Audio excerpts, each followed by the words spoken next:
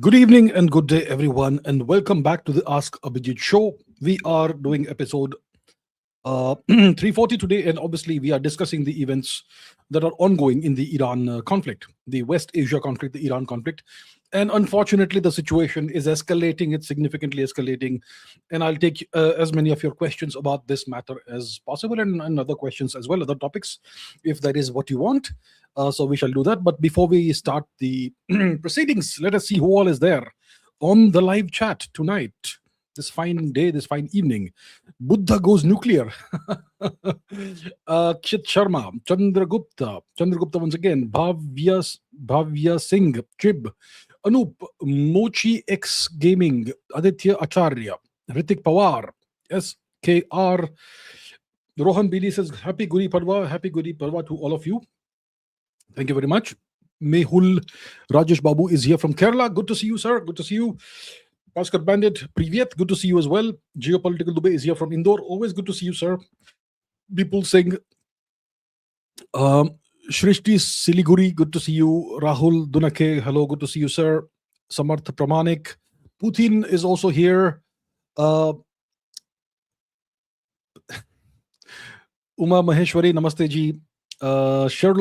Sherlock, Advait Ashwini, Sherlock, once again, KYU, IPK1S, Right Angle, Muffet, Abhishek Shukla Live, Scintillating Kids, good to see you, Soldier Boy, Akshit Sharma, Advait Ashwini, Omkar Nigudkar, hello, Omkar Nigudkar, Pranjal, Meghna Kothari, good evening, Ankit Bazad, okay, Shiv Kapoor, good evening, the Pathak Arpit, good evening, GK87, Ayush Singh, Pranam Sarji, McLevin, good to see you.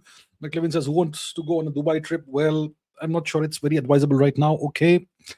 Deva Pawar, Priyanshi Sood, Om, Pranjal, Real Vladimir Putin, good to see you. Jai Shri Ramji, Vince Like Swing, AGOG, okay. Random Skull, good evening. Jai Shri Krishna, Nishan Bag, good evening. Himanshu Raj Purohit, Devik Shriyan, Vijay Waghela, good morning. Good morning to you. Donald Twink. Okay. Nipuran Saranya. Okay. Tushar Deore. Tanmay Deshpande. Parush. SP Arush X. Ankita Kachap. Good evening, ma'am. Priyanshu Poli. Hola. And so many other people. Shreyas Mitra is here from Moscow. Good evening to you. I suppose it'll be evening soon in Moscow. Karan Singh Punder, happy Navratri, happy Navratri. Okay. And everyone else. Okay, so good to see you all. Thank you so much for being on this live stream. Sam Winston, Dr. Strange, Gri Sahil, Tanmay Singh, Swastik Kohli, Anurag Singh, Satyendra, and everybody else. Okay, so let's get going with some questions. Okay, what are the questions that we have thus far? Let's see. Right Angle says 5 MW GCMMR for Indian Army Energy Independent. Your view. I'm not aware of this weapon. 5 mega GC MMR. What is a 5 megawatt GC MMR? Let me try and find out what that is. Okay. 5 megawatt GCMMR. What is that?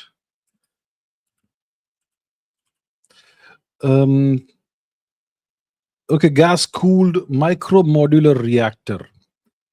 Okay, as part of and so on, planning for 5 megawatt hour gas cooled reactors offer advanced, flexible, decentralized, clean power.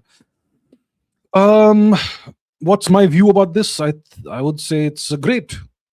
Great, yeah, for Indian Army.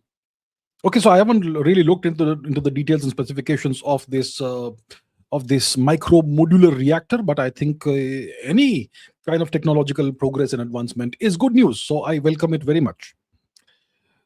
Putin says patriots like you and Vaibhav Singh talked about US influence in Northeast.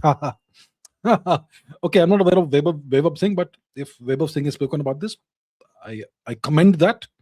Thank you, Vaibhav Singh, for speaking about this, about the US influence in the Indian Far East, the Northeast. And we have been proven to be 100% correct after the recent NIA arrest. My respect and trust in you is now tenfold. Well, thank you so much, sir. So, what is Mr. Putin, etc., talking about? That's the question, right? Um, what do we have? So here, give me a second. Okay, let's put this on the screen, right? This piece of news that's recently emerged. Where is this? This one here. Okay. So this is from IANS India, which is a news agency. Delhi, and this is from the 16th of March. Today is the 19th of March. This is 3 days ago. So what happened? What happened is that the National Investigation Agency of India arrested 7 foreign nationals, 6 Ukrainians, and 1 American for allegedly providing terrorist training in Myanmar. They received 11-day custody for illegal entry, weapons and drone training, and importing drones from Europe. Now, I have been, so when we are talking about terrorist training in Myanmar, if you are familiar with the map of India, you will know that Myanmar is right next to Manipur. And you will also hopefully know that Manipur is right now a disaster zone. A disaster began in Manipur in May 2023. Okay? Terrorism, cookie terrorism, large-scale, widespread cookie terrorism, targeting the indigenous people of Manipur, the Meiteis and the Nagas. And now it looks like everything is fine. The media is not talking about it. It's not ended. These people have taken over more than half of Manipur, and they are terrorizing the locals. And over the past three or so years, they have launched all kinds of horrific attacks on the innocent, unarmed indigenous people. Yeah, including drone attacks. Yeah. Now, what kind of terrorist training was this individual? With this individual? So, first of all, who was arrested? 7 foreign nationals. Once again, let's go to the screen. 7 foreign nationals were arrested. 6 Ukrainians and 1 American. So these Ukrainians were part of the, well, you could say they were Ukrainian armed forces personnel. Now the question you could ask yourselves is this: Ukraine, like they say, Slava Ukraini, etc., they are fighting a war for survival against Russia, right? And they are roping in civilians to serve in the armed forces, including 50-year-old, 60-year-old men, and even pregnant women have been dragged into the war to put on the uniform and fight against the Russians, right? So when you have high quality Ukrainian armed forces personnel in India, why are they in India? Aren't they supposed to be fighting for their homeland? But no, they are in India. They're crossing over into Myanmar and training terrorists, cookie terrorists. So what does that tell you, first of all, about the Ukrainian angle? It tells you that Zelensky has subordinated his nation and his people to the interests and the whims and fancies and geopolitical games of his masters, the United States and whoever else it may be. Okay? So here we are. So that's what's happened. Ukraine is no longer an independent sovereign entity. It never was. It serves the interests of the United States. Zelensky doesn't care what happens to his people or to his nation.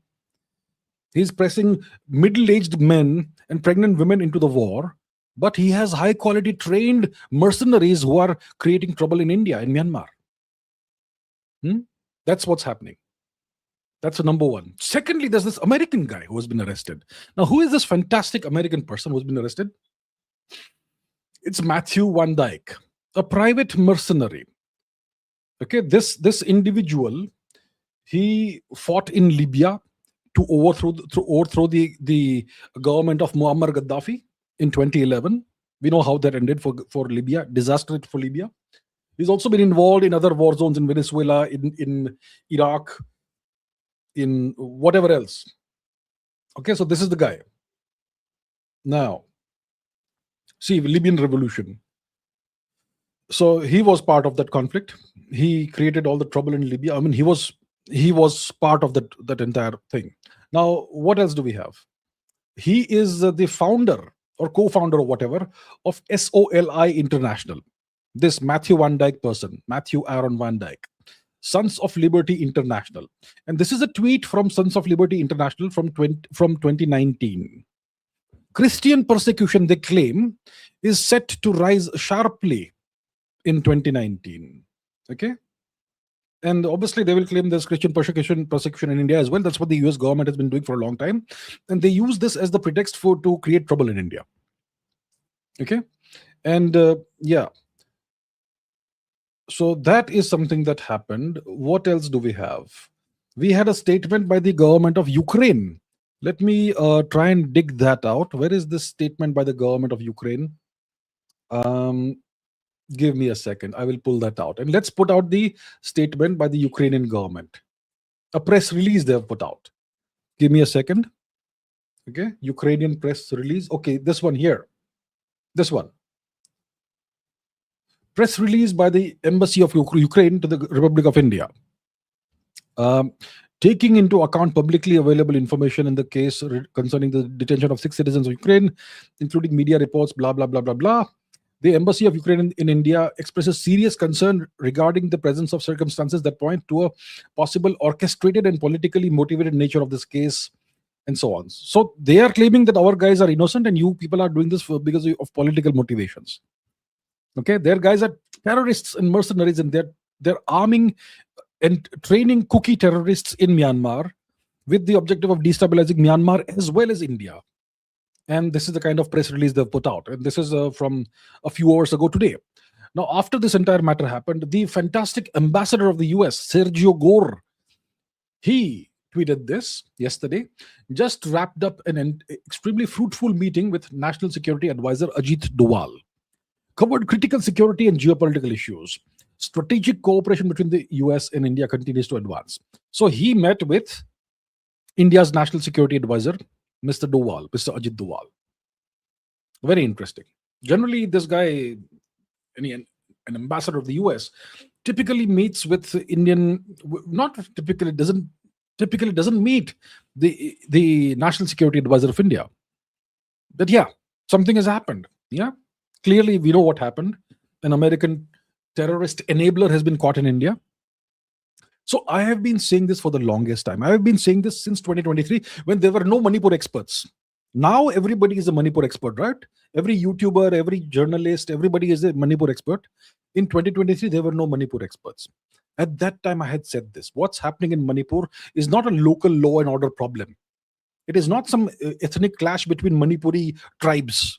This is a geopolitical issue. And the objective is to destabilize India. The objective, all of this is part of Project K, Cookie Land for Christ. I have been saying this since 2023. Now you can see, and a lot of people said that you are imagining things. This is just some tribal clash and all that nonsense. Where are those people today? Everything I've said is now slowly coming out in the open, right? So what is the deal in Manipur? And what is the deal with Myanmar? Across Manipur, across the border of Manipur to the east. Shall we pull out the map? Because we do that. Where's the map? Okay, let me put the map on the screen. In case some of you are not aware of the geography. It's possible. So, we're talking about India's far east, also called India's northeast, which is a misnomer, but whatever. So here you have the state of Manipur, which is a disaster zone. Absolute disaster zone. East of Manipur, we have this large nation called Burma, Myanmar. And in the north of Myanmar, you have this territory, large territory that is essentially no longer administered by the government of Burma. It is the Wild West, you could say, right? There's a civil war going on in Burma between various armed ethnic groups, Christian insurgent and terrorist groups fighting against the government of Burma and also fighting against India. And if you go to the east of Manipur and Nagaland and Mizoram, you have this big territory where you have the Kuki people, Kukis. The Kukis aren't Burmese, by the way. The Kukis don't speak the Burmese language. They don't practice Burmese culture. They don't even respect Burmese culture. They're fighting against Burma. They're fighting against India. They were fighting against Bangladesh also, right? And they want to create an artificial Christian nation, a sort of Christian Pakistan, to cut off India's access to the Far East, to East Asia, And that is completely in line with American objectives. And the Americans also want to destabilize China if it can be done. So this cookie terrorism and Project K and Cookie Land for Christ, it is a method of killing two birds with one stone, China as well as India. Mostly India. The Americans now have this containment policy towards India to contain India, not allow India to grow and rise, create create all kinds of trouble on various parts of India and outside of India, border regions, to constantly keep India off balance, and maybe balkanize India, maybe break off the Far East of India from the Union of India. Yeah, these plans have been around for a very long time. And the past 70, 80 years, the whole region has been Christianized, apart from some small parts of Manipur. That is also now going. The Meiteis are also now, many of them are converting to Christianity.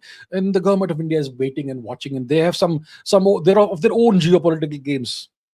Khaladan multimodal project. For that, we will sell off Manipur, essentially. Or let Manipur go to the dogs. Or the cookies, rather. That sort of thing. So that's what's going on in Manipur. It's a disaster zone. And no single government is responsible for this disaster. The root cause of the disaster is that there's the presence of lakhs of foreigners on Manipuri territory. Cookies, who are not Indian, who have never been Indian. They are not even Burmese. They have come from east of Burma. They've come from China, the Chinese occupied Yunnan region. That's where they are from. They're not even Burmese, but now they're claiming that they're Indians. They also claim that they're Jews, by the way. There is that angle also in this. They eat dogs, they eat pork, but they claim to be Jews. Yeah. So since 1949, when Manipur joined India, became part of the Union of India, the government of India has had this policy of settling cookies in Manipuri territory. And Mizoram is very much involved in this whole matter. And because of these policies, the current problem exists. And even in the past 10 years, it looks like lakhs more cookies have come into Manipur, and the government probably was snoozing, sleeping.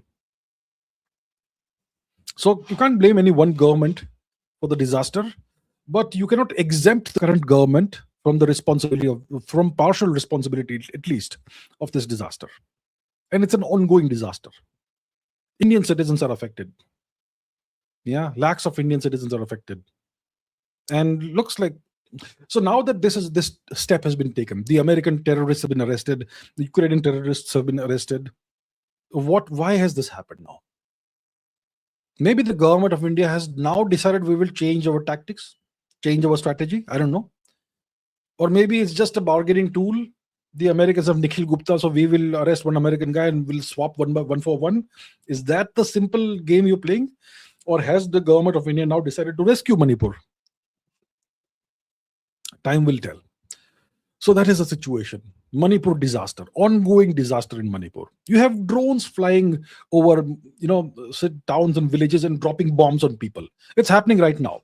You have large parts of Manipur where you have terrorists walking the streets with AK-47s, M15s, and God knows what, and there is no Indian government official anywhere in sight.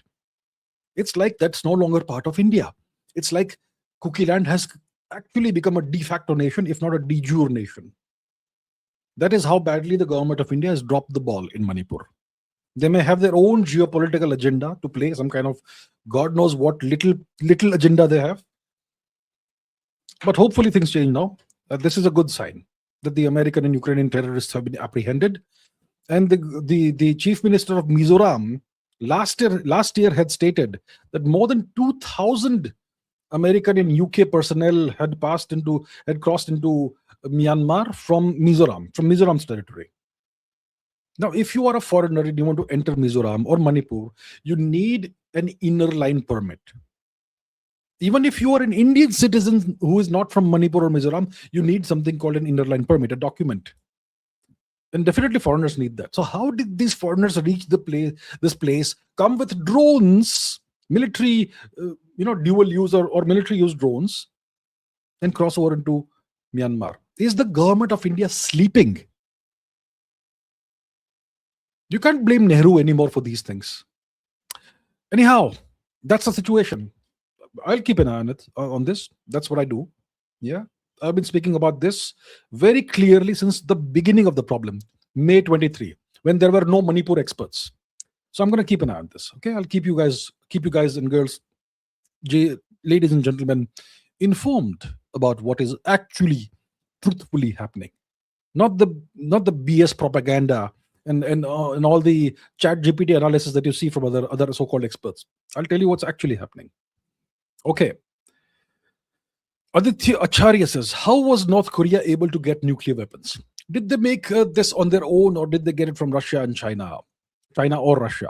And why was the US not able to stop them, or chose not to stop them, unlike Iran? Yeah. So look, Iran, good comparison. North Korea versus Iran, right? It's an excellent and very pertinent comparison. North Korea versus Iran. Today, the situation is that Iran doesn't have nukes, so it's being pounded. It's obviously fighting back, and it's doing a pretty damn good job of fighting back. But still, if Iran had even 10 nukes, the situation would be very different today. Maybe nobody would have tried starting a war against them, right? But they don't have nukes. Their supreme leader, Mr. Khamenei, had issued a fatwa against nuclear weapons. He was a moderate, relatively speaking, right? And that's why Iran is in the situation that it is today. It's taken tremendous damage. Maybe trillions of dollars worth of damage Iran has taken. Yeah. So it's fighting back. It's really hitting hard at its enemies, but it's also in the process taking tremendous damage. But look at North Korea. It has nukes. It has the means to deliver the nukes to the relevant places, and that's why nobody dares touch them. Right? That's the difference. Now, the question you're asking is a pertinent, relevant question. How did North Korea acquire nuclear weapons? And why did the US not stop them? So the US probably was keeping an eye on North Korea, but obviously it's very hard to penetrate North Korea and know what actually they're up to, right? And it is said that it is Pakistan that shared nuclear technology with North Korea. That is the currently accepted version of events. The Pakistanis helped North Korea somehow. The AQ Khan gang or coterie or whatever. So the mythology about Pakistan's nuclear program is that there was this rogue nuclear physicist whose name was Abdul Qadir Khan. He was working somewhere in Europe, maybe in the Netherlands or whatever, and he somehow acquired blueprints of either centrifuges or whatever. And he brought these blueprints back to Pakistan, and that's how Pakistan got a nuclear program, and they were able to acquire, to produce a nuclear weapon. That is BS. Okay, I am 99.9% certain that the Pakistani nuclear weapons are American weapons on loan. Pakistan is the custodian of those weapons, but it doesn't have the permission to use these weapons without American approval. And it's the custodian, which means most likely those weapons are in the hands of Americans who are on Pakistani territory. That's most likely the case. But the mythology, if you extend it, is that Pakistan gave North Korea nuclear technology and the know-how and the means to make nuclear weapons. So what really truthfully happened, I don't know for sure. Maybe the Chinese helped North Korea. Maybe the Russians helped North Korea. Maybe the North Koreans, with a little bit of inputs from China and Russia, were able to eventually make their own nuclear weapon. There was some Russian help. Non-military nuclear know-how, something was provided by Russia to North Korea. So what actually happened, it's kind of murky. Most likely with Chinese and Russian help, Chinese and or Russian help, and with local expertise, the North Koreans were able to produce nuclear weapons. And they tested nuclear weapons, I don't know, maybe 10, 20 years ago for the first time. When was the first test? I don't remember. Maybe 15 years ago or so. You can look it up exactly when it was. And maybe one or two of the initial tests may not have been completely successful. Maybe there were some fizzles or whatever. But eventually, by testing more times, they were able to make sure the design worked properly. And then they were able to, develop ICBMs, intercontinental range ballistic missiles, that can deliver the package wherever they want to the relevant nations of North Korea's interest, which obviously means the United States, continental United States. So why were the US not able to stop them? Well, the US were in no position to start the Korean War all over again. Okay, the Korean War ended in a stalemate. It ended without an actual ceasefire or armistice. So technically, the Korean War is still on, and the US was not in a position to, even if the North Koreans were on the brink of, on the verge of acquiring nuclear weapons, and maybe hypothetically, let's say the Americans knew about it, they were not in a position to invade and stop the North Koreans, because the North Koreans have Chinese support and Chinese assistance. The Chinese would never have allowed this to happen, right? So that's essentially what happened. That's how the North Koreans acquired nuclear weapons. Exactly how it happened is kind of murky. I don't believe the mythology that Pakistan transferred technology to North Korea. The truth is probably something else. But that's overall how it went. Ritik Pawar says they took out the second most important person after Khamenei, Ali Larijani. Now most of the wise leadership is gone. How can Iran fill this leadership vacuum? Right, they have assassinated Mr. Khamenei. They have now assassinated Mr. Larijani, who was the second most important or second most powerful person in Iran, right? And they have assassinated a lot of the top leadership of Iran. So you could say that most of the wise leadership, the older leadership, is gone. And Mr. Khamenei kind of welcomed the death, the martyrdom. He chose not to hide. He was in his house when it was destroyed by American or Israeli strikes, right? And apparently Mr. Larijani also did the same. He chose not to hide. He was at his daughter's house or whatever, which is probably a well-known place, right? And it's not a secret place. And that's where he was also killed, along with some other family members, I suppose. So it looks like the older leadership, the wiser leadership, okay, looks like they have chosen to embrace death, martyrdom, whatever you want to call it. Iran is a Shia Islamic nation. This is the culture of martyrdom. They embrace martyrdom, and martyrdom gives them more power, more energy. It gives the people of Iran, those who believe in Shia Islam, the determination to fight back even harder and with more vigor, with more determination, I suppose, right? So you could say that most of the older, wiser leadership is gone. How can Iran fill this leadership vacuum? Well, Iran is a nation of how many million people? 90 million? Let me see the population of Iran. So there's no dearth of people, right? Let me see. Population of Iran. What is it? 92, 93 million people. That's a big population. A couple of, let's say 50 guys die. 50 of the top leaders die. What's going to happen? Nothing's going to happen. They'll find more leaders. See, first of all, Iran, the IRGC, the Iranian, the Islamic Republican Guards thing, IRGC, they have, reconfigured the nation into a mosaic system. So Iran has 31 provinces. Each province is now going to have its own leadership, its own command and control structure, its own reserves and stocks of ammunition, weapons, ballistic missiles, drones, munitions, whatever, fuel. And they're fighting 31 independent wars against Israel and the US and whoever else, right? And each province has its own command and control structure. So even if you take out the top guy, the second guy, the third guy, whatever, they're going to have this. They have this whole command and control structure, and more people will be promoted. One of the things that happens, warfare obviously is a horrible thing, but typically when a nation is at war, and let's say in on the battlefield, you have let's say a regiment or whatever, a brigade, a platoon, a brigade or a regiment, and the commander is killed. What happens? Do they stop fighting? Not at all. There's instantaneous field promotion of the next senior-most guy. Instantaneous field promotion.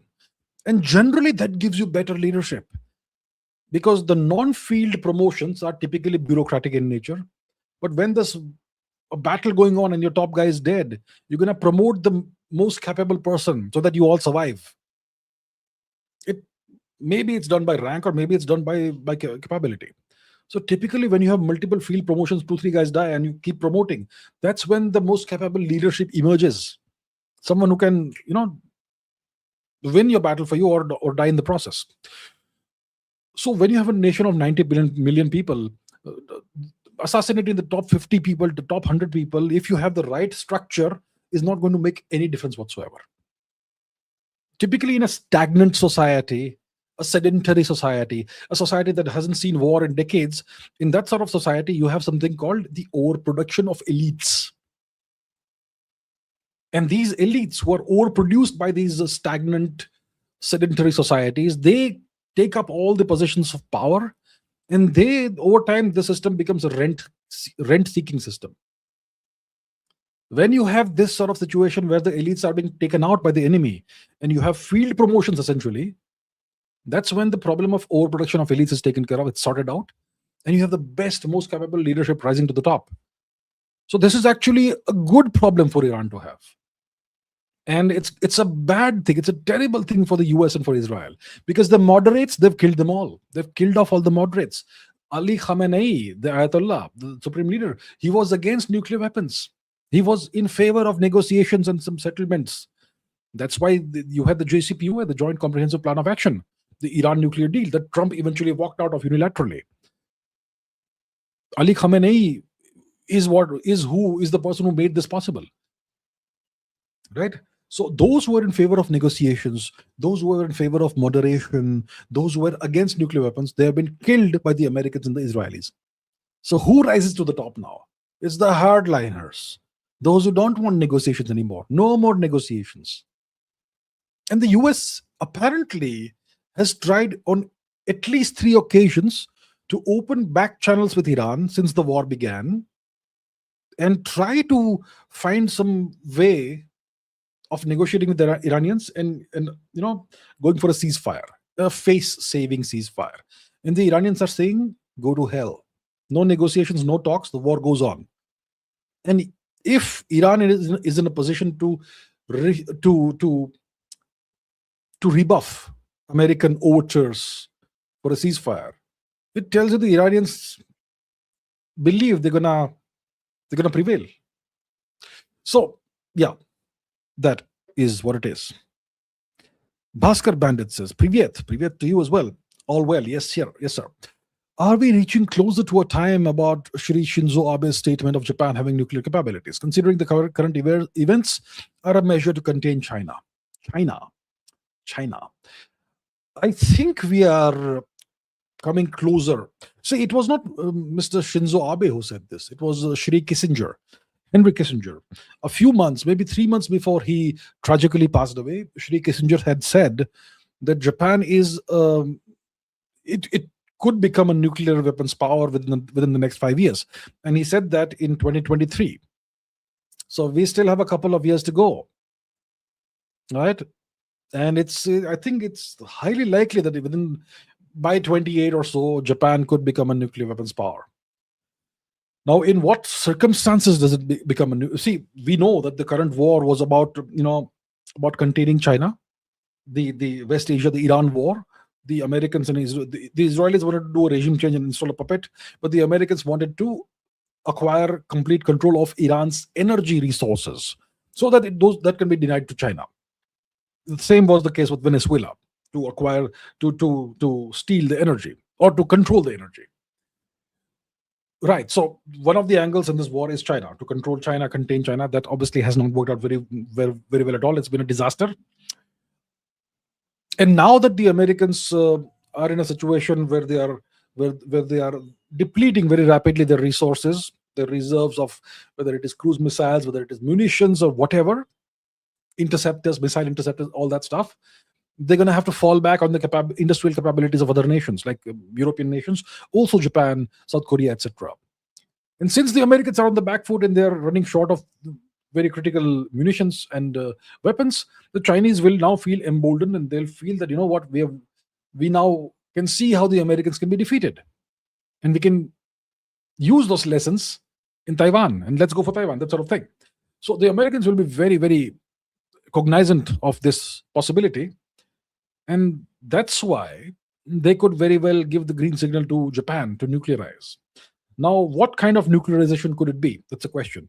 Will the Americans have Japan develop and test and then deploy its own nuclear weapons? Japan is very capable of doing that. Or will the Americans use the Pakistani approach of making the nation of Japan the custodian of American weapons? under American control. Most likely the latter. But yes, this could very well happen sooner rather than later.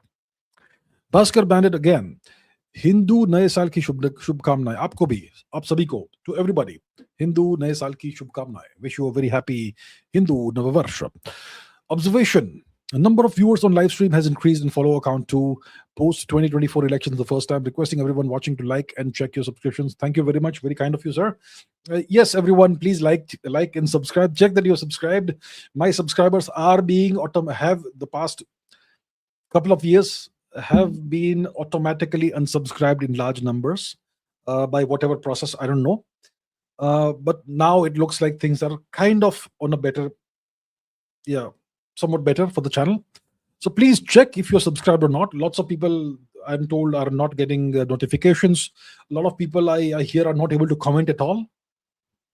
So there's all kinds of problems, but it is what it is. So anyway, please check that you're subscribed, and please do like the video. I never ask anyone to like, subscribe, all that, but please do that. Thank you. Bhaskar Bandit says, as usual, temporary nation Pakistan did horrible, ghastly things in Afghanistan. 200 to 400 lives lost in airstrikes.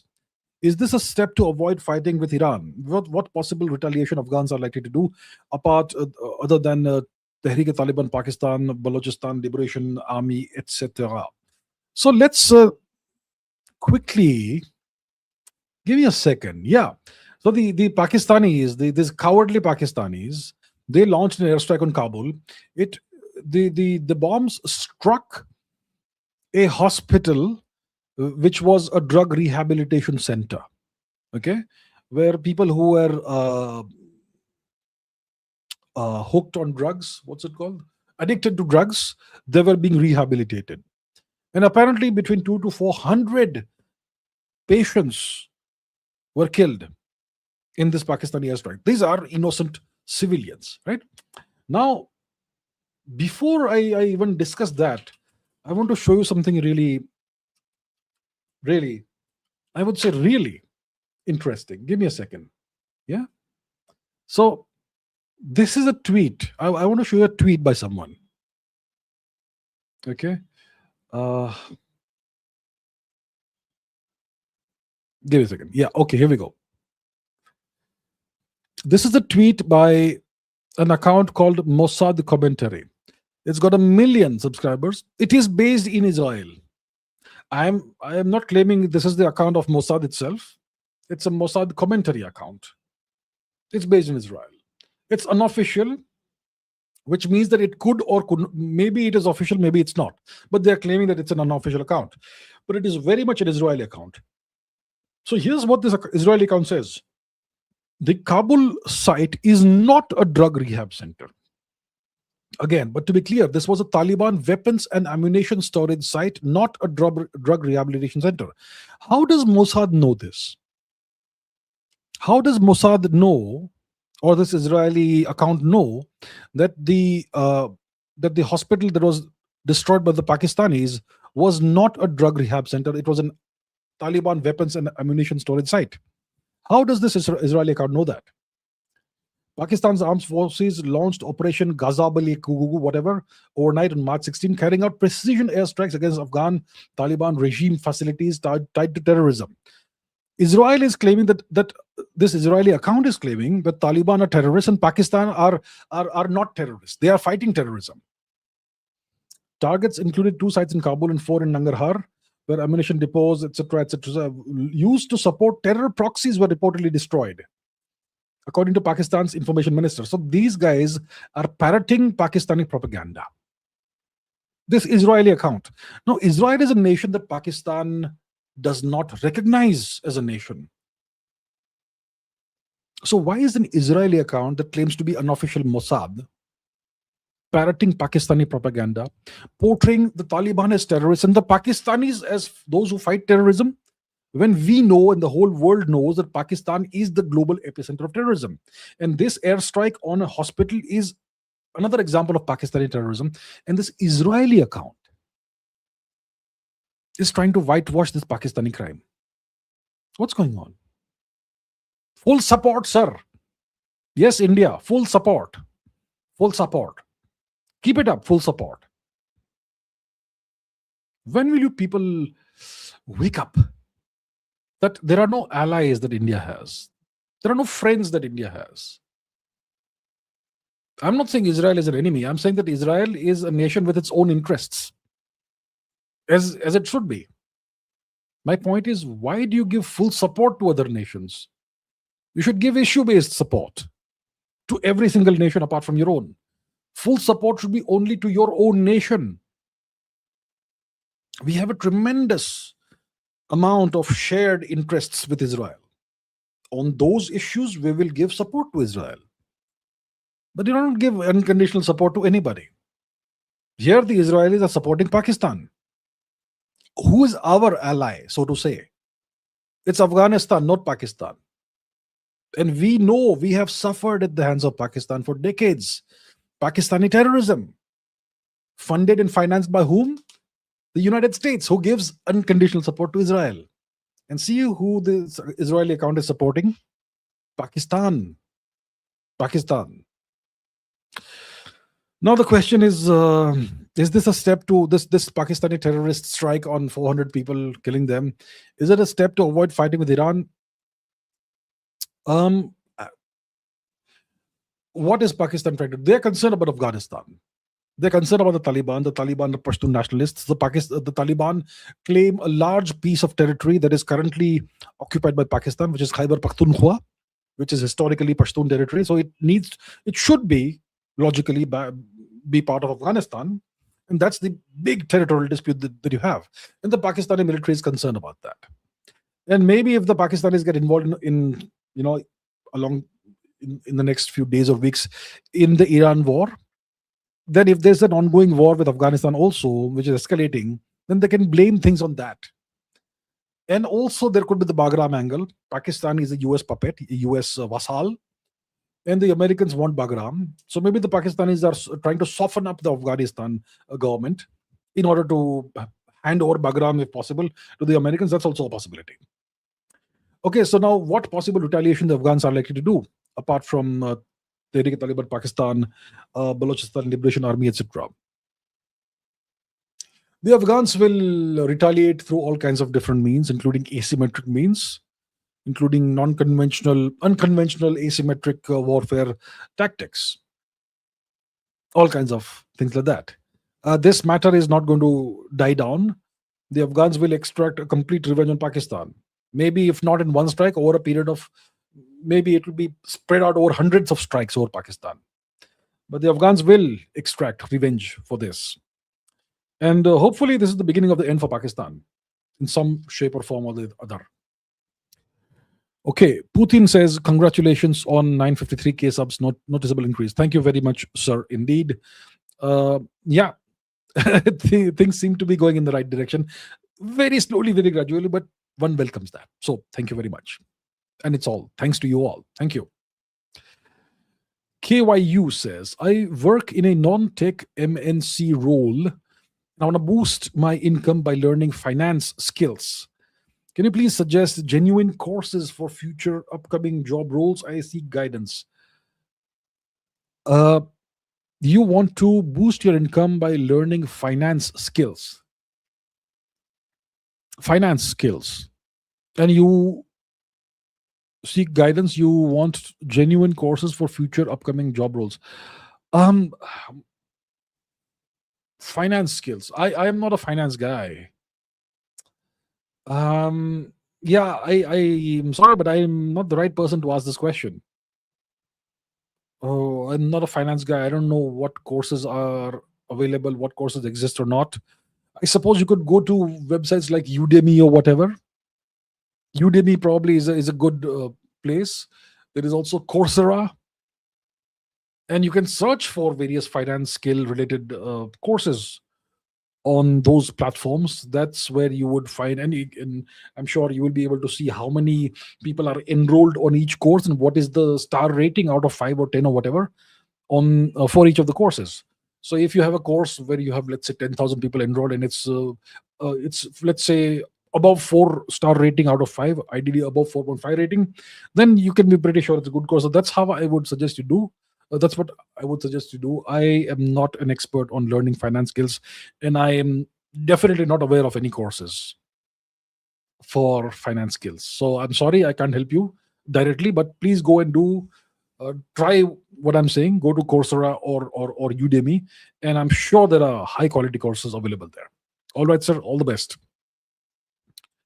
Saite Javadlapatla has become a new member. Well, thank you very much, and welcome to the channel's membership. Thank you. Right Angle says, if we use micropyrolysis technology, we have 3 years diesel. Okay, what is micropyrolysis? Lysis means breaking of something. Hemolysis is nasty. It's a bad kind of lysis. Hydrolysis is the dissociation of water into hydrogen and oxygen. So what is micropyrolysis? Pyro means heat.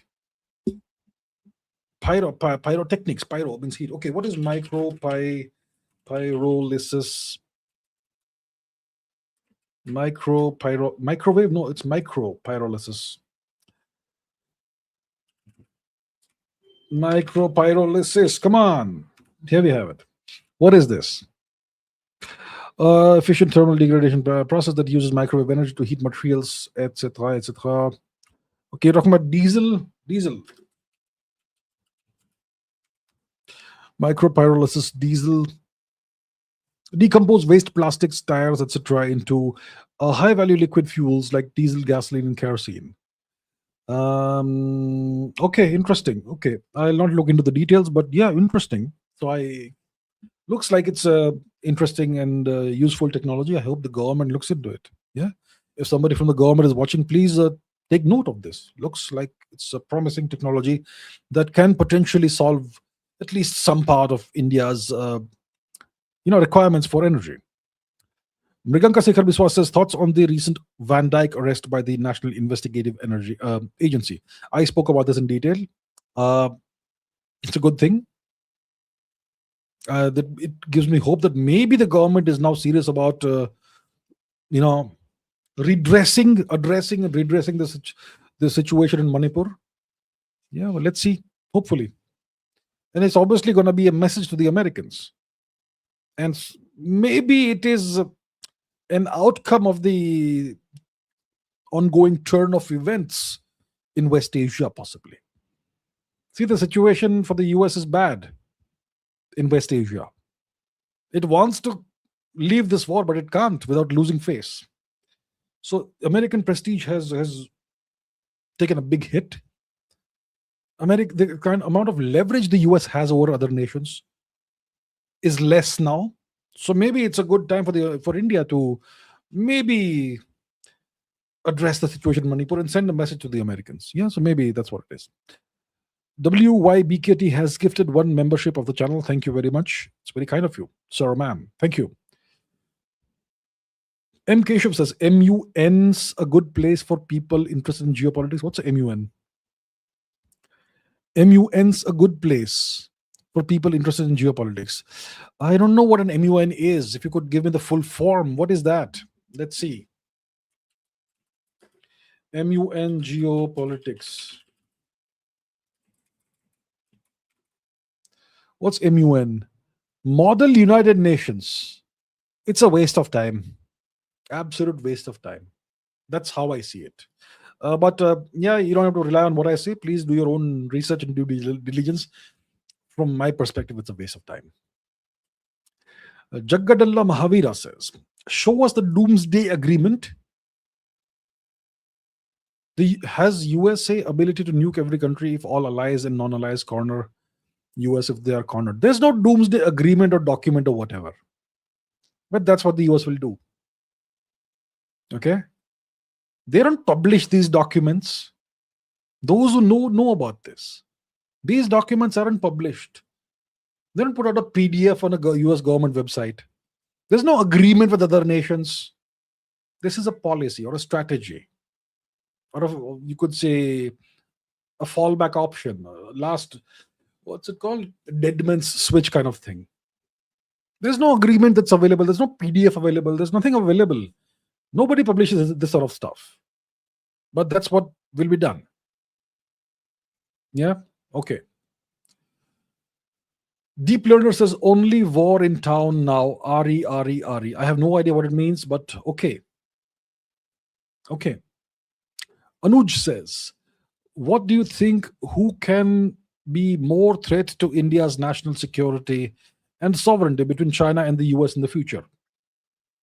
To be very honest and straightforward, both are big threats. The Americans seek to create all kinds of problems for India. They seek to contain India. They have effected three regime changes in India's immediate neighborhood, East and West Pakistan and Nepal.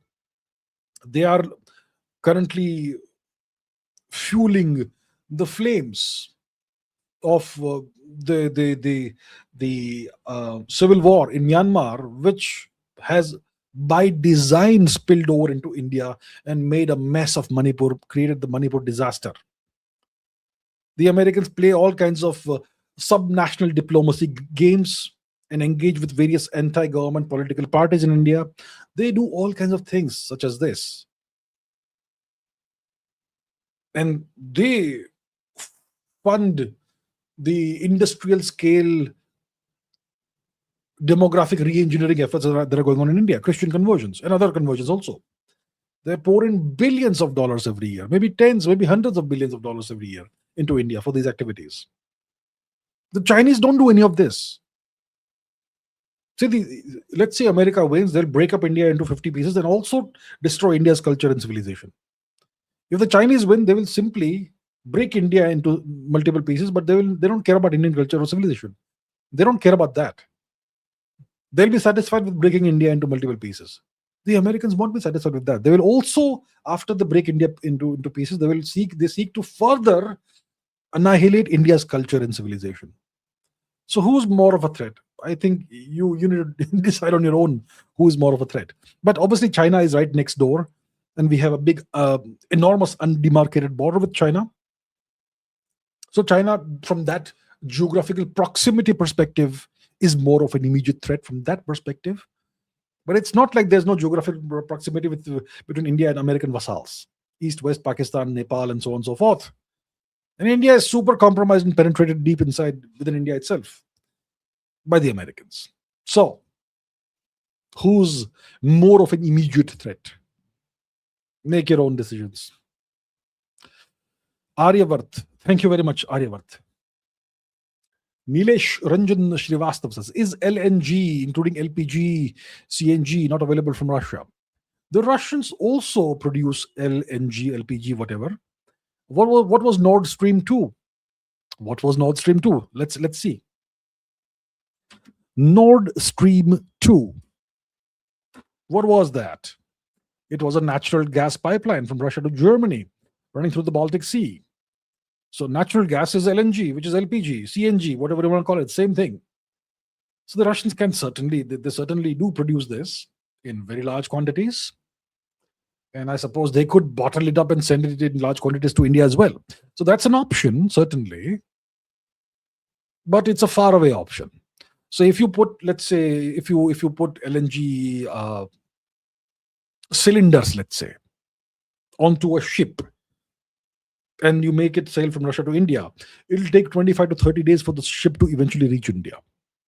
If you are importing LNG from Qatar, it'll take 5 days for it to reach India. So it's immediate. You get it immediately, like almost immediately. I don't think it'll take 5 days, maybe 3 days, or whatever it is, right? So you'll get it immediately or almost immediately. When it comes from Russia, it takes a long time, but it's certainly a fallback option for India, for sure. Yeah. So I'm sure it will have to be activated now because there's a disaster ongoing disaster in the Gulf. What kind of disaster? The Paras airfield has been blown up and so on. Let's take a look at this. Let's take a look at what's happened. Here. And Trump has tweeted or posted about this. Statement from President Trump on the South Paras gas field. Israel, out of anger for what's taken place in the Middle East, yes, of course, naturally, out of anger, has violently lashed out at a major facility known as the South Paras gas field in Iran. a relatively small section of the whole has been hit. The US knew nothing about this particular attack. Obviously, the Israelis don't tell the Americans anything. And the country of Qatar was in no way, shape, or form involved with it, nor did it have any idea that it was going to happen. Unfortunately, Iran did not know this or any of the pertinent facts pertaining to the South Paras attack, and unjustifiably and unfairly attacked a portion of Qatar's LNG gas facility. No more attacks will be made by Israel pertaining to this extremely important and valuable South Paras gas field unless Iran unwisely decides to attack a very innocent, in this case, Qatar, in which instance the US, with or without the help or consent of Israel, will massively blow up the entirety of the South Paras gas field at an amount of strength and power, blah, blah, blah. I don't want to authorize this level of violence and destruction because of the long-term implications it will have on the future of Iran, but if Qatar's LNG is again attacked, I will not hesitate to do so. That's what Trump has said. Okay? And as you can see here, there's a disaster going on. This is Ras Lafan in Qatar. So the Israelis first struck at the Iranian South Paras gas field, and in response to that, the Iranians struck Ras Lafan in Qatar. It's a huge, huge complex, and Ras Lafan and South Paras are the same gas field. See, look here. So, South Paras is in black, and the Ras Lafan, the Qatar North field, is in orange. They are part of the same gas field, but the black part is within Iran's territorial waters, and the orange part is within Qatar's territorial waters, or exclusive economic zone, actually. Exclusive economic zone, not territorial waters. So if you blow up one, it obviously will destroy the other. If Trump says, I'll blow up South Paras, it's also going to completely destroy the North Qatar gas field. So the question is, why did Israel do this? The Israelis are hell-bent on escalating. If the Americans allegedly are trying to de-escalate and find an off-ramp, the Israelis are trying to make sure this never happens. And you can see some frustration from Trump as well. And Trump knows that if he destroys South Paras, it will also destroy Qatar's gas field, because it's the same gas field divided into two by an imaginary line. Right? That is what is going on. An ongoing disaster. This war is escalating. It's escalating. This is the opposite of de-escalation and hopefully an end to the war. It's going from bad to worse. Who gave the Israelis the brilliant idea of destroying or trying to damage one of the world's most important gas fields? And this is going to have a big impact on India. In India, people cook using gas, natural gas, LNG. In India, it's called CNG or LPG or whatever. Lots of vehicles run on these gas cylinders, right? And India doesn't have strategic reserves of this LNG, LPG, CNG. We have strategic reserves of oil, petroleum, but not of LNG. So if the supplies through the Gulf of Hormuz stop, India won't have cooking gas, and that's going to be felt immediately. And that's why the government of India will have to find alternative sources from which to procure LNG. One possibility is Russia. I'm sure the government of India is exploring very urgently all the possibilities. Yeah. So Russia is definitely a possibility. Do they say the Russians generally sell oil through pipelines? Nord Stream 2 is an example.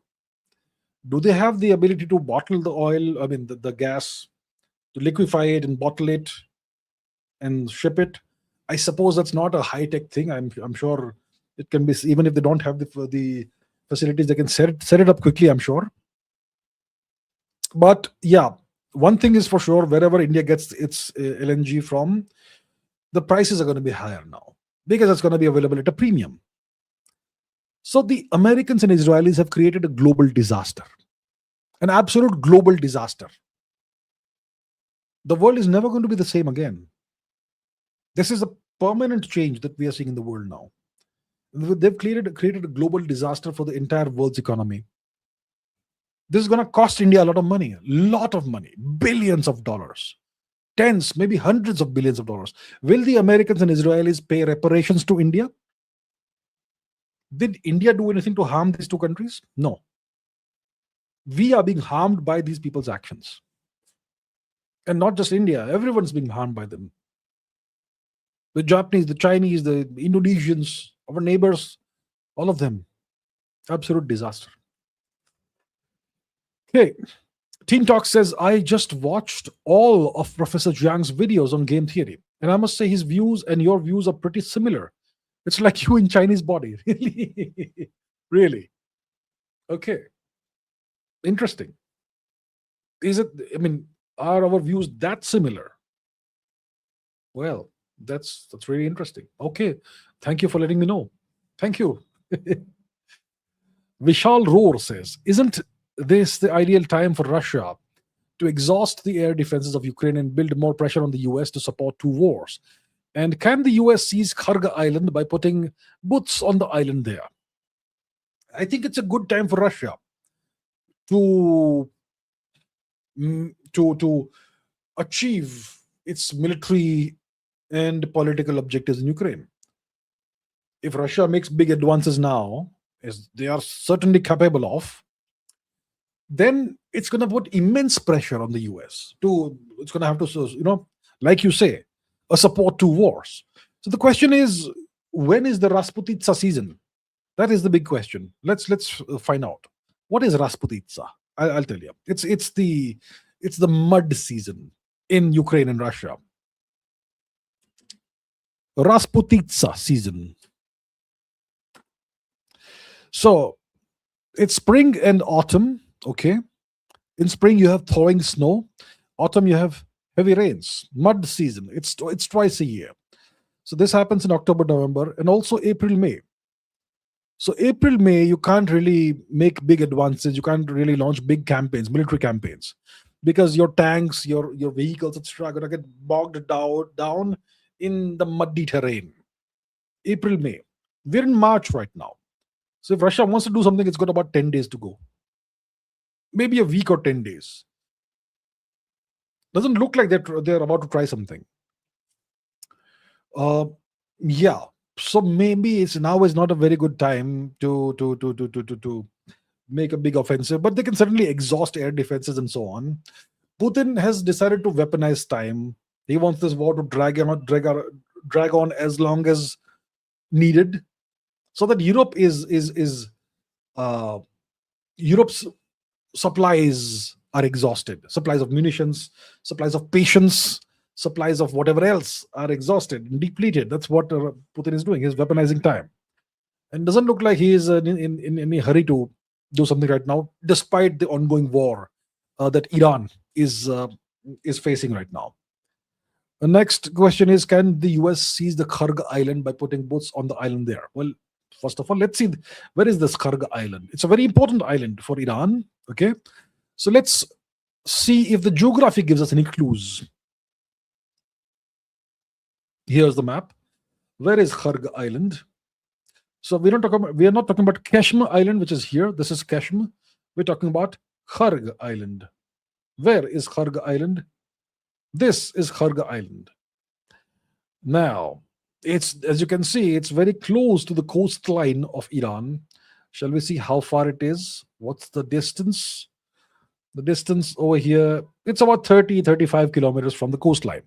So you can't see it if you're standing on the Iranian coast, but it's just like 30-35 kilometers away. Now, we need to take a look at the topography of Iran to get a better understanding. Give me a second. Do I have that map, relief map of Iran? Give me a second. I'll put that up. Okay, so now that we understand where Kharga Island is, the question is it defensible? Can the Iranians defend it? So here's a relief map, exaggerated relief map of Iran. Okay. And if you see this, you will see that Kharga Island is located to, it's not being, I don't think it's shown here, but it's close to a very mountainous part of Iran. Okay. It's close to a very mountainous part of Iran that Iran can most likely defend. So if Iran has an anti ship missiles, anti-aircraft missiles, etc., hidden away in the mountains, it will be almost impossible for the Americans to target those, all of them, successfully. So I think it will be the Americans may be able to take the island. Will they be able to keep the island? Is a big question. I think it will be very difficult for them to keep the island, to defend the island, hold on to it. So I think even that is a pretty suicidal proposition. Yeah.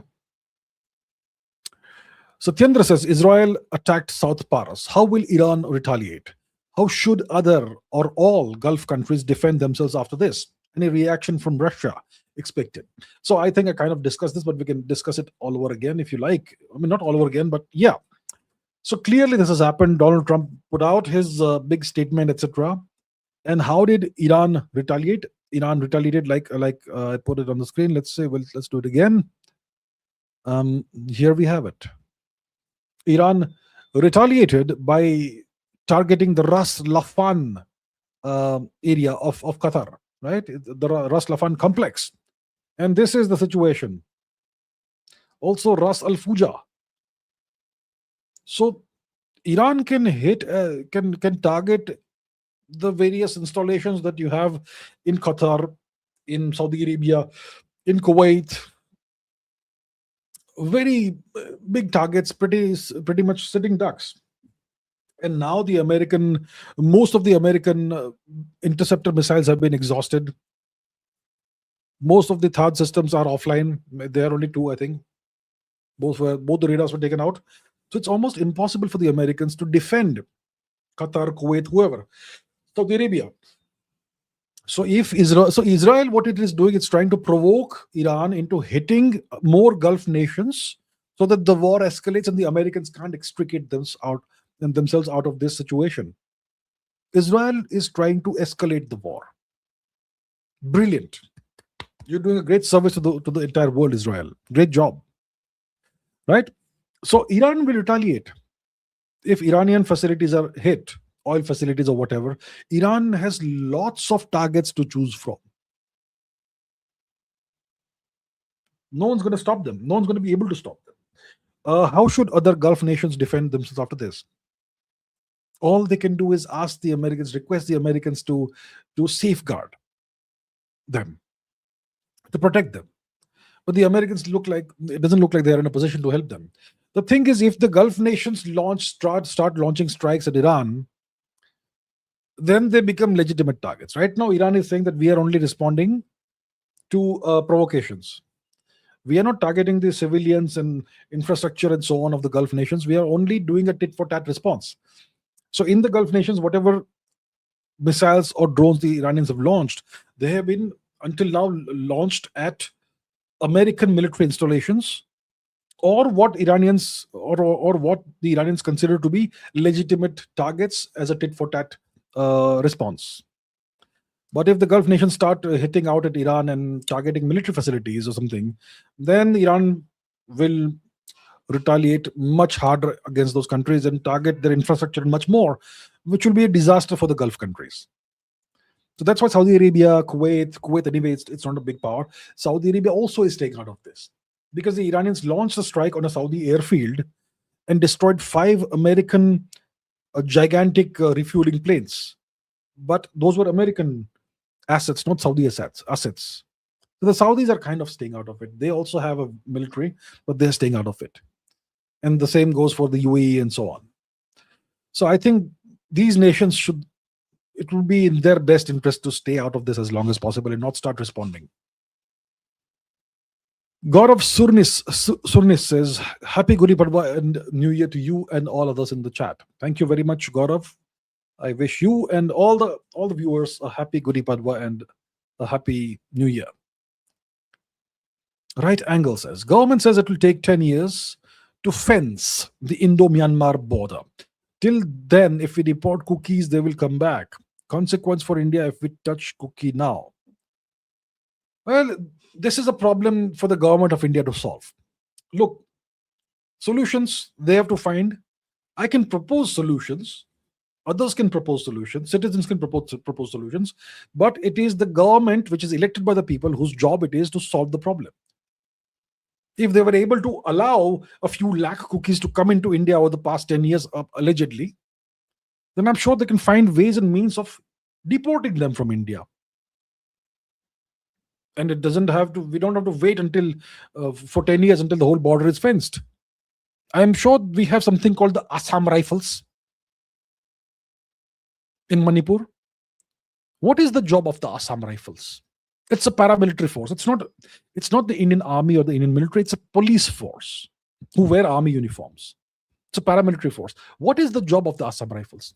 Is it not to safeguard India's territorial sovereignty and integrity and to make sure that foreigners don't enter Indian territory? What's the job of the BSF? Don't we have sufficient forces deployed in Manipur? Can't we leverage the presence of these forces to ensure that all illegals are deported? Why do we need to have fencing of borders? I mean, it's necessary, sure, but even while the border is slowly being fenced, our paramilitary forces can do their job for a change, right? And these are foreigners, these are illegals. They have to be thrown out. So this is a problem of the government's own making. These people come into India in large numbers. They're allowed to settle down. They're allowed to set up new villages. Map data over the past 10 years shows you an explosion of thousands of new villages over the past few years. So we know which villages are new. And we know that the cookies aren't Indians. Deport them all. Even if they have acquired somehow Indian documentation, deport them all. The government has to find a solution. And they can't say that it's too complicated or whatever. Find a solution, get rid of the foreigners, deport the illegals, deport the cookies, deport the Rohingyas, deport the Bangladeshis, deport the Pakistanis. What are you waiting for? Are these people necessary in India? Is it necessary for us to have this, to keep supporting these people and their descendants in India? Is that why we pay taxes? You dug us into this mess, you dig us out of it. Yeah. Anuj Art says, is India really competent or just great marketing? Well, I'm not sure what is the specific question. Competent in what? Competent in skydiving? Competent in mountaineering? Competent in missile engineering?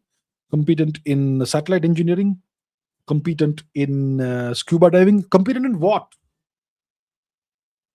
It helps if you are a little more specific. You see? Yeah. Are the people competent? Is the government competent? Is some corporation competent? Is the military competent? Is the cricket team competent? Is the hockey team competent? What is the question? India is so big, so vast that I can't make general statements. Please be a little more specific. It will help me, and that way you'll also get an answer. Buddha goes nuclear. Why can't we move people from the central region to boundary regions and change demography in our favors? Soviet Union used to do it successfully. Because India is a democracy. In India, we do it to hurt ourselves. In India, we change the demography not in our favor, but against our favor. We allow foreign missionaries to pump in billions of dollars to change the religion of Indians on an industrial scale. We allow tens of millions of Bangladeshis to come and squat in India to change the demography of our cities, towns, and villages. We allow God knows how many Rohingyas to come into India to change our demography. We allow lakhs of cookies to squat in our territory and acquire Indian documentation and become government servants and whatnot. When Operation Sindoor happened, we suddenly discovered tens of thousands of Pakistanis who had been living in India for decades. We are doing the opposite of what you are suggesting, of what you are recommending. What you are recommending is what India should be doing. But why can't we do it? You have to ask the government of India, who have been in power for 11, 12 years now. You have to ask them. I don't have any answer. I am lost for an answer. I don't have an answer, really. We should do these things. We're doing the opposite. Right Angle says, should India go for 1,000 Tejas instead of 114 Rafales at $40 billion? Why India going with US engine for MK2 project? Did the US send us faulty engines? Your views, thanks. Okay. The US is, I don't know if the engines they've sent to India are faulty, that they've sold to India are faulty, but India has paid them a big amount of money for a number of engines, and they're not delivering those engines. They are delivering like 2 or 3 engines a year or something. Let's say they're supposed to deliver X number of engines per year. They're not even delivering X by 2 or X by 3. They're delivering a small number of engines per year. So that they're essentially choking and killing the Tejas program, right? Why is India going with the US engine for Mark II project? Well, because we don't have an engine of our own. And maybe the Russian Saturn engine is too large. Maybe other engines aren't, I don't know. There are all kinds of engines available, but none of them is a sovereign engine for us, right? We are now going for a combined joint project with the French company Safran. And in a few years, we're going to have an indigenous engine which is co-developed with Safran.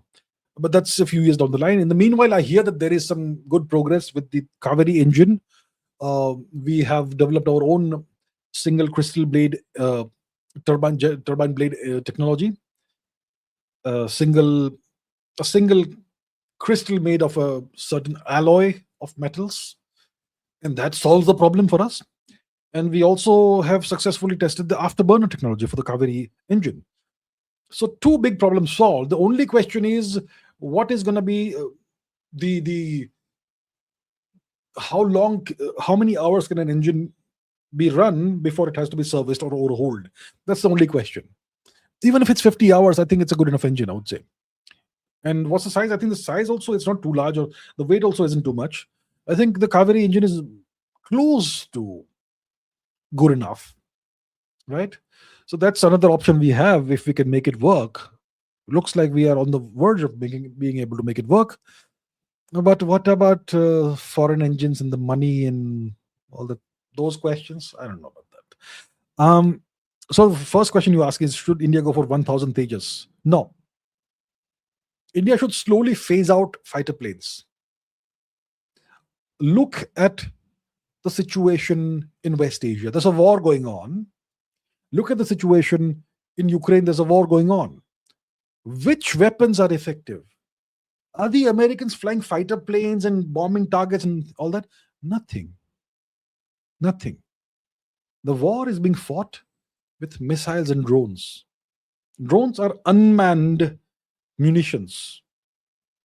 They fly like planes, the Shahid drones and whatnot. That's the future of warfare. Why would you purchase or build an expensive fighter plane, train a person to fly it, invest millions of dollars or crores, tens or maybe hundreds of crores of rupees to train one person, put the person in a fighter plane, you fly it over very dangerous enemy territory where there's a high chance of getting shot down and lose the whole package? Why would you do that? For the same amount of money, you can build maybe 10,000 drones, right? Or maybe 100 ballistic missiles. So I think that makes more sense. We should certainly continue developing our fighter engine program, jet engine program and all that. Fighter jet program, jet engine program. But those will be more valuable in wars when we have proper stealth technology. Yeah, so I think in wars in the current in the 21st century, fighter planes are relevant only when you have suppressed all enemy air defenses. It's stupid to send human beings in fighter planes over contested territory in today's day and age. So I think India should invest tremendously in drones and missiles of various kinds, whether it's cruise missiles, whether it's supersonics, hypersonics, ballistics, with various kinds of warheads, cluster warheads. Learn from the Iranians. The Iranians are far ahead of India when it comes to ballistic missile technology. It's clear now. We have the range, Agni 5, etc. It's got whatever range, 8,000, 10,000 kilometers, maybe more. We don't know. That's great. But do we have cluster munitions, cluster warheads? Do we have the maneuvering warheads? All that. I think the Iranians are ahead of us in these things. Learn from the Iranians. India should give up various fantasies it has. The fantasy of having this massively powerful surface fleet of ships and aircraft carriers. That's a stupid fantasy. India should invest in autonomous kill vehicles, underwater kill vehicles, and submarines. When it comes to aerial warfare, invest in drones, flying munitions, missiles of various kinds, and we should have aircraft, fighter aircraft, but those are to be used only when the enemy's air defenses are completely suppressed. That is the new way of warfare, and that's what India should do. Prataradana, good to see you, sir. Russians cooperated in the arrest of these guys, the American terrorists, the Ukrainian terrorists. Yes, but that raises even more questions. What the hell is the government of India doing? Is the deal already done for the sale of Northeast? Okay, I don't know about any deal for the sale of the Northeast, but the question that you asked, what the hell is the government of India doing? It's a very pertinent question. What the hell is the government of India doing? You have allowed Manipur to go to the dogs. You have allowed Manipur to become a disaster zone. What kind of strategy or policy does the government of India have? What kind of jokers are advising the government of India when it comes to Manipur? I just don't get it. I don't know even now what's happening. We arrested this American guy and the Ukrainian mercenaries, but what are we going to do with this arrest? Are we going to put them, release them on bail very soon? Are we going to trade them off for this guy, the Nikhil or whatever guy the Americans have arrested, and then that's it? Then Manipur goes back again to the dogs? Or are we going to actually address the core issues in Manipur and India's Far East? There's a Mizoram issue also. Okay, so I'm not sure what the government of India is doing. The government of India has some interest in the Kaladan multimodal project, which is like 78 years behind schedule. And for that little thing, are we going to allow the whole region to descend into chaos because you have to cooperate with cookies? Is that the deal? What is the deal? I don't get it. There's no logic to what the government of India is doing. Maybe they have some logic, some brilliant logic of their own. But do they even understand the region? Do they understand those people in this region who are still on India's side? But if they're treated like this, you're going to push them across the brink. I mean, how long can people suffer before they say enough is enough? Right? So I don't know what the deal is. The government of India has dropped the ball when it comes to the Northeast, to Manipur. There's industrial scale religious conversion happening in Arunachal and other parts of under the BJP government. So I don't know what we are doing, really. I have no idea. No idea whatsoever. Chetan says, end of indigenous religion is equal to end of Indian civilization. And when? Well, it's happening right now in India's Far East. It's happening in Manipur, for example. It's happening in Arunachal Pradesh. 50 years ago, there was not a single person who practiced an Abrahamic religion in Arunachal. Today, it looks like that's become a majority of people. When it comes to Manipur, in the 2011 census, Hindus were short of the majority. But today, I think Hindus must be a significant minority in Manipur now. Significant minority. And the Hindus were the Meiteis. Now, lots of Meiteis, lakhs of them have in the past few years converted to Christianity. So we have essentially, currently, the past 10 years or so, we are witnessing the further erosion of Indian culture and civilization in India's Far East. And that's happening in Punjab also. That's happening in various parts of India also. Maybe in 50 years, there'll be no Hinduism left, if things go the way they are going right now under this government.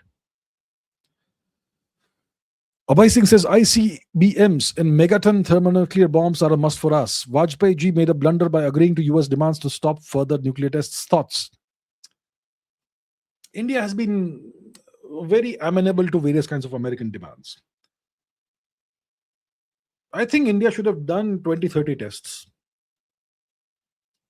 I think it's important. See, the Chinese, it is said, don't have sufficient nuclear test data to produce better bombs. That's what the Americans claim. Well, India's only done 6 tests. 1 in 1974 and 5 in 1998. So if we want to develop better bombs, we need to perform more tests and gather more data.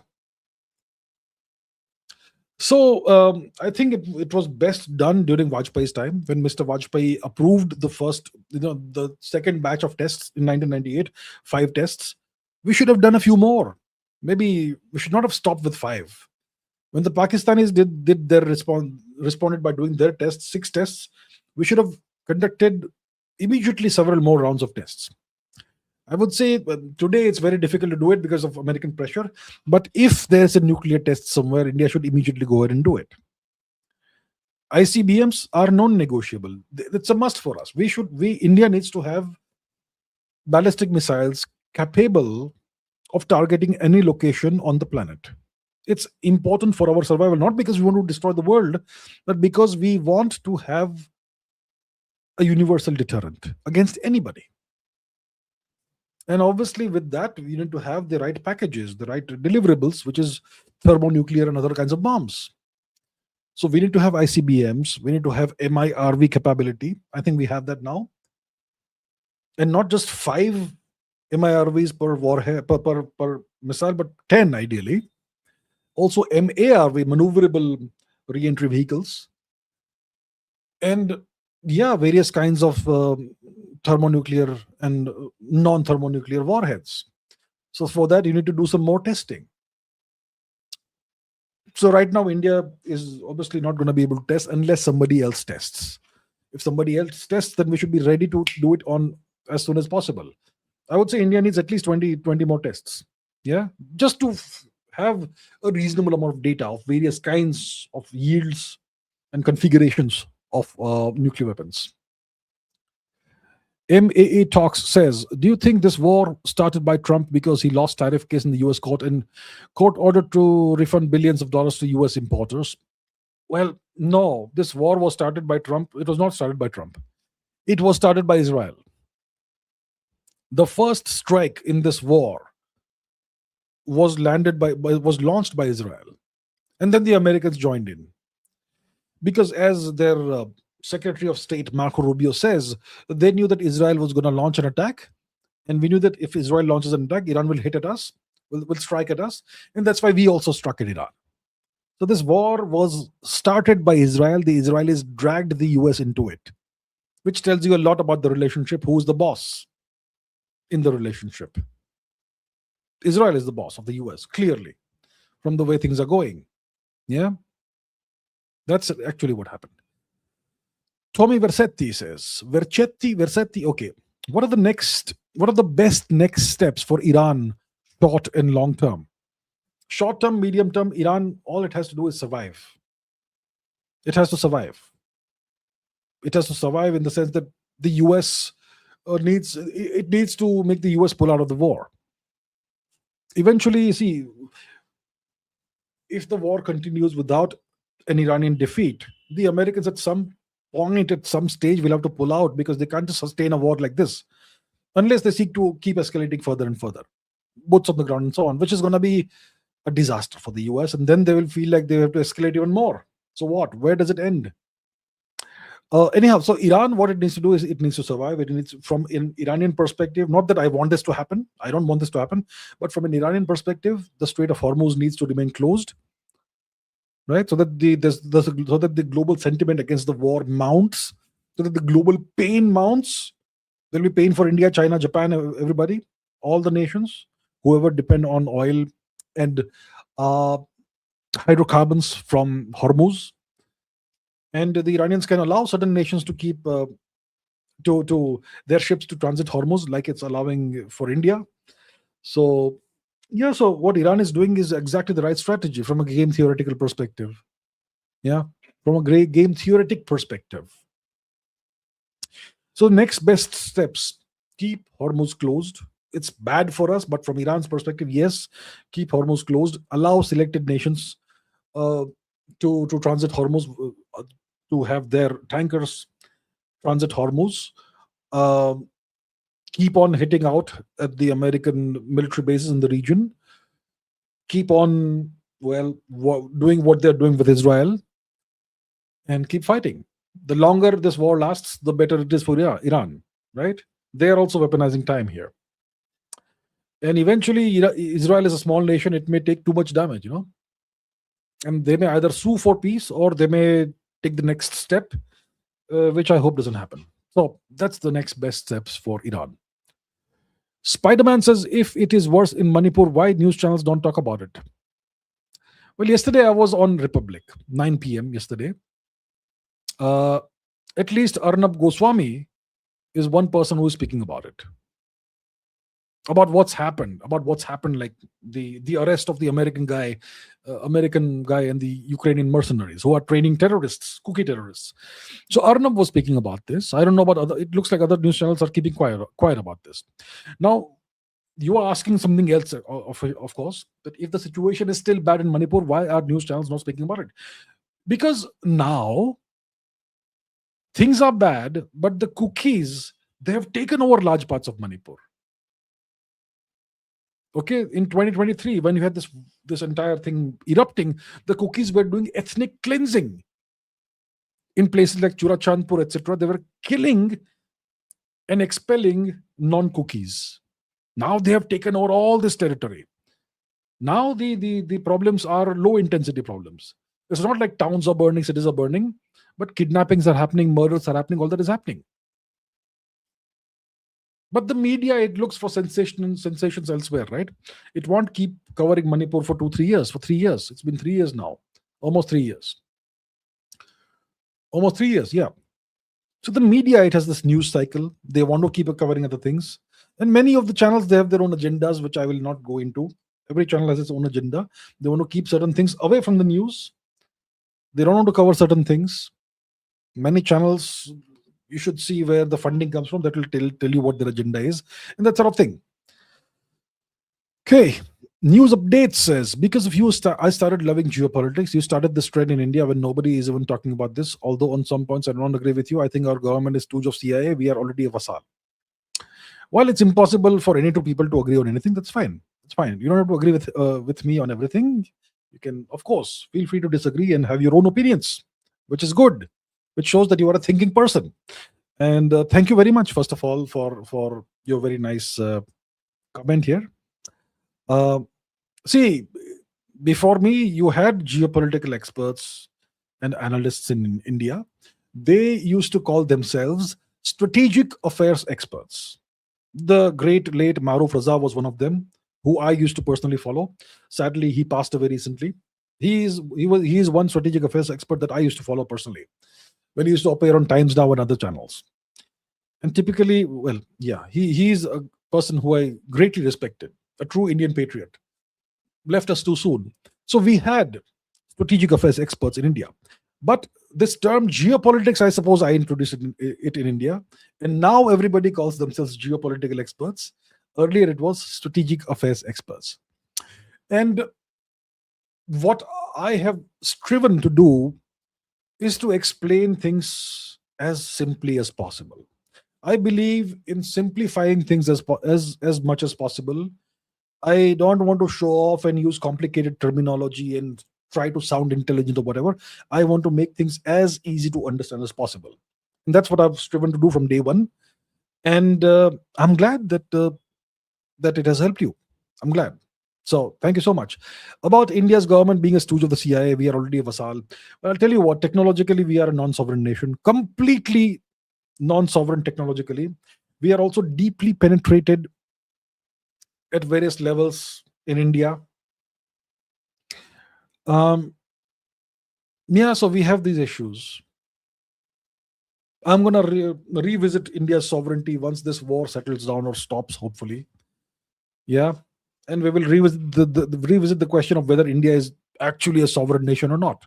Or are we partially vassalized at least? I will revisit this sooner rather than later. UM, thank you very much, UM. Pratardana says, Trump cut healthcare, etc., but asking Congress for $200 billion for the war. Well, you see, that's what the US does. That's what American presidents do. America's main export to the world is war. And obviously, you have to fund wars. Wars are also profitable if you are US corporations that are part of the military industrial complex. And it's a pretty complex system in which you burn money to make more money, and your friends make money, and that sort of thing. And that works in a war that's going well. But in this kind of war, which is not going well for the US, you're going to have to ask Congress for money. So yes, Trump has cut healthcare and all that, and he's asking Congress for $200 billion. Yep. Ritik Pawar says, is power a zero sum game? Power is not a game. Power is what you seek in a game. Okay, power is something. It's an objective. It's something you want to acquire. It's something you want to maximize. Okay, it is what you are after in the game. Power is not the game. Power is like a substance. It's like cash. It's like money. It's what you are after. The game, you can configure a game in various ways, including zero sum games. But not all games are zero sum games. It depends on the context. All right. Mama Bucket VFX. Good to see you. US registers aliens.government domains. Really? That's fascinating. Does that happen? Let's see. That's very interesting. Give me a second. Let me see. Alien.gov. Let's see. ALIEN.gov. What is that? Aliens.gov domain registered after Trump vows UFO file, etc. Very interesting. So maybe they're going to launch a website with all their disclosures about supposedly having contacts with aliens. We'll see. Interesting. Pratardana says, will GCC, Gulf Cooperation Council countries, jump into the war after the recent escalation? It still is not in their interest to jump into the war, because Iran has demonstrated it is more than capable of fighting a war simultaneously against 8 countries. That's the kind of homework Iran has done. If the GCC nations jump into the war, they're going to be targeted by Iran. Iran has stockpiles, very large stockpiles. I don't know how many ballistic missiles they have left, but they have essentially an inexhaustible supply of drones. It's going to be a disaster for the GCC nations. This war will escalate further, and the GCC economies will be finished. Their entire economic models will be finished. Doesn't make sense. Ankita Kachap, good evening, ma'am. Fatah 2 has rendered Israel missile defense systems ineffective, failed to intercept despite firing multiple times. A big leap in the technology of warfare. Absolutely big leap. It is clear that Iran is a global leader in ballistic missile technology and missile technology. And the different types of warheads they have designed and developed are remarkable. So the first couple of weeks, 10 days or a couple of weeks of the war, the Iranians used up their old stockpiles of missiles, like missiles that are like 20 years old, 10 years old, or whatever. And now that those are exhausted, and the objective was to make the Israelis and Americans use up most of their stockpiles of interceptor missiles. So that's been used up mostly. That's why a lot of the Iranian missiles are now hitting the targets way more frequently than earlier. And that's why Iran has to now launch less missiles per day. Now you have these newer missiles. Some are solid fueled, some are liquid fueled. Khurram Shahar, Fatah 2, etc. Right? So these missiles now have very interesting profiles, if I can use the word interesting for such a devastating technology. You have missiles that are doing these very complex maneuvers while, before they hit the target. You have missiles whose warheads, they deploy a cluster of submunitions. When a single missile releases 60 different submunitions, how on earth do you intercept that? It's guaranteed that you will fail. And even if it has just one warhead and it's maneuvering, then you may have to launch 4, 5, 6 interceptors to perhaps stand a chance of intercepting that. And these missiles not only maneuver, but they release flares and whatnot, which totally confuses the intercepting missiles. So essentially what you're saying is entirely correct. The Iranian newer ballistic missiles, they are almost impossible to intercept. The Israeli missile defense systems seem to be helpless against these missiles, despite launching multiple interceptors to take down one incoming missile. And I'm curious, I'm wondering, And I don't mean to be disparaging at all, but I am wondering what happened to Israel's Iron Beam system. One day before the war began, one day before the Israelis began the war, Prime Minister Modi was in Israel, and the Indian media was reporting that Israel is offering the Iron Beam system to India. So, what happened to the Iron Beam in the context of the ongoing war? Why hasn't Israel been able to use the Iron Beam system that costs allegedly less than $10 per shot to take down the incoming missiles? What happened to the Iron Beam? Was it just hype? Because the Iron Beam is a directed energy weapon, it's a laser. So that acts essentially instantaneously at the speed of light. So that should allow you to intercept missiles even if they are like less than a kilometers away. So I really wonder what happened to all of this. So it looks like either the Iron Beam system has been destroyed by the Iranians or it was overhyped. But whatever the case may be, the Iranian missiles have essentially rendered the Israeli missile defense systems more or less ineffective 3 weeks into the war. Absolutely. Girish Rathi says, we received a tip-off from SVR channel about these peoples. As Russia has a major interest in Burma military government, which the US wants to change. Well, one hears that there was some kind of tip-off from Russian intelligence to India about these foreigners, the American and the Ukrainians crossing over from India into Myanmar and providing terrorist training to Kuki terrorists and Myanmarese terrorists. Yeah, that's what one hears. But it's not like India did not know about this. In 2025, the Chief Minister of Mizoram, Shri Laldu Homaji, had stated that more than 2,000 foreigners of US and UK origin had come to Mizoram and were involved in these activities. So it's not like it was unknown. India knew about this for a very long time. It looks like India has, for some reason, in the past, chosen to disregard this. And I'm not making the story up. Shri Laldu Homaji said this. Do I have a link to that? Let me see. Give me a second. Let me see if I can find the link.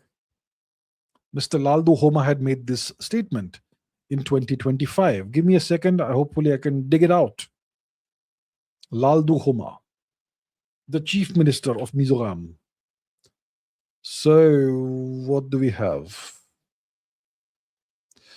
Okay, this is a news report from 2025. Give me a second. Let me put this on the screen. So, here it is on the screen. This report is from the 11th of March 2025.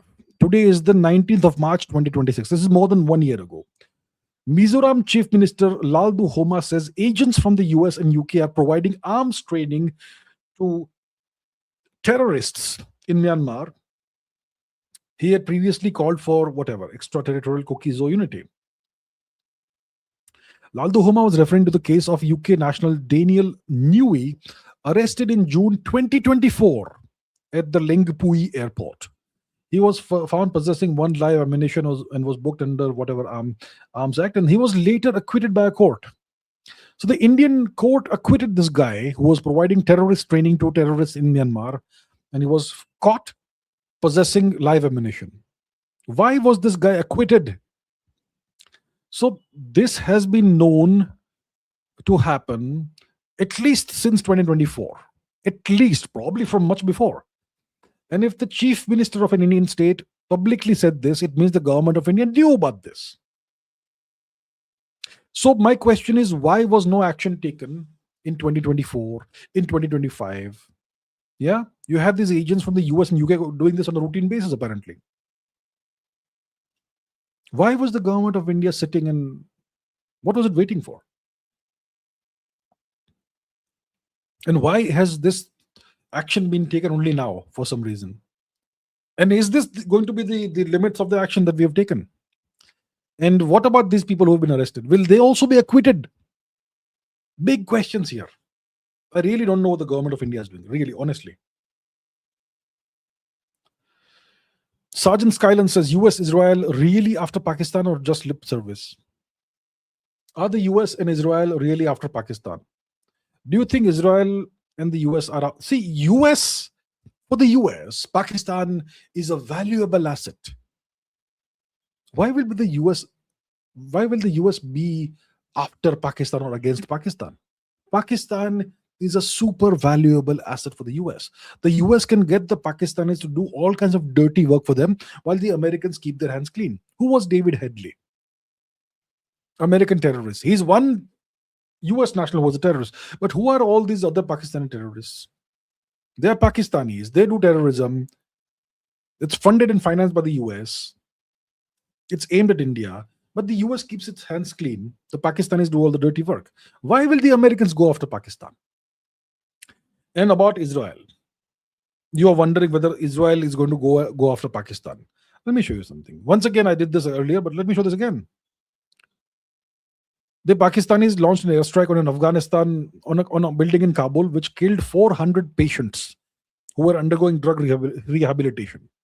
This is an account from Israel. It's based out of Israel. Okay, it is the unofficial account of Mossad, which maybe it's not Mossad, maybe it is, but it's unofficial. But it's definitely based out of Israel.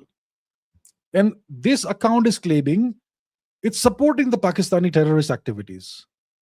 The Pakistani airstrike that killed 400 patients, these guys are claiming the Kabul site was not a drug rehab center. It was a Taliban weapons and ammunition storage site. How does the Mossad or this account know about that? And why are they supporting Pakistan?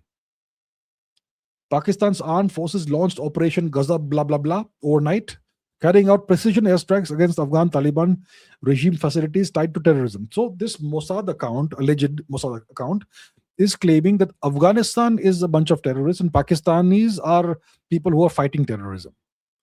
So when Israel has this approach towards Pakistan, do you think they will go after Pakistan? I've asked this question for a long time. Pakistan is a US vassal. It's a US asset, valuable asset for the US. The US offers Israel unconditional support, which means the US is Israel's unconditional ally. So US-Pakistan, this relationship, US-Israel, that relationship. What is the relationship between Israel and Pakistan? That's a big question I've always asked. And by the way, the name Israel does figure in any informed discussion about Manipur. Tanmay Mukherjee has become a new member. Well, thank you so much, Tanmay ji. Welcome to the channel's membership. Thank you. Chandrasekhar Biswas says, visited VECC today. The scale and complexity of those cyclotrons and accelerators is overwhelming. I'm also working on a small project on GEM detectors. Okay, what's VECC? I don't remember. Let me Google that. What is Variable Energy Cyclotron Center? Is it? Let me see. Is it Variable Energy Cyclotron Center? Let me see. Variable Energy Cyclotron Center. VECC. Yeah. I knew it. Yeah. It is in Kolkata. Is it in SINP, Sahel Institute of Nuclear Physics? Okay, nice. So the cyclotron is, well, a pretty ancient instrument. It's one of the first ever designs for a particle accelerator. And you have a magnetic field which causes your electrons or your charged particles to go in circles. And then you pulse it and you have a certain frequency. And you use that to have it go and smash into a target, that sort of thing. It's something you learn in college, I suppose, in basic nuclear physics college. So cyclotrons are actually pretty simple instruments, okay? So VECC is Variable Energy Cyclotron Center, probably at SINP in Kolkata, or maybe associated with SINP, Saha Institute of Nuclear Physics. What's a GEM detector? What's a GEM detector? Let's find out what's a GEM detector. GEM detector, gallium, etc. Is it? Oh, gas electron multiply detector, gaseous ionization detector. Okay, okay. You're working on a small project on GEM detectors, gas electron multi. Yeah, this is. I haven't heard these terms for a very long time. Interesting, interesting. Particle physics, nuclear physics. So yeah, I'm glad. So my point is this: if you're a student, is very inspiring to actually visit one of these centers and see the instruments that you've been reading about, but you finally get to see one. It's even better if you can see one in operation. So in India, we have a few of these accelerators. You have a cyclotron in Kolkata. You have something called a pelletron in the Tata Institute of Fundamental Research in Mumbai. I'm not sure if we have any other accelerators in India. But yes, it's always fun. It's always inspiring as a student to visit one of these centers and see the actual instrument that you've been studying and reading about. And you're also working on a small project on gas GEM detectors. So outstanding. Keep going, and all the best. Thank you for sharing this very interesting story. Voyager Tyagi says, what are the lessons of caution that China will or would have learned from the 2026 Iran war? Like some analysts are saying, that China knows that American weapons can at will air bomb without being detected. Okay, what are the lessons China will be learning from the ongoing war, Iran war? One lesson, that you need large numbers of cheap munitions, drones. China has the industrial capacity to manufacture millions of drones, millions, not thousands, not tens of thousands, not hundreds of thousands, millions of drones. And they will do this. They will manufacture and stockpile millions of drones. That guarantees victory. Guarantees victory.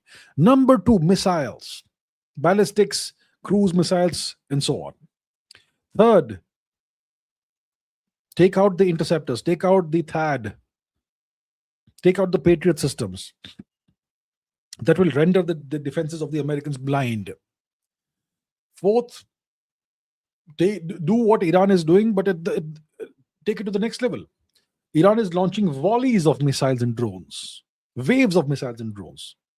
The Chinese can take it to the next level by launching saturation strikes. Launch a wave of 100,000 drones, then launch another wave of 100,000 drones, then launch another wave of 100,000 drones, and mix. And while the drones are landing, send 500 ballistic missiles or cruise missiles. The Chinese have the industrial capacity to produce these things at scale. What can America, what can anyone do when faced with that sort of onslaught? It will take out aircraft carriers, it will take out entire islands, it will take out all the island chains, it can take out all the American ships, everything. It's a mathematical certainty that if you launch enough projectiles, they will go through the defenses. That's what the Chinese will do when it comes to Taiwan. The Chinese can't take Taiwan intact. They know that. But they want Taiwan. Maybe that's what they will do, right? And the Chinese also know that if a war happens, the Americans will target China's oil fields, strategic oil reserves, industrial areas, and so on. And the Chinese will have to find ways of safeguarding that. So the Chinese have seen what the American strategies and tactics are, what has worked, what's not worked, and they can see what the Iranian strategies are and what's worked, and the Chinese can take it to the next level. So these are the lessons of war, caution, etc., that the Chinese will be in the process of learning, and that's something India also has to learn, right? And the importance of having high quality satellites, military satellites, satellite imagery, and satellite positioning systems. India doesn't have a satellite positioning system anymore. The government of India has allowed Navik to become defunct. We had something called Navik, right? A regional satellite positioning system. The government of India has allowed it to become defunct. It will take at least a year or two for us to have an operational uh, satellite positioning system once again. What if there's a war between us and China in the meanwhile, or us and Pakistan? What happens? I wonder what happens. Wonderful. Pratardana says, it's amazing how many of our YouTubers are on the Mossad payroll. Only YouTubers, not journalists? I don't know. I'm just speculating. Amazing, isn't it? WYBKT says, your opinion on MC21 and PD14 engine tech sovereignty. I don't know what these things are, but I can find out. What is MC21 and PD14? MC21. What's that? Yakovlev. It's a Yakovlev aircraft. Are we manufacturing it in India? Are we? Let's just see variants and operators, etc. Proposed variants. Is there anything to do with India? India. Okay, I don't know. Maybe there'll be something to do with this in India. The Sukhoi super Sukhoi thing we were going ahead with, right? Are we also going ahead with the Yakovlev MC 21? What's the engine? Is it the PD14? Okay, PD14 engine. PD14 engine. Is India going to operate this or buy it? No idea. So I'm not aware of whether India has any plans to acquire this aircraft, manufacture it in India, maybe manufacture the engine. I don't know about this. If we do, good, as long as we are able to manufacture it in-house in India. And about the engine, if we can acquire the technology, if we can purchase the technology, great for us. But I don't know if we have any plans for that. Hardik Joshi says, what seems to be the direction of the US-Iran war now? Iran leadership seems to get decimated, but they are targeting energy sites and not US bases anymore. Ceasefire soon? No ceasefire soon. No ceasefire soon. Iran doesn't want a ceasefire. Iran has given terms for a ceasefire. Iran has given the kind of terms that will never be acceptable to the US, which essentially is a way of saying we don't want a ceasefire. Iran says that the US has to pay huge compensation to Iran, huge compensation, and the US has to pass a bill or law in Congress that prevents the Americans from ever waging war against Iran again.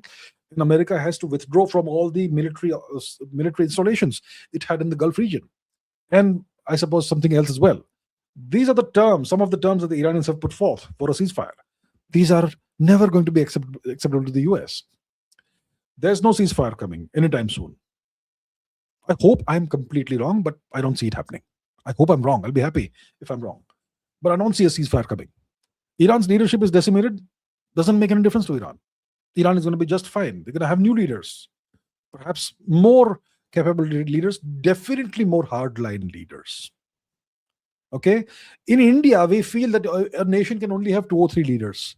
No, a nation can produce thousands of leaders. In a nation like India, you have thousands, tens of thousands of very high quality leaders who are never allowed to rise up, whose potential is suppressed by the existing elite. It's called the phenomenon of elite overproduction. In Iran, that problem is being solved by the Americans and the Israelis. So the fresh young blood is going to come up now. It's like what you have in warfare, in battle. On battle, what happens when you have a battle going on and your leader gets killed? Your commander of your regiment or your brigade gets killed. You have an on-the-spot field promotion. The most capable person is made the leader immediately, the commander. And these field promotions, they typically give you the best leaders. Field promotions happen under terrible stress. When you are being shot at, where your commander has been killed. That's when you have to elevate the most capable person to the position of leadership. Not the most senior person necessarily, the most capable person, so that you can all survive and you can win the battle. So that's when the best leadership emerges. Iran is in that position now, where they will have to promote the most capable people, not the most senior people. That's where new leaders truly emerge. Iran is going to be fine from that perspective. The leadership is decimated, makes no difference. They're going to be fine. They're targeting energy sites. They're targeting all the weak points and pain points of their enemies. They're doing a great job of that. Yeah, they've done their homework.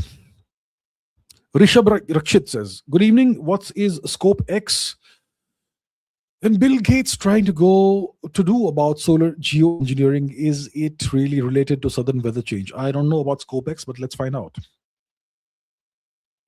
Scope X.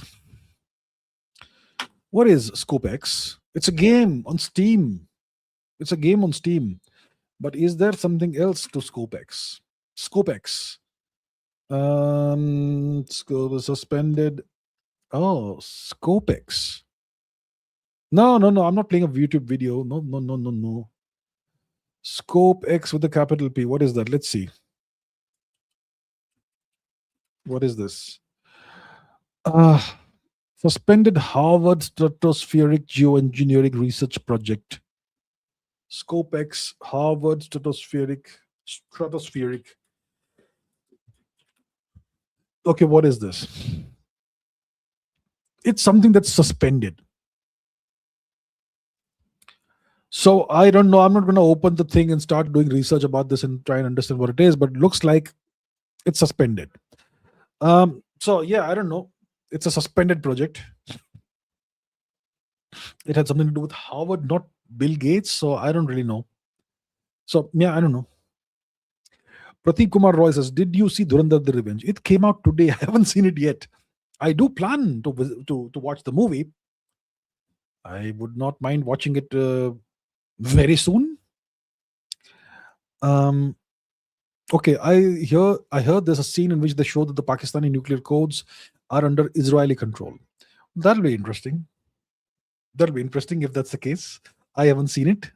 I shall watch it at some point in time, and I shall share my views at that point once I watch it. Okay. Bharat M. Kulkarni says, US gains from GCC oil loss but loses petrodollar inflow. Kind of, yeah. Yeah, so the US is said to be, at least on paper, the world's largest producer of oil. And if the GCC nations are impacted badly, like they are right now, and their exports fall because of the closure or partial closure, the selective closure of the Strait of Hormuz, then long term the US will gain. If this situation persists for months, then the US exports will rise significantly and make up for the loss of exports from Hormuz. So the US will benefit from that perspective. But the petrodollar inflow will be lost. So the oil that the Americans will sell will obviously be sold in dollars. Yes. But long term, if the Iranians are able to prevail, then it doesn't make any sense for the GCC nations to, in the future, long term, keep selling oil in US dollars. If the Iranians prevail and destroy the American bases permanently in the region, which means the Americans can't arm twist the GCC nations, in that case, things will change. And the petrodollar system could collapse in that case. Surabhi says, "Watched Dhurandhar 2. The movie is the GOAT. It has exposed Pakistan and its operators in India like no other. It showed ISI ties with Israel. Explain." I can only explain once I watch it. I haven't seen it. I don't know what the ties with Israel are, but it's very interesting. I'm hearing this Israel angle. Very interesting. Very interesting. I shall watch it at the earliest, but I haven't seen it, so I can't explain anything at this point. Piyush Sinha says, "Japan and South Korea are under permanent US military occupation." Indeed. Indeed, like I have explained to the world. Still, they have better infra, education, etc. Does becoming a US vassal benefit India that way? I have answered this question so many times. Let me answer it again. Japan, until the early 1980s, was the world's fastest growing large economy. It was the world's second largest economy. It was on track to surpass the US as the largest economy. Okay. At that time, Japan was a very high income nation. Then the Americans imposed the Plaza Accords on Japan. They tweaked the Japanese economy, and Japan went into a very slow decline. And today, Japan is a middle income nation. It's no longer a high income nation. Would you believe it? And Japan's total fertility rate has declined drastically. It has become so bad that in 100 years there may be no Japanese people left. So temporarily, for a few years, you can enjoy your better infrastructure, education. Education system in Japan, it's high quality, but it is extremely stressful for people, and it's one of the contributing factors of Japan having such a low TFR today. Okay, so long term, Japan is finished. Sadly, tragically, that's what happens when you're a vassal. Temporarily, 2-3 generations, 4-5 generations, you enjoy vassalhood. You have a high quality of living. You have great infrastructure, but 40-50 years down the line, your children are the last of your lineage, or your grandchildren are the last of your lineage. After that, there is no lineage left. You're done. You're finished. Your bloodline is over. All the bloodlines are over. Then the Americans will bring in immigrants into Japan, and they will take over Japan. People from Bangladesh, Pakistan, African nations, etc. In 100 years, they'll be the new Japanese. South Korea, same disaster, TFR, loss. South Korea is not producing babies anymore. In 100 years, there'll be no South Koreans left. Do you want that for India? Does that somehow benefit India, becoming a US vassal? While you are useful, you will enjoy some perks of vassalhood. But sooner or later, when the overlord decides your time is up, you finished. Nabil Sarkar says, have you watched Durandar 2? Love your content. Thank you for loving my content. I haven't watched it yet, but I shall watch it as soon as I can. Okay. Prataradana says, government lost the support of a lot of young people. Example, fake in India defense technology, independence, ISRO, Manipur, Bangladesh's education, UGC issues. Hopefully they wake up. Hopefully they wake up. Hopefully they wake up. Yes. Fake in India. Defense and technological independence or lack of independence. Yeah. ISRO, India has just allowed ISRO to slip. The government has dropped the ball when it comes to space exploration. It's not some luxury activity, space exploration. It is the future of humanity. If we don't invest in space today, then our future generations will be left behind like nothing you can imagine. So space, the government doesn't seem to think it's important. ISRO exists as a luxury project, it looks like, for this government. Manipur, disaster beyond imagination. Bangladesh is tens of millions of Bangladeshis all over India, maybe increasing. Education, UGC, yeah, all these issues. So I hope the government of India wakes up. I hope they wake up. Pradeep Kumar Roy says, what is this World Economic Forum? The WEF is this economic organization controlled at the end of the day by the Americans. That has the objective of helping nations with, see, there is the IMF, there's the World Bank, there's the World Economic Forum. They all play different roles. The IMF and World Bank issue loans to countries and vassalize those countries economically. And obviously the World Bank and IMF are owned by the Americans at the end of the day. Okay. Whether directly or indirectly, they are owned by the Americans. Sometimes it's very indirect, but at the end of the day, they are owned by the Americans. Similarly, the WEF is, you could say, a manifestation of the deep state that owns the Americans. And the WEF, its objective is to penetrate the cabinets of various countries and to shape the economic policies and the futures of various countries that it's able to penetrate. So essentially, it's another vassalization tool that the Americans or the deep state have. Okay. Anirudh Kumar says, how can we sabotage US infra and important projects? We don't talk about such things. No, we don't discuss such things.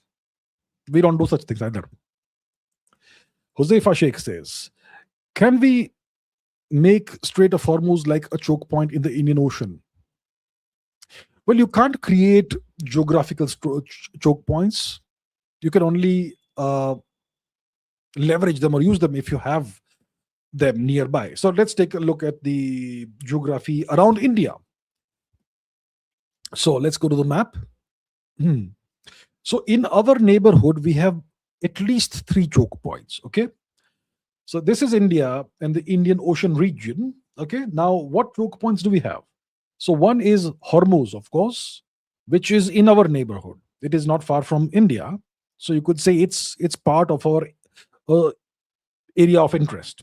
That's the Strait of Hormuz. Secondly, we have Bab al Mandeb, and the Indian Navy has operated in this region to ensure that there is no piracy.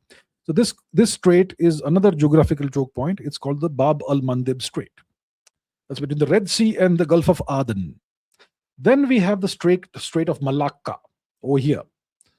That's another very important choke point. Then you also have the Sunda Strait, right? Where is the Sunda Strait? This one here. What is this strait called? Whatever it's called. This is another choke point that is an alternative to the Strait of Malacca. So these are 3 choke points in our neighborhood. And India, if it wants, has the ability to blockade all 3.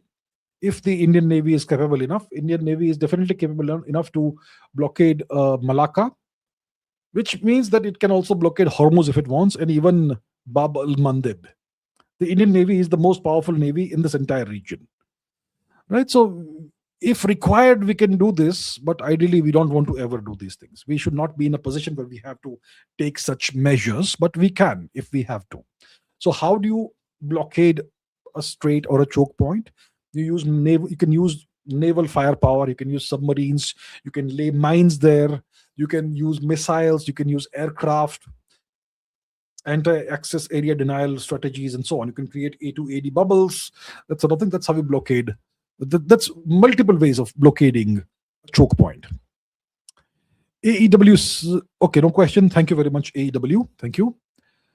Kakashi says, Shahbaz Sharif in the US met pro-Israel Jewish lobby who praised him for removing Israel critical clauses in OIC statements. Also, what is Mossad doing in India's Far East or Northeast?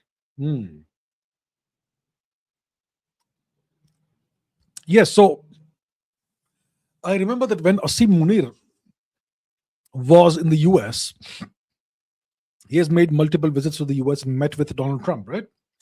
The American warlord.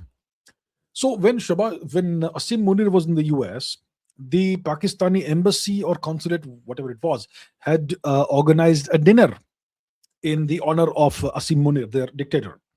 And one of the attendees was an Israeli military officer.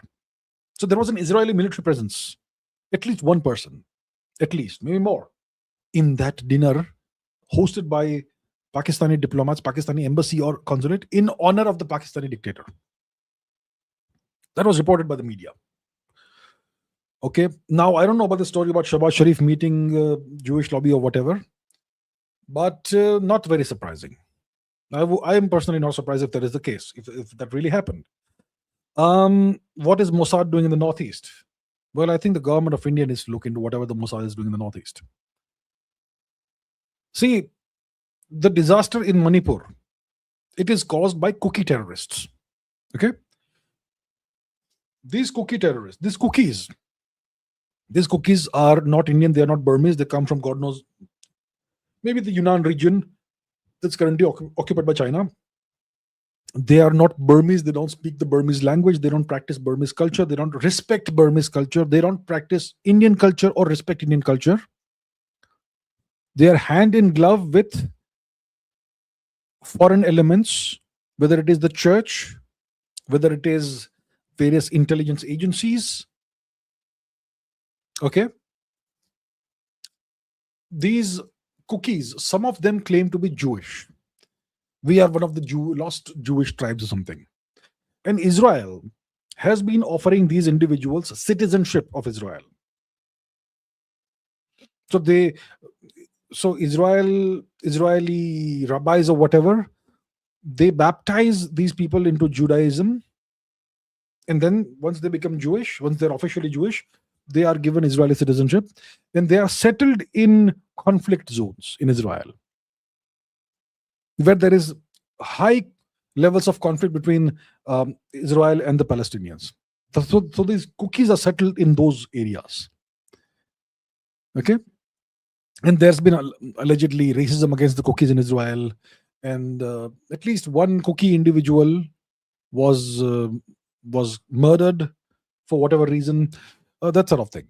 And the cookies claim to be Jews, but they have no Jewish DNA whatsoever. Okay, and cookies eat pork and dogs. They eat dog meat. They eat pork meat, pig meat. So how can people who love eating pork become Jews? I wonder. But anyway, there seems to be some utility that they have. Okay. Yeah. And when this violence broke out in Manipur, the cookies terrorizing the natives, there was a lot of support for these cookie terrorists, allegedly from Israel. Maybe it is the Israeli cookies who are supporting it, these cookies possibly. But there's at least one instance where there was a group of Indian influencers who were invited to visit Israel. Okay. Including an Indian politician. And the Israeli government brought a cookie rabbi to meet these Indian influencers to explain Israel's position on the Manipur issue or whatever. Now, that is direct, blatant interference in the internal affairs of India by Israel. That one incident. So, yeah, that's a good question. What is Israel's involvement, if any, in Manipur, in the disaster that's happening in Manipur? Ongoing, in the ongoing disaster in Manipur. And I think the government of India also needs to look into this very carefully. Ansh says, why is Jainism, despite being ancient Vedic religion, not that widespread as compared to its contemporaries Hinduism and Buddhism? These things ebb and flow. There was a time when Buddhism was widespread across the subcontinent, wasn't it? It was the major religion, or the major branch of Hinduism. It was the major branch of the dharmic umbrella within the subcontinent, Buddhism. It was elevated to that status artificially by Ashoka Maurya. And so it was prevalent for a few centuries, and then it naturally declined. In any civilization, changes happen naturally. There were times when Jainism was a very big deal. One of Ashok's grandsons, I forget his name, he built tens of thousands of Jain temples in various parts of the subcontinent. So Jainism was prevalent for a long time. It was very prevalent in the southern parts of India for a long time. And then eventually it also declined, but it's not gone anywhere. It's still there. There are fewer people who practice Jainism today. Maybe in 2000 years, there'll be way more. Who knows? We never know. These things ebb and flow naturally. Sometimes there is an artificial component to that when you have imperial patronage for one of the branches of Dharma. For example, Buddhism got imperial patronage from Ashok, and that's why it spread so much. So there are various reasons for this. I don't know specifically why Jainism declined and it has only a few lakh or few million followers today. I don't know exactly specifically what happened, but these are natural civilizational processes. Prateep Kumar Roy says, just realized the Bohemian Grove owl statue altar is similar to the original Illuminati symbol. Oh, okay, I have no understanding of these things, but let us see. What's the original Illuminati? Okay, first of all, what's the Bohemian Grove owl? Bohemian Grove owl statue. What is that? Let us see what it looks like. Okay, this sort of thing, is it? Yeah, it looks rather creepy. This thing here. Okay, so this is the alleged thing. This is the alleged picture of the alleged statue. Now, what's the original Illuminati symbol? Let's see. Original Illuminati symbol. What is that? So that's a pyramid thing with an eye, right? But is there an owl somewhere? Is this the thing? Okay, so I am not any kind of expert in these matters, so I don't really know, but okay, interesting. Interesting. Thank you for sharing this interesting piece of information, sir. Pratyardhana says, government now allegedly starting the DME pilot project. Really? Dimethyl ether? Really? Let's see. A week after we discussed that last time over here on this show. I think the last episode of the one before that. Dimethyl ether, India.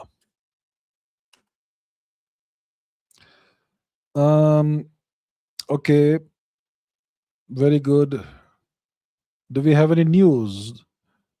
So 3 hours ago, some news has come out. We discussed this about a week or so ago, didn't we, on this channel? So it's possible that somebody in the government may be watching this show, Ask Abhijit show. It's very possible. Okay. So it suddenly has emerged, no? In the last 3 to 5 days. So I discussed the dimethyl ether on this show in one of the last 1 or 2 episodes. I didn't come up with it. Somebody in my audience pointed out that DME is a great potential fuel source.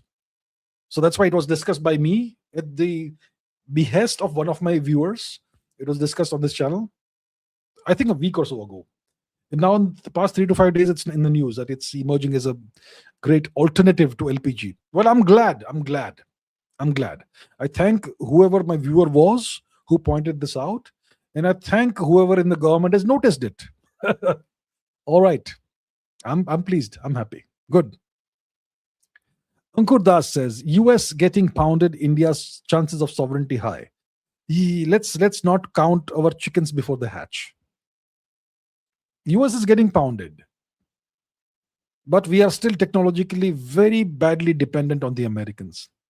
Whether it is airplanes, whether it is Boeing, whether it is automobile engines, whether it is laptops, whether it is phones, mobile phones, whether it's semiconductors, whether it's the internet, whether it's social media, we are very, very badly dependent on the United States. Our people, our government has simply just dropped the ball on these things. We are one of the biggest importers of arms in the world.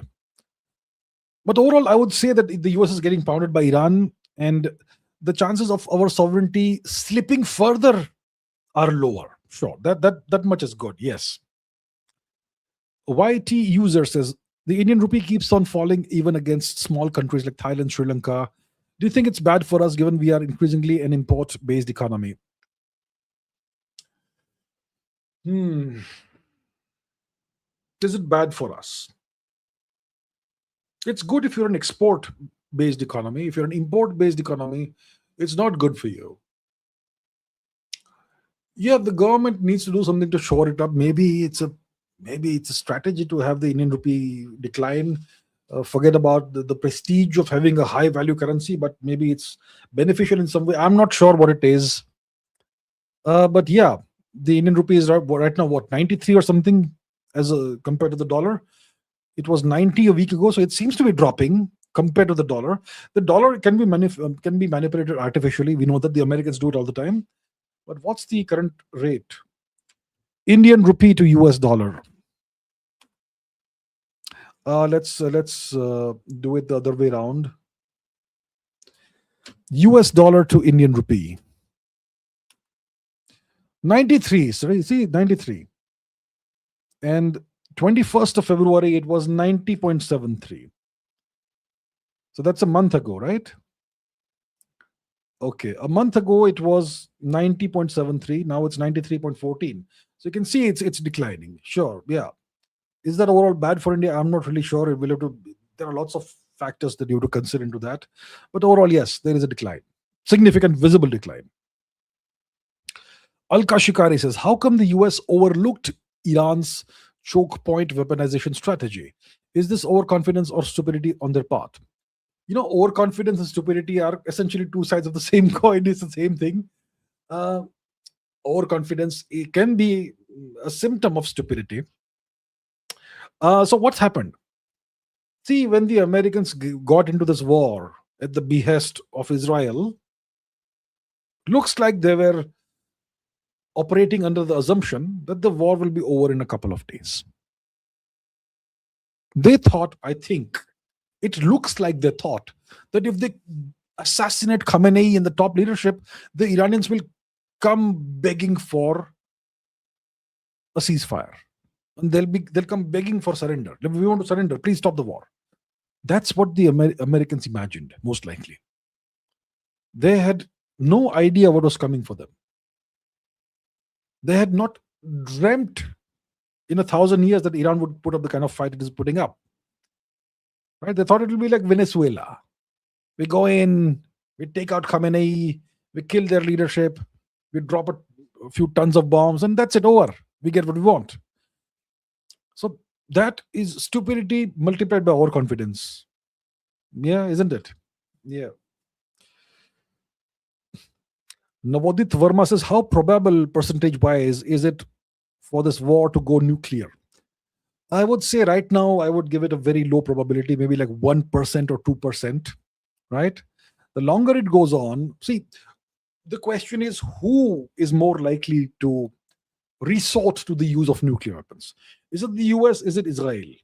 There's only two nuclear powers involved in this. Pakistan isn't, and Pakistan is not really a nuclear power. It's a custodian of American nuclear weapons. Now, so it's either the US or Israel that could take this war into the nuclear dimension. The US will not see any of its major red lines crossed. All the major red lines have already been crossed, essentially, for the US. All their military bases in the region have been targeted significantly, maybe completely destroyed. Some of them, who knows? We don't know. The news is being suppressed, so we don't know. So those red lines are crossed. And the Americans obviously haven't responded in a nuclear manner, obviously not. Because, see, US territory is not being threatened and so on. So the US is less likely, significantly less likely to even think about nuclear weapons. But Israel is being targeted by the Iranians on a daily basis in retaliation to whatever the Americans and Israelis are doing. And the Iranians are able to now hit Israeli targets way more frequently and precisely than in the first couple of weeks of the war, even though the Iranians are now launching less missiles per day. But still the missiles are going through because the Israelis have run out of most of their interceptors. So the longer this continues, the more pain Israel is going to have to take. And if the Israelis escalate somewhere and the Iranians hit Dimona, for example, the Negev nuclear research facility, then that's a red line, significant red line for Israel. If the Iranians are able to take out Israel's missile silos, because Israel is a small territory, if they want to launch nuclear missiles, there's only a few places where their silos are, and they're quite visible if you know where to look. If Iran takes that out, then Israel could get desperate and maybe launch a nuclear strike. So I think right now, as of today, the percentage probability of this war going nuclear may be like 1 or 2%. And I hope it doesn't go above that. But overall, I would say Israel is way more likely than the US to think about using nuclear weapons. Protardana says, Gen Z is consuming a lot of pro-Israel US media. Iran is being portrayed as the funder of terrorism in the world. Can you recall how terrorism game started for the youth of Bharat? Well, how did this entire business of terrorism start? It is asymmetric warfare that was turned against nations. So, when I was a kid, forget about when I was a kid, the Soviets invaded Afghanistan on Christmas Day, 1979. In response to that, very quickly, the Americans started training the Mujahideen in Pakistan.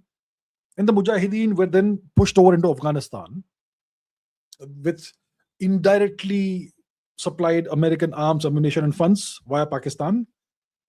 And the Mujahideen fought the Soviets over a period of a decade. And they learned all these unconventional guerrilla tactics of guerrilla warfare tactics, asymmetric warfare tactics, and so on. And they eventually outlasted the Soviets, and the Soviets withdrew from Afghanistan. 1988 or 89, whichever year it was.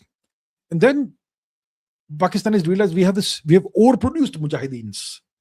Now let's take this overcapacity we have and funnel it into Kashmir. So that is the start of terrorism in Kashmir. But in the 1980s, the Pakistanis were already using terrorism in Punjab, right? So that's kind of where terrorism starts. Using asymmetric guerrilla warfare tactics against unarmed people, civilians of India. terrorizing the people, trying to destroy their way of life. That is terrorism. So Pakistan is the originator of terrorism. When I was a kid, like now I say, I in the 80s, I lived in Europe, and there was talk of terrorism. There was this civil war going on in Lebanon at the time. Okay, General Michel Aoun was one of the guys, and there was this Abu Nidal group that was one of the original Middle Eastern terrorist groups. Let's see. Abu Nidal Group, Abu Nidal Organization, founded in 1974, Palestinian militant group. So they were, from their perspective, freedom fighters, but eventually the Americans in the 1980s designated them as terrorists. But the game of terrorism essentially starts with Pakistan. Okay, it starts with Pakistan. So the Abu Nidal organization was fighting for the so-called independence of so-called Palestine. Okay, maybe from their perspective, from their worldview, they were correct. They were fighting for independence. Okay, but what Pakistan did vis-a-vis Indian Punjab and in Kashmir was terrorism. They pushed in terrorists to strike at civilians. So that is how the game of terrorism started worldwide. Started with Pakistan, essentially. Iran, what does Iran have to do with terrorism? Iran obviously seems to be on good terms with Hamas, and Hamas is a terrorist organization. Well, if you want to draw a parallel, the US is on good terms with Pakistan, the global epicenter of terrorism. And the Americans funded and financed Pakistani terrorism for decades. So if Iran is a supporter of terrorism in some sense, then the US is a far bigger supporter of terrorism in a lot of other senses. Right? But you have to learn how to think in order to be able to see these parallels. Gen Z, what can I say? They'll consume whatever media is available to them, right? You can't blame them. So yeah, even the Indian media is portraying, much of the Indian media is portraying Iran in that manner. Kakashi says, if India is sovereign, then why doesn't the US oppose India publicly like it does Iran, Russia, China, whatever else? Is India anti-imperialist like these countries? No, India is trying to walk the tightrope. India is trying to balance things out. Like every week, all weak countries do that. They try to balance things out. They want to be on all sides. They want to be multi-aligned. They also want to be on good terms with the Americans. Right? So India is not doing the kinds of things that Russia or China are doing, being totally upright and completely uncompromising when it comes to American attempts to infiltrate them. When Xi Jinping came to power, it is said that lots of compromised Chinese officials were rounded up and taken care of. Russia does that from time to time. Anyone who is in the least way compromised by the Americans is taken out, is taken care of. Does India do that? So why would the US oppose India the same way it opposes Russia or China? Right? India is perfectly fine with being infiltrated and penetrated by the Americans at various levels. India is perfectly fine with that. So then you are absolutely right to ask whether India is genuinely sovereign. Right now, India is on my list of sovereign nations. I made that list. I made that list in 2024. I revised it on the day Iran was attacked by the Americans and the Israelis. But I have not revised or revisited India's position on the list. Once this war is over, hopefully soon, I shall revisit the entire list and the entire system of rankings. And if the war doesn't end in a few months, I'll do it anyway. Right? But your question is very relevant. Is India genuinely sovereign? I think it's a very good question to ask at this point in time. Krishant Bordoloy says, it's my 20th birthday. Wish me happy birthday. Big fan from Assam. Love from Assam. Currently in the theaters watching Dhurandhar 2. It's interval now. Brilliant movie. Well, I'm glad you got to saw this brilliant movie on your 20th birthday. I wish you a very happy birthday. I wish you a long and successful and prosperous life. Do well. Do succeed in whatever you're doing. All the best and enjoy your birthday. Kakashi says, are Sahel states sovereign or Russian vassals? Most of them are dependent on Russia. They used to be French vassals. And even now, many of these Sahel nations, um, their currency even now is controlled by France. Okay? So from that perspective, they can't be sovereign. They're not economically sovereign. The Sahel nations. Let's take a look. Let's look into this in a little more detail. Okay. Sahel nations. Sahel nations. Okay, what are the nations? Key Sahelian nations. Senegal, Mauritania, Mali, Burkina Faso, Niger. Okay, let's say Niger.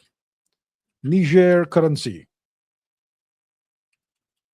It will be the Niger franc, I'm sure. This the West African CFA franc, the franc. And that currency, okay, the West African CFA franc, it's issued by the Bank of France. Okay. It is issued by the Bank of CFA means Communauté Financière Africaine. It's a French designation. It is issued by whom? It is issued Central Bank of West African States. Oh, really? And okay, so right now it is based out of Dakar in Senegal. But in some shape or form or the other, this is all controlled by France. Okay, obviously they'll try and hide it as much as possible. So historically, the Sahel nations, whether it is Niger, it is Burkina Faso, it is whoever else, Senegal, Mauritania, and so on and so forth, they were all vassals of France. They were all colonized or occupied by France. And the French withdrew, but they still kept these nations vassalized. And today, some of these nations are turning to Russia for help. So they will, therefore, in that case, no longer be vassalized by France. They may be, you could say, semi-sovereign, but semi-sovereign with the assistance of Russia. And if the Russian assistance is no longer forthcoming, they will again get vassalized by somebody else. So these are semi-sovereign, semi-vassal states.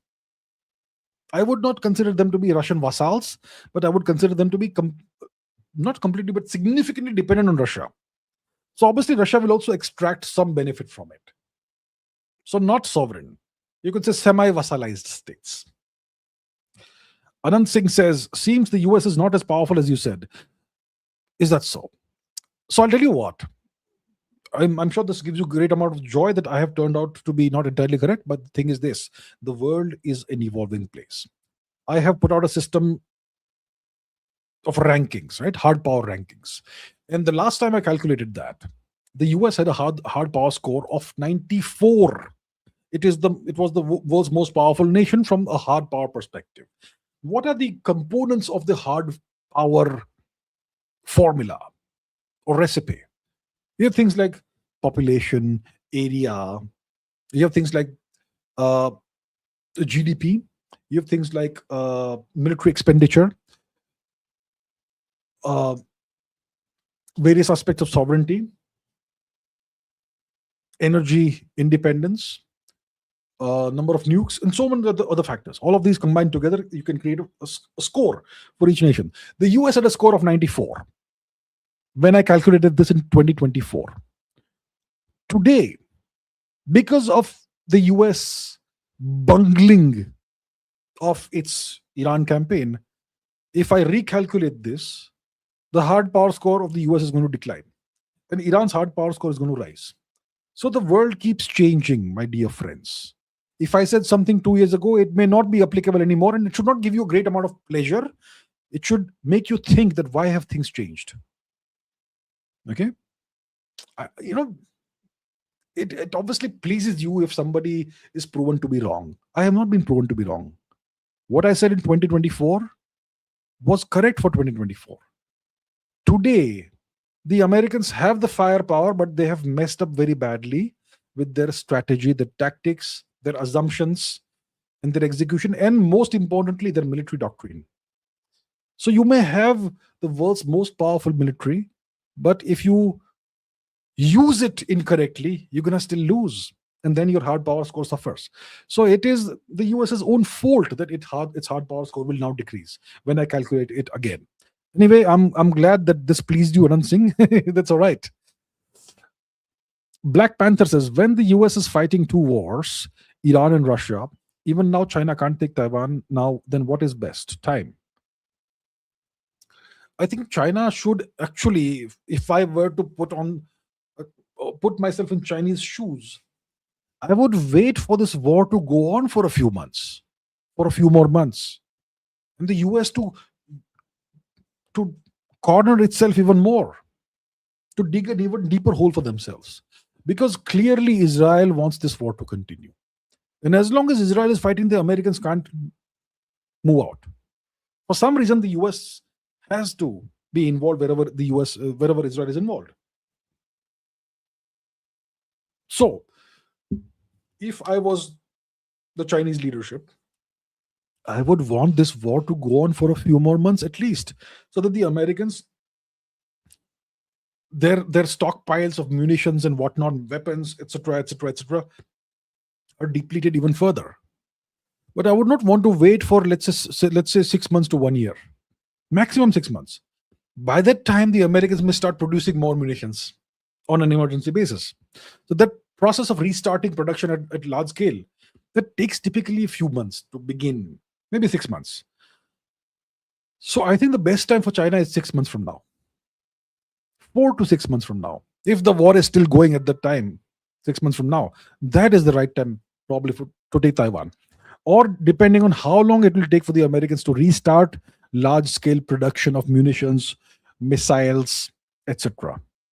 Whatever the time is, whether it is 4 months, 6 months, or even 8 months, maybe even 1 year, whatever is the time it takes for them to restart, wait that long, and then make a move on Taiwan. That may be the best time for China.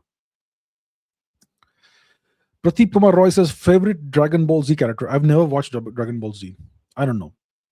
I know some people who have watched it. What is Goku or something? Was it Goku? What's the character called? Dragon Ball Z. I have never watched Dragon Ball Z. What's Dragon Ball Z? Let's see. Dragon Ball Z. What's that? Yeah, there's this character called Goku, right? Goku, Z Warriors, etc. So I have never watched it. There are people whose entire childhood was spent watching this. I'm not one of those. Okay. Anirudh Kumar says, benefits and cons of annexing northern Mum. What's Mum? Myanmar. In short term, long term. Benefits of annexing northern MM is what? Myanmar. Look, if you want to annex northern Myanmar, you need to, first of all, plan the operation very, very thoroughly. Benefits, you can acquire the resources of this region. You can reintegrate Kabul Valley with Manipur. And this area, this big area is full of tremendous amounts of natural resources, including rare earth minerals. So that's a benefit. Cons, what are the shortcomings? What are the drawbacks?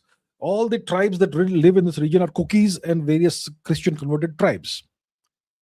The people who lived in this region historically were Hindus and Buddhists.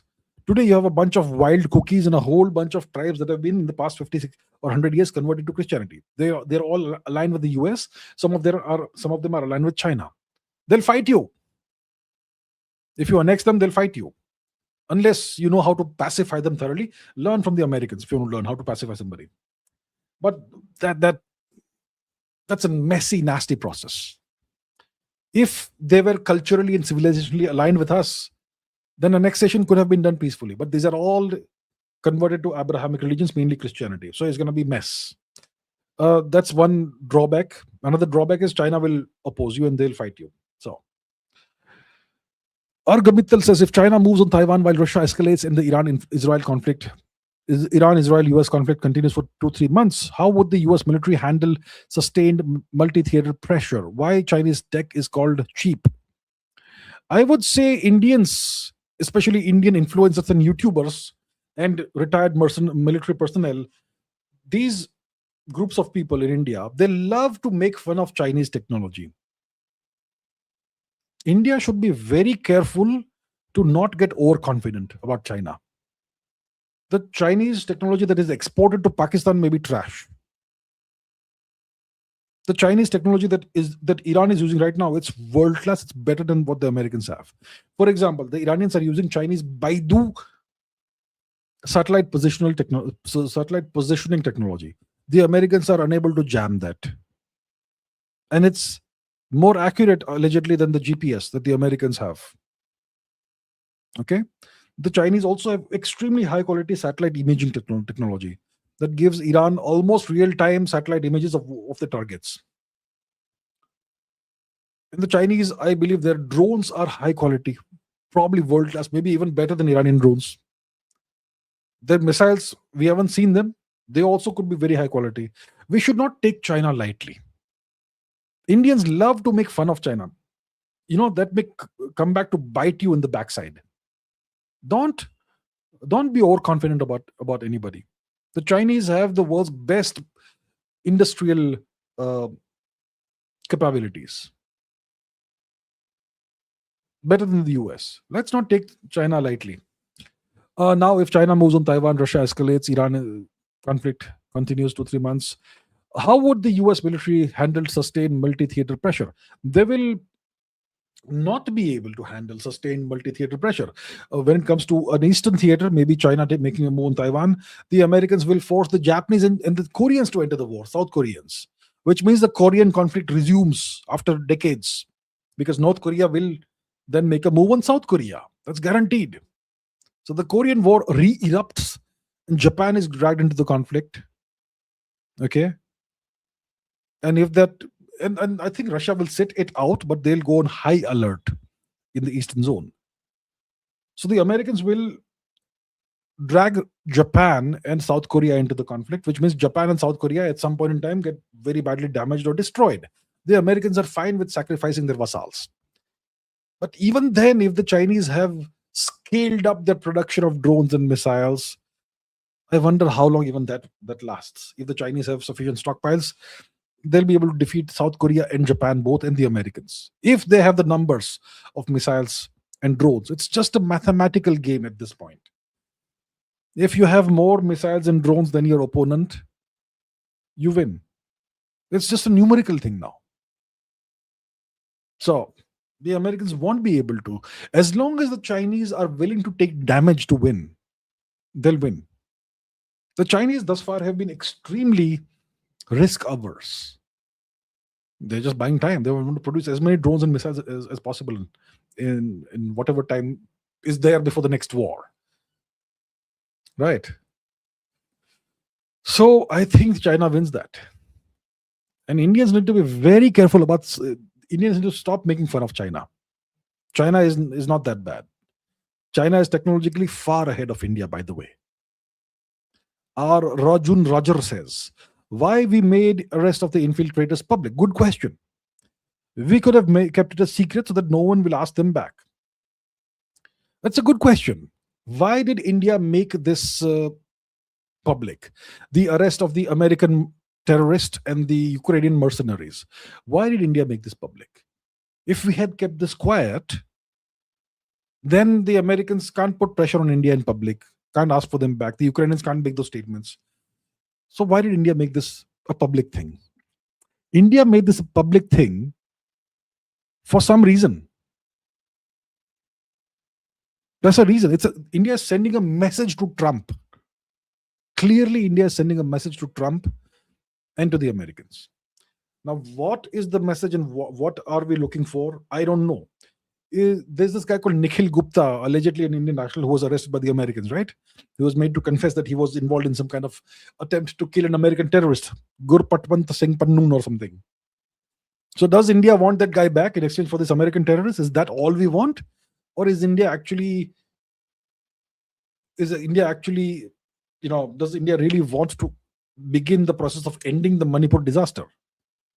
So I don't know what the deal is, but for some reason we are sending a message to Trump and to the Trump regime. That's why this was made public. But what is the long inner game? Maybe some YouTube raw agents will know about it. I don't know about it.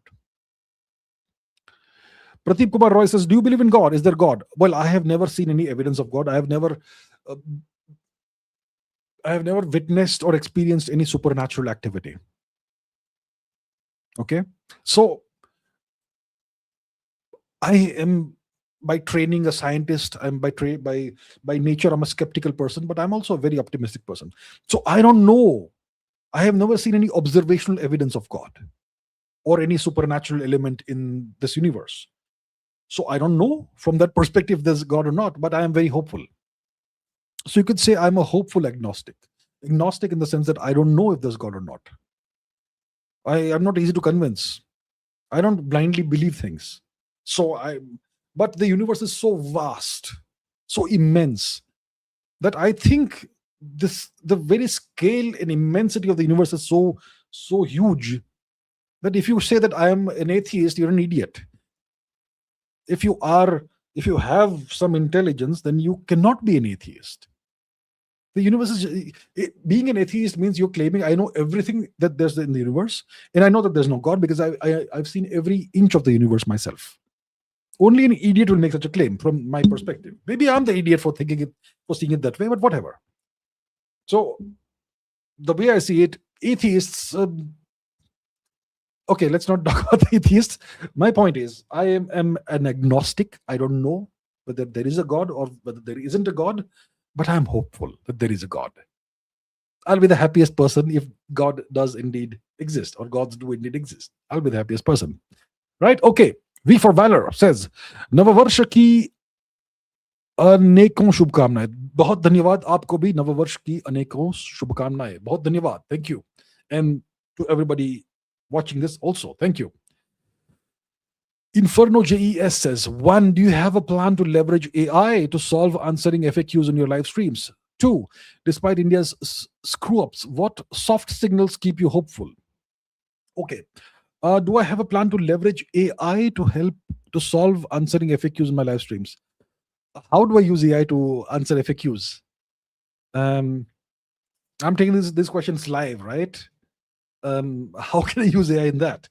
One way I could potentially use AI is when I have, even that's not actually fair for the viewers, but it's an idea. So when I have these live streams in which I take pre-selected questions, live streams in which I select questions that you have asked in the comments with the hashtag AskAbhijit. In that case, what I could do, if there's like 300, 500 questions people have asked, I could copy paste them all and dump into AI and tell the AI to select the most interesting 30 questions for me or whatever. But even that's not a good idea, because then the AI will decide on its own what is interesting, what's not. It won't have my taste and my decision making baked into it, right? So I don't see any way of using AI, of leveraging AI. And this Ask Abhijit show is entirely AI free. Entirely AI free. There's no feasible, reasonable way of integrating AI into it. And even when it comes to selecting questions, it makes sense for me to go through all the questions and manually select what I feel are the most important, most interesting questions, and the questions whose answers will give the most value to my audience. Even that cannot be handled by AI. Right? So there's no way of leveraging AI as far as I can see. Despite India's screw-ups, what soft signals keep me hopeful? What soft signals keep me hopeful? Well, India's huge potential keeps me hopeful. Mostly it's that. It's India's huge potential. It's the potential of the people, young people of India. It's that keeps me hopeful. The potential is immense. Immense. And India has historically produced high quality leaders. Not in the past 100 years. The last high quality leader we had was Subhash Chandra Bose. Like world class high quality leader. And I apologize to those of you who are offended by that, because you had some other leader in mind, but okay. The way I see it, the last high quality world class leader we had was Subhash Chandra Bose. After that, we have not produced any great leader. But historically, we have produced like some of the greatest leaders the humanity has ever seen. So that's another thing that keeps me hopeful. Yeah. And we have come a long way since 1947. We have also gone backwards in many ways since 1947. So it's a mixed bag. But these are the things that keep me hopeful. Dheeraj Kamath says the current government, through its excuse me, what?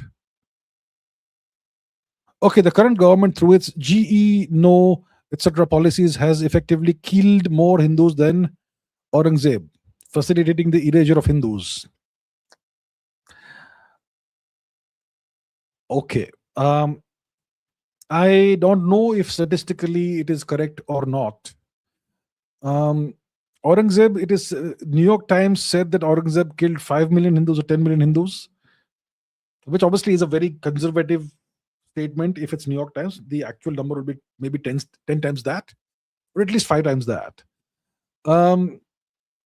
So if Aurangzeb, let's say, killed, let's say, 25,000 Hindus, 25 million Hindus, million,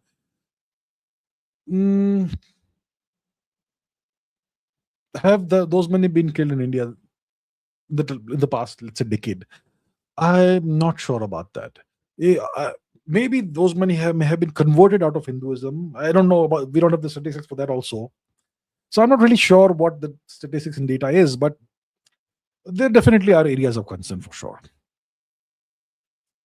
Sagnik Acharya says not able to send super chat. Why is that?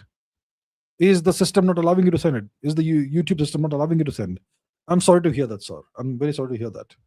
That's beyond my control. This is the platform, right? The YouTube platform. Sorry. I'm sorry to hear that. I apologize. Aditya Thakral says, do you think Indira Gandhi was better PM than Modi in terms of geopolitics? Well, she did, give the Indian army the go-ahead to bifurcate Pakistan, to vivisect Pakistan. So that was a very decisive thing to do. It was also under her aegis that India tested the first nuclear weapon ever, 1974. But then she put the nuclear program in cold storage. Right? So that was perplexing. Why? Why didn't India become a full-fledged nuclear power after 1974? Why not do like 20, 30 more tests and operationalize the nuclear deterrent? Why not? That was a huge lapse, I would say. Incomprehensible lapse. She did give the Indian army the go-ahead and cleared the path for them, for our great Indian army, to destroy and defeat Pakistan and break off East Pakistan and convert it to Bangladesh. Great, tremendous. But then she signed the Simla Agreement, giving back in the territory we had captured, Hajipir Pass and so on. That again is perplexing. It's like a couple of steps back. So she did play the game right with the USSR against the Americans. So many good steps, but also many missteps. About the current Prime Minister, I think I will make a public assessment only after there is a next Prime Minister, a few years down the line. Too early to make pass judgment when he is still Prime Minister, right? Right. Pranjal Chaurasya says, CIA agents caught in Manipur, is the government waking up? We'll see about that. I discussed this on multiple occasions in this live stream. So I'm sure you must have seen that. So I've answered the question. I hope the government is waking up. I hope so. Rishabh Pawar says, importance of objective of war and its impact on war psychology. For example, Operation Sindoor, which happens only 4 days. Besides, we were on the stronger side that US lacks. That US lacks. What does the US lack? Okay, now I don't know what is US lacking. I'm not sure what you're asking there, but importance of the objectives of war and its impact on war psychology. So, what is important when you are about to go to war is to have a crystal clear understanding of what your objectives are. Understand this. War is a continuation of politics by other means. War is the continuation of politics by military means, which means that the objectives have to be political. Politics is not the continuation of war by other means. So you don't go into war and then let the military outcomes determine what your objectives are. No. Before you go into war, your leadership, your political leadership needs to very clearly define what constitutes victory. What needs to happen so that we can declare victory, right? So it's very clear to know exactly what your objectives are, your political and military objectives. That way, the armed forces know exactly what they're supposed to accomplish. In what time also. When that clarity is there, you can go into war with full force. If your objectives aren't clear, your military actions are going to be muddled and confused. Right? So that's why the objectives have to be very clear, crystal clear. Operation Sindoor happened only 4 days. We were on stronger side and so on. Yeah, I don't know. I'm not sure what US is lacking, but okay. Okay, old tanks is it possible that IRGC is compromised with Mossad and CIA as GCC oil and gas destruction is benefiting the US? No. No. GCC oil and gas destruction is happening every time. It's happening in response to attacks on Iranian oil and gas infrastructure. Only when there's an attack by Israel or the US on Iranian infrastructure is Iran launching an attack on a GCC nation's oil and gas infrastructure. It's happening only in response to that. And if the if the Israelis or Americans launch attacks on Iranian infrastructure, Iran doesn't respond, then Iran is losing. It loses credibility. It loses the advantage.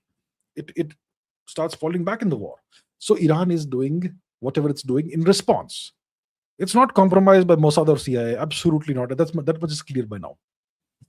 Maybe there were Mossad or CIA assets in the IRGC maybe in 2025. I don't think there's anyone left today. Okay. Anuj says, don't you think Iran can also be a security threat in the future if for any reason our relations get bad? India's Shia Muslims seem to blindly follow Iran's religious leaders. They can create unrest. Look, I'll not go into religious matters. Okay. And historically, Iran has never caused any actual problem for India. Iran has historically means since 1975, you geniuses. Some genius is going to come and say, no, but in 1965, this happened. In 1965, Iran was ruled by an American puppet. I'm talking about post 1979. You will drag out Nadir Shah also, who was a Turk, not Persian.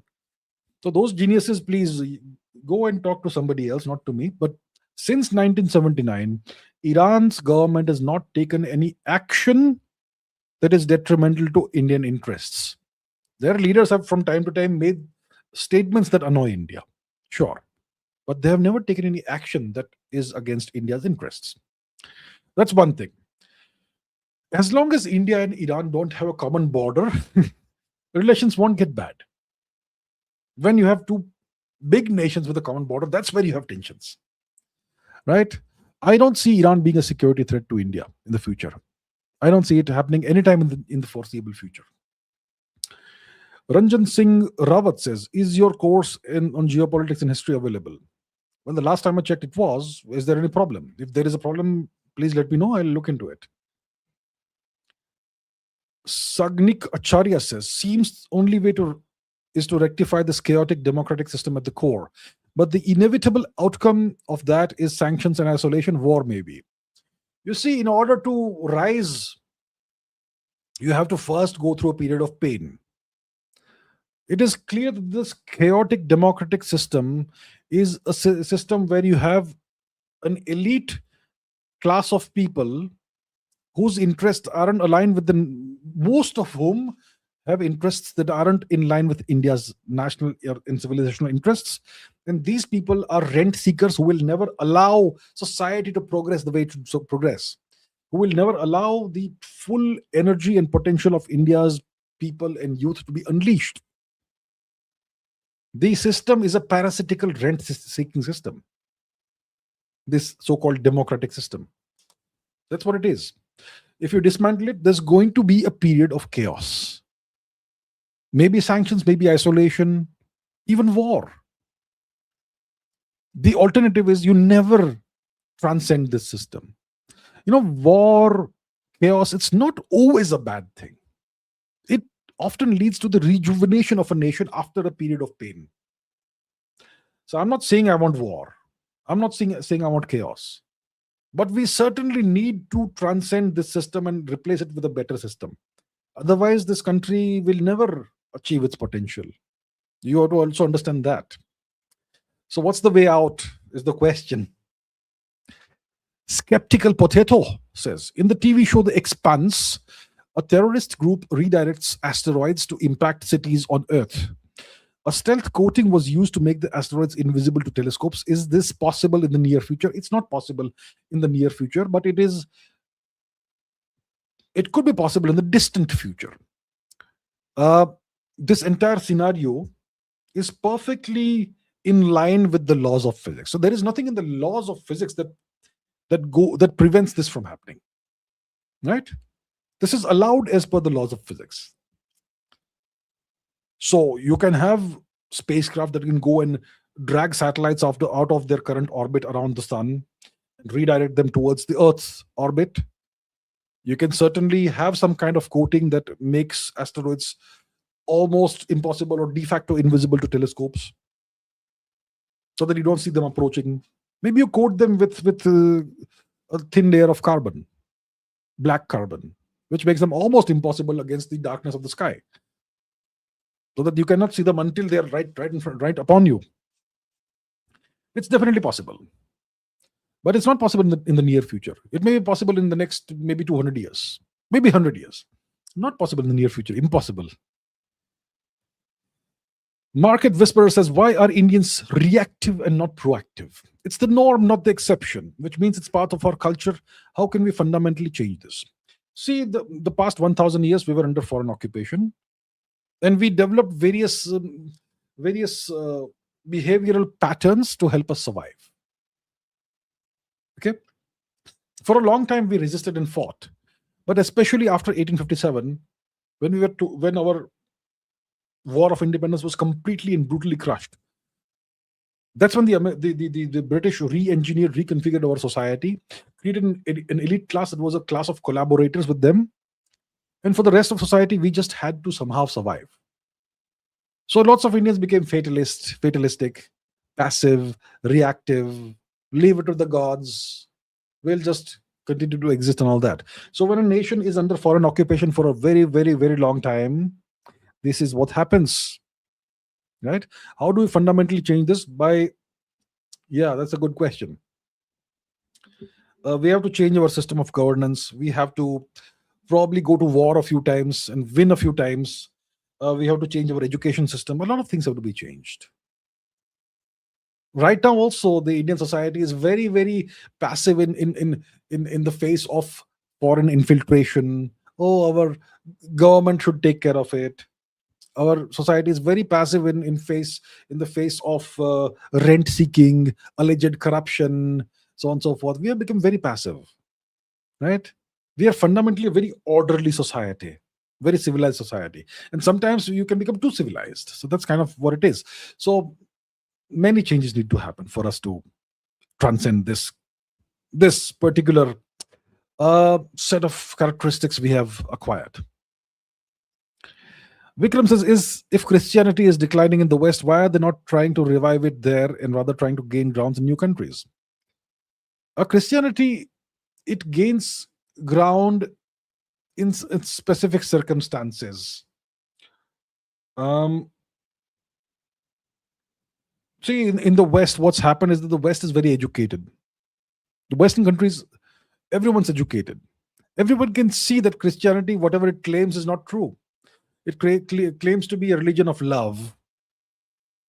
It claims to be a religion of whatever miracles and all, and everyone can see that it's not what it is, right? Their priests have been exposed doing all kinds of horrific Epstein-like things all across the world. The West has seen through that. But in a country like India, you can't speak about that. Otherwise, things happen, So in places like India and in third world countries, there is still a lot of fertile ground for the spread of Christianity. So in the West, they are doomed. They are finished in the West. That's why they want to stay relevant by by now using third world countries as the hosts for their religion. Minimalist Maverick says India used to give money to Russia for Russia to send weapons to Afghanistan since 2014. Status on that, I have no idea. No idea about that. Why is India not giving any support to Afghanistan against Pakistan? Very disappointing. What do you want India to do? Get involved in the war? No. Afghanistan is doing a tremendous job of fighting against Pakistan. They're doing a terrific job against the Pakistani terrorist regime. India will not give any overt support to Afghanistan. Whatever support India will give will not be communicated to you and me and the world. It will be done quietly. Okay? I'm pretty sure we are offering moral support or something or the other quietly to Afghanistan. So let's not be disappointed. Vikram, thank you very much. Vikram. Thank you. Pradeep Kumar Roy says, in a recent video, Khan sir told that this is the best time for Pakistan occupied Kashmir, US, Iran, Pakistan, because everyone is busy. Khan sir. Is Khan sir crazy or what? We have lost our Navik capabilities. Navic. Navik. What is Navik? Come on, Khan sir. Navic. Navik satellite system. The Indian Regional Navigation Satellite System, IRNSS. Let's say India goes to war against Pakistan to take back POK.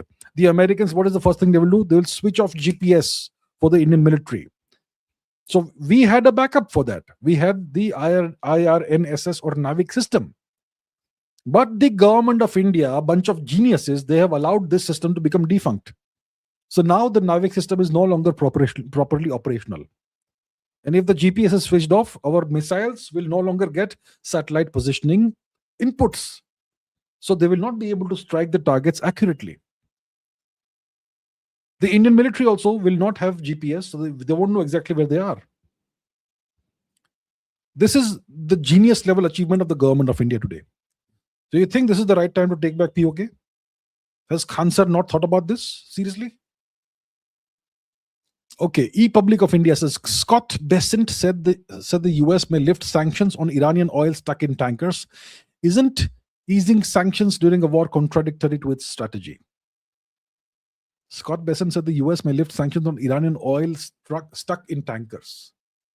Okay, I am not aware of this. I'll have to look into it. Lifting sanctions on Iranian oil stuck in tankers. Okay, so I'm not aware of this. I don't have information about this, so I will. Easing sanctions against Iran is obviously contradictory to the strategy, but lifting sanctions on specific tankers or whatever may be a different thing. So we'll see. Gulibar says, sad to see a cookie synthesizer in one of your podcasts spreading lies. Talking about someone from JNU. Big fan of yours though. You know, I've done more than 100 podcasts, right? And I have done all my podcasts in good faith. And after hosting more than 100 podcasts, I have learned some lessons. Some of those people, a few of those people who I invited, I regret inviting. A very small number of people I regret inviting. One of those people became a member of parliament. And I regret inviting that one person. Yeah. I had no idea that person would go and become a member of so-and-so political party and so on. Yeah. So, yeah. There are some people who, in retrospect, with the benefit of hindsight, I should not have invited. But at the time, I did it in good faith, and I had no idea what actions the person would take in the future. Yes. So we all make mistakes, and we learn from those mistakes. Yeah.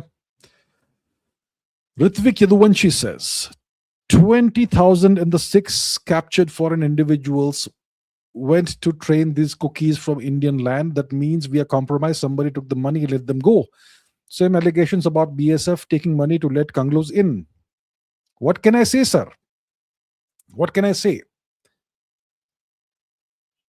These allegations about BSF, you can look up the news archives, and there are multiple instances, multiple reports in the news of BSF personnel being arrested for taking money to allow Bangladeshis to cross into India. Let's see if I can find something. So it's not me making claims; it's the news. BSF personnel arrested, bribes.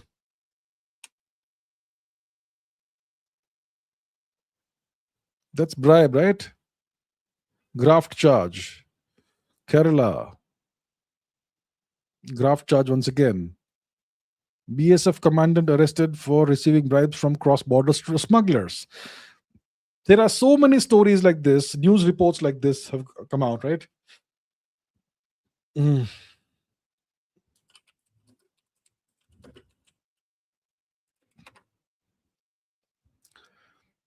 Cross-border bribes.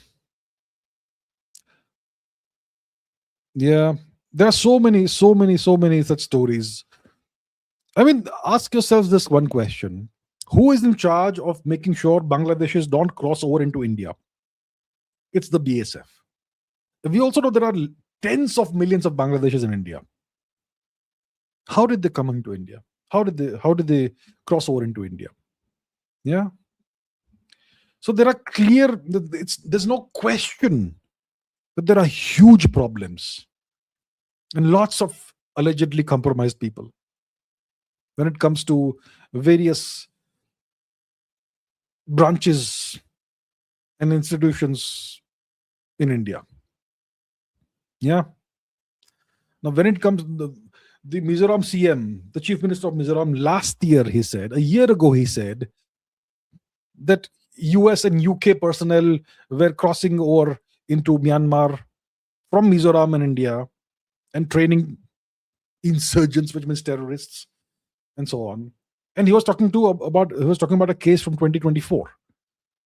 So this has been an ongoing process of Americans and British personnel training cookie terrorists in Myanmar, supplying them with drones that are then used on Indian citizens in Manipur, also against Burma possibly. Why has India been allowing this? What kind of stupid, absurd geopolitical game is the government of India perhaps involved in? Or maybe the government of India is not involved in it. But are they not aware of this? Right? What is happening? Is this not a monumental failure? Seriously, I just don't get it. Ritvik Yadhuvanshi says, do we have alternative to LPG for the cooking gas? Well, there is a chemical substance called dimethyl ether, DME. That seems to be an excellent alternative to cooking gas. And it can be produced without having hydrocarbon, without having petroleum or whatever. So you can produce it in India, I suppose, in large quantities. So it's a good alternative, but we have to produce it at scale for it to be a proper replacement for LPG. I'm sure it can be done on a war footing if required. So I think the government of India should go for it. Market whispers says, with every country going bullish on drones, we should also concentrate on cheap and effective anti-drone technology. That might be the differentiator. No, yes. Drones are not difficult to manufacture. They're not very high-tech equipment. And they are pretty cheap to manufacture. Pretty cheap. Right? So, which means that even a non-high-tech country can mass-produce drones at scale without spending, tremendous amounts of money. Which means that if you are at the receiving end of maybe waves of drones, then you will have to produce effective and cheap anti-drone measures, countermeasures at scale. And that obviously will be the differentiator. So what we can do is we can look into what the Ukrainians have done in terms of anti-drone countermeasures. They have come up with anti-drone solutions that are cheaper than the drones that are coming in. And now they are going to be sharing that with the Americans to potentially counter the Iranian Shahed drones. So the Ukrainians have developed this technology, these countermeasures over the past 4 years or so that they have been involved in this war with Russia. So India needs to, instead of trying to reinvent the wheel, just look into what the Ukrainians have been doing. There are reports about their countermeasures in the media and so on. Just look at that, study that, and instead of trying to reinvent the wheel, start off from what the Ukrainians have been doing and take it from there. So yes, I agree with you. We need to concentrate on cheap and effective counter-drone technology at scale. Messi Aim says, what indicators would signal that this war is transitioning from a contained regional issue into a global war with a direct involvement from other nations? What indicators? The involvement of other nations in the war is an indicator. So if more nations get involved, let's say Azerbaijan gets dragged into the war, right? Let's say Pakistan gets involved in some way in the war.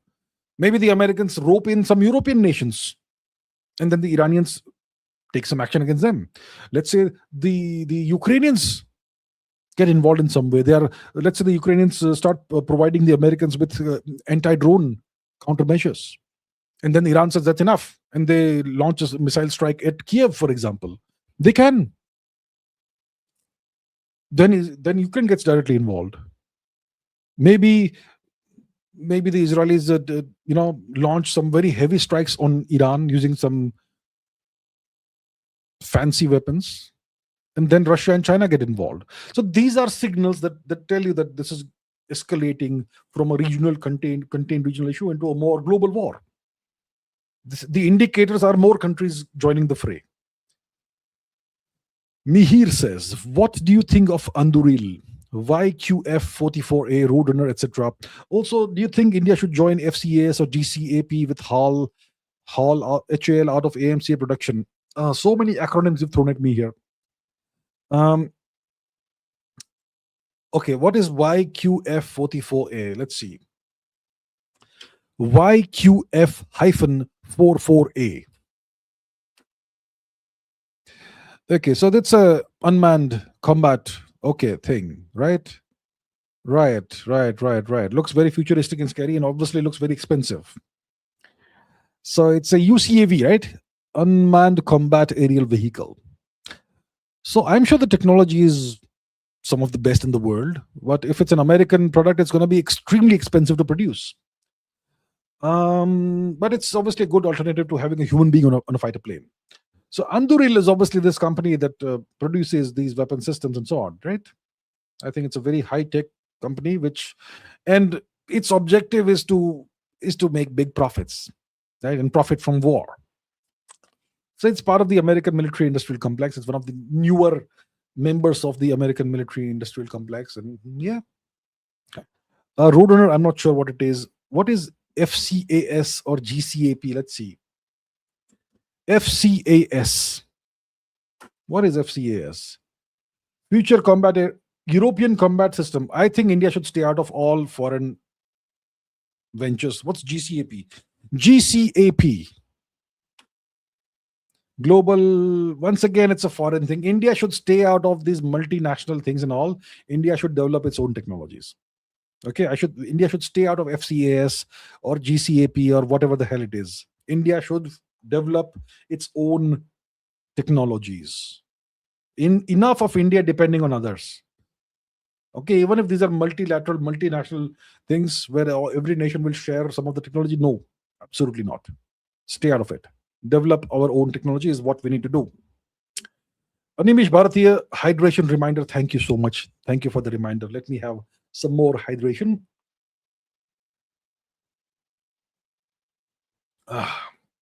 Thank you. I needed that. Thank you so much. Dheeraj Kamath says, Israel themselves probably want US presence reduced, eliminated in the region. I think there's a backdoor agreement between them and Iran.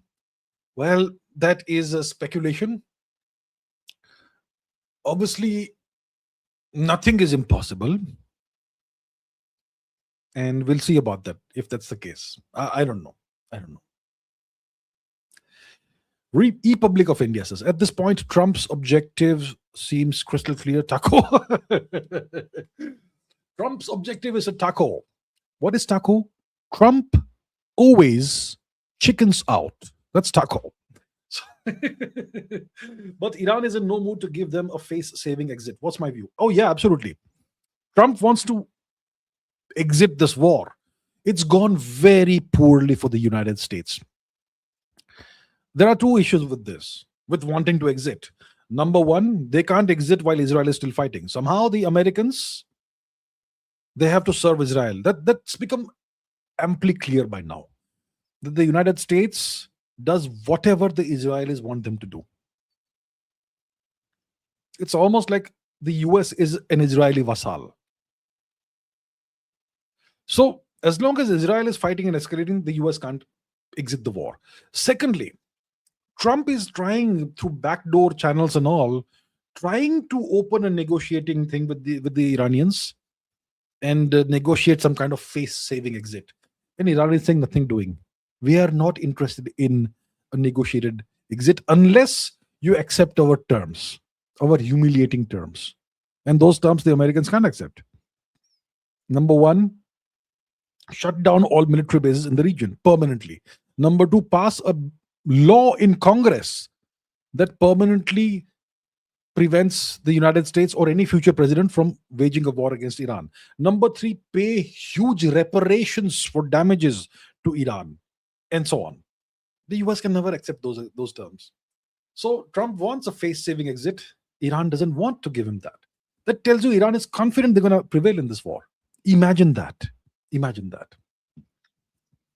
Abhishek says, can international committee force the US to stop war? No. Nobody can force the US to do anything. International committees can request the US to stop the war. They can exhort the US, strongly recommend to the US to stop the war. They can't force the US to stop the war. No one is powerful enough to do that. Sai Krishna says, hypothetically, if the US nukes Iran, can the radiation spread to the Gulf? Radiating cloud. Does Iran have dirty bomb? If somebody nukes Iran, then the radiation, when a nuclear explosion occurs, there's a huge release of radiation, radioactive particles into the atmosphere. And that radioactive cloud of radiation and particles rises high into the atmosphere. There's a burst of gamma rays and all. That's the initial thing and all. But eventually there's the radioactive fallout of the explosion, the particles that rise high into the atmosphere, like kilometers into the atmosphere, tens of kilometers into the atmosphere. And then the cloud disperses and spreads and travels around the world with the air currents. So this cannot be contained in one country. It may very well reach Israel and fall in along with precipitation and rain in Israel. It could move eastwards and come into Pakistan, into the Gulf region, south. It can go anywhere. Eventually, it will reach the whole world in some shape or form. And for a few months, rainfall will be dangerous. Right? So in 1986, when there was the Chernobyl event, the Chernobyl reactor was breached and a cloud of radioactive material was released from Chernobyl. This cloud spread across Europe. Now, I was a kid living in Europe at the time, and for a few months, we kids were prohibited from playing football on the grass or running on the grass because precipitation, rainfall, snowfall, whatever, would bring radioactive particles with it. And the grass surface would be irradiated to some extent. So that sort of thing will like be even more relevant when if there is a nuclear explosion, the detonation of a nuclear device. So that can't be contained in one country. It'll spread out. And that's bad. Does Iran have dirty bomb? I don't know. But they have fissile material. They have at least 60% enriched uranium, lots of it, maybe hundreds of kilos of that. And they may also have sufficient, maybe a few kilos of 90 plus percent highly enriched uranium, which could be enough to produce a handful of proper, non dirty nuclear warheads. But they definitely have more than enough nuclear fissile material for lots of dirty bombs. Matthias says, hello from Brazil. Hello. Good to have you. Why aren't we cooperating more? Areas of possible cooperation and trade and agribusiness, satellite technology, IT, renewables and biofuels, etc. We should cooperate more. We are developing nations. Brazil is this very large nation, the largest nation in the Americas, in South America, with tremendous natural resources and tremendous potential for growth. Brazil, India, we are both members of BRICS. We are both global South nations. We are both nations who don't seek to have war with other countries. There's a tremendous amount of potential for mutual cooperation between India and Brazil. I would say we should also cooperate in aviation technology. Brazil has this fantastic company called Embraer that produces high quality aircraft. Why can't India manufacture some of these aircraft that it needs under license from Embraer, right? Renewables, absolutely. Biofuels, IT, absolutely. Satellite technology, yes, yes. We have ISRO. We could launch your satellites for you. We could jointly co-develop satellites, co-produce satellites, cooperate in space exploration and technology, agribusiness, absolutely. Trade. The potential is unlimited, right? I'm not sure why we are not cooperating more. I would love to have Brazilians come to India for tourism. I would love to have Indians go to Brazil for tourism, not just Rio de Janeiro, Sao Paulo. What about Manaus? What about other parts of Brazil? Brazil has such wonderful tourism potential. Indians should tap into that. So I think there's tremendous amounts of potential. I'm not sure why we aren't cooperating more. I think the two governments need to get their act together and interface better and create more avenues for people to people cooperation, business to business cooperation, and so much more. One issue is that we are so far apart from each other. We are on opposite sides of the planet. That could be one of the issues because both the populations aren't exactly very rich populations, very wealthy populations. Brazil's per capita GDP is higher than that of India. India's is lower. So both are, you could say, lower income nations, and that could be one of the reasons. But I'm sure that the two governments can work together and facilitate more cooperation. It needs to happen. Yes. So Matthias, thank you so much for your comment. It's great to have you as a viewer, and I wish you the best. And I look forward to there being much more cooperation between our two nations. Thank you. Have a nice day. Hitesh says, India is managing a lot of strategic autonomy right now. Till when can we keep this up? Won't there be a point where this approach stops working in our favor? India is managing a lot of strategic autonomy right now. How long can we keep this up? And will this approach stop working at some point of time in our favor? You can have strategic autonomy as long as you have leverage over other nations. What kind of leverage? Well, you have a great big population. Other nations want to trade with you. That's leverage. Let's say you manufacture wonderful things that the world needs. That's leverage. Let's say you export high quality services that the world needs. That's leverage. Let's say you have a very powerful and scary military. That's leverage.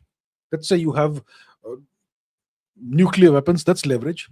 So as long as you have leverage and that leverage keeps increasing, that's as long as that happens, this approach can keep working in your favor. But if some more powerful nation decides that your leverage isn't worthwhile now and they don't want to cooperate anymore, and they decide and they clearly know they have way more leverage than you, then that stops working. So it depends on various factors. Okay. Right. Roshan Raja says, amused by your knowledge in physics.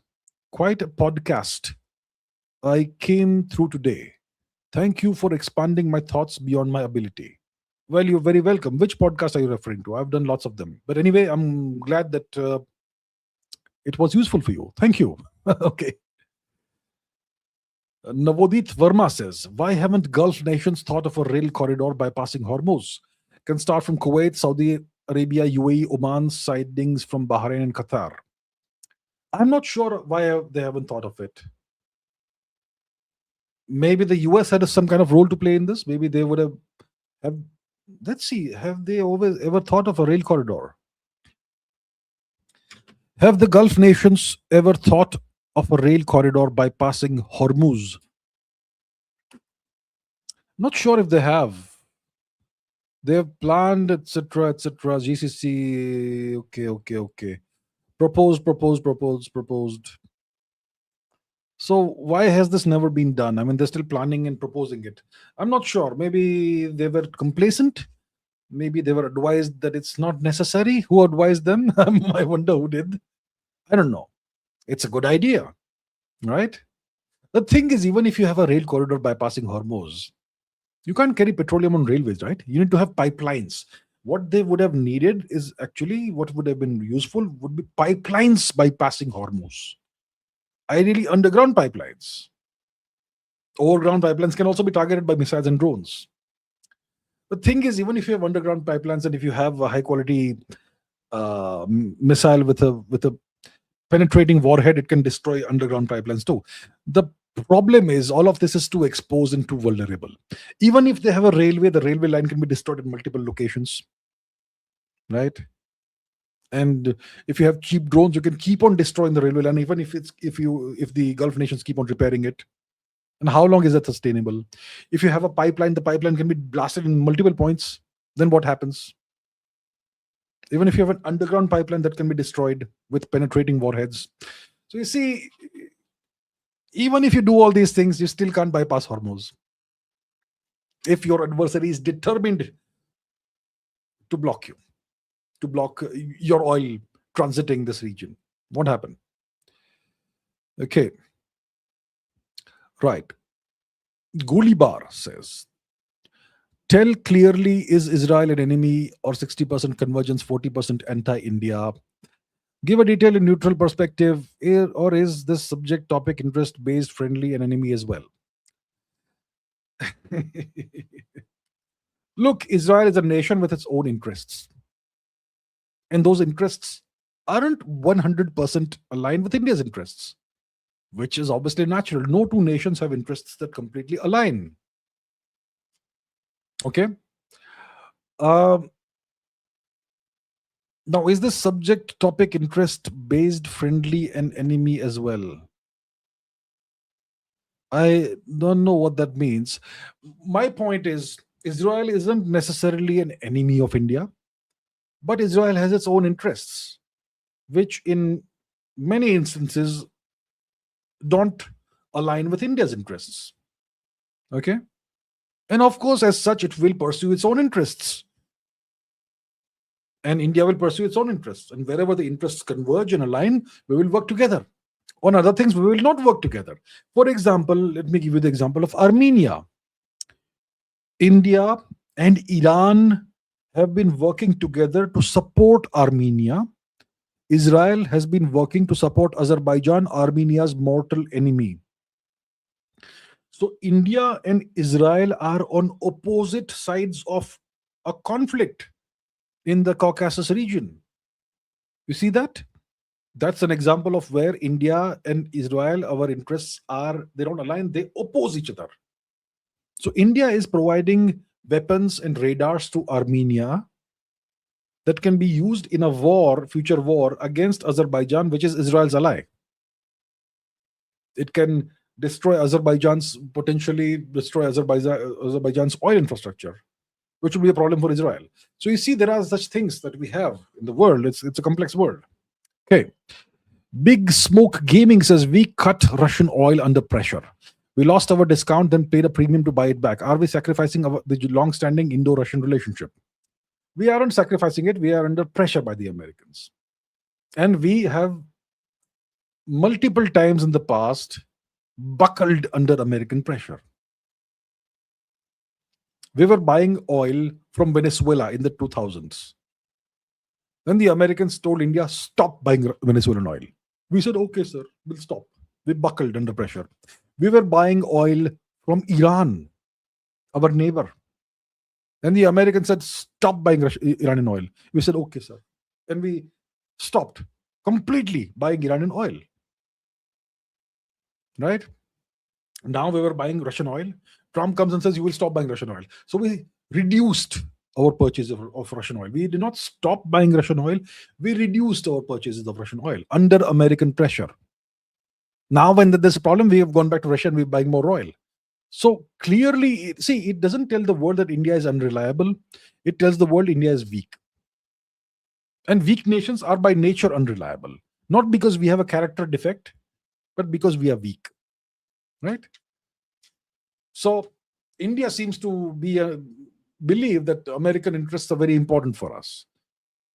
And India seems to believe that we really need America's cooperation in various things for us to survive. And that may be true. Maybe America has that much leverage over us in a variety of ways. Right?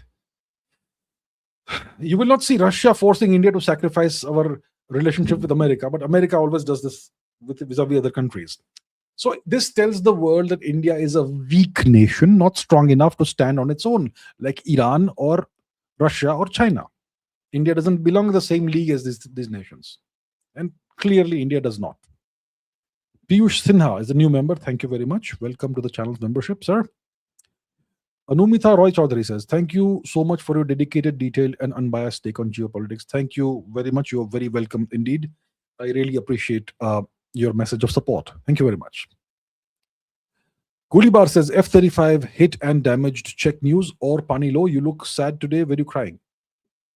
Crying. I look sad today. I'm not sad. I'm good. But anyway, thank you for the reminder to drink water. I must drink more water. Now let's check the news. What happened? F-35. Let's see what happened. US F-35 struck by Iranian fire. Makes emergency landing. IRGC releases video. Suspected Iranian fire. Possible Iranian strike. Taking fire over Iran. So isn't this a stealth aircraft that is invisible to radar? How did it take Iranian fire? The fantastic F-35. What happened? Where is Trump today? For months he was taunting India, claiming that India had lost 4 fighter planes, then 5 fighter planes, then 6 fighter planes, then 7 fighter planes. He was having a jolly good time taunting India with these wild claims. Where is he today? How many aircraft has the US lost in this war? Anyway, thank you for notifying me of this news. Pratik Shenoy says, Israel wanted to destroy Pakistan nuclear weapon program, even had asked India for help in the 1980s. And Pakistan openly hates Israel, but you said they are friends. When? Why did they go from being enemies to friends? Listen, I've explained this in great detail, that there is no open evidence of this. There is no open evidence of this. You have to follow a certain chain of logic. Let me repeat the chain of logic to you. I think what you want is a document that officially announces that Pakistan and Israel are friends and allies, officially signed by the Prime Minister of Pakistan and Israel. Only then you will say that, okay, you are right. You have to understand subtle clues too, right? Pakistan is a US vassal. It's a US doogie, slave, puppet. And America, it seems it's an Israeli asset. And it gives Israel unconditional support. So then the question is, what is the relationship between Israel and Pakistan? Pakistan says that it hates Israel. Israel in the 1980s wanted to destroy Pakistan's nuclear program. That is like last century. Today, what's the deal? When the Pakistani dictator comes to Washington, D.C., there is an event arranged by the Pakistan embassy or consulate for him in his honor, and there's an Israeli military presence there. How is it possible? Tell me. This was reported in the media, right?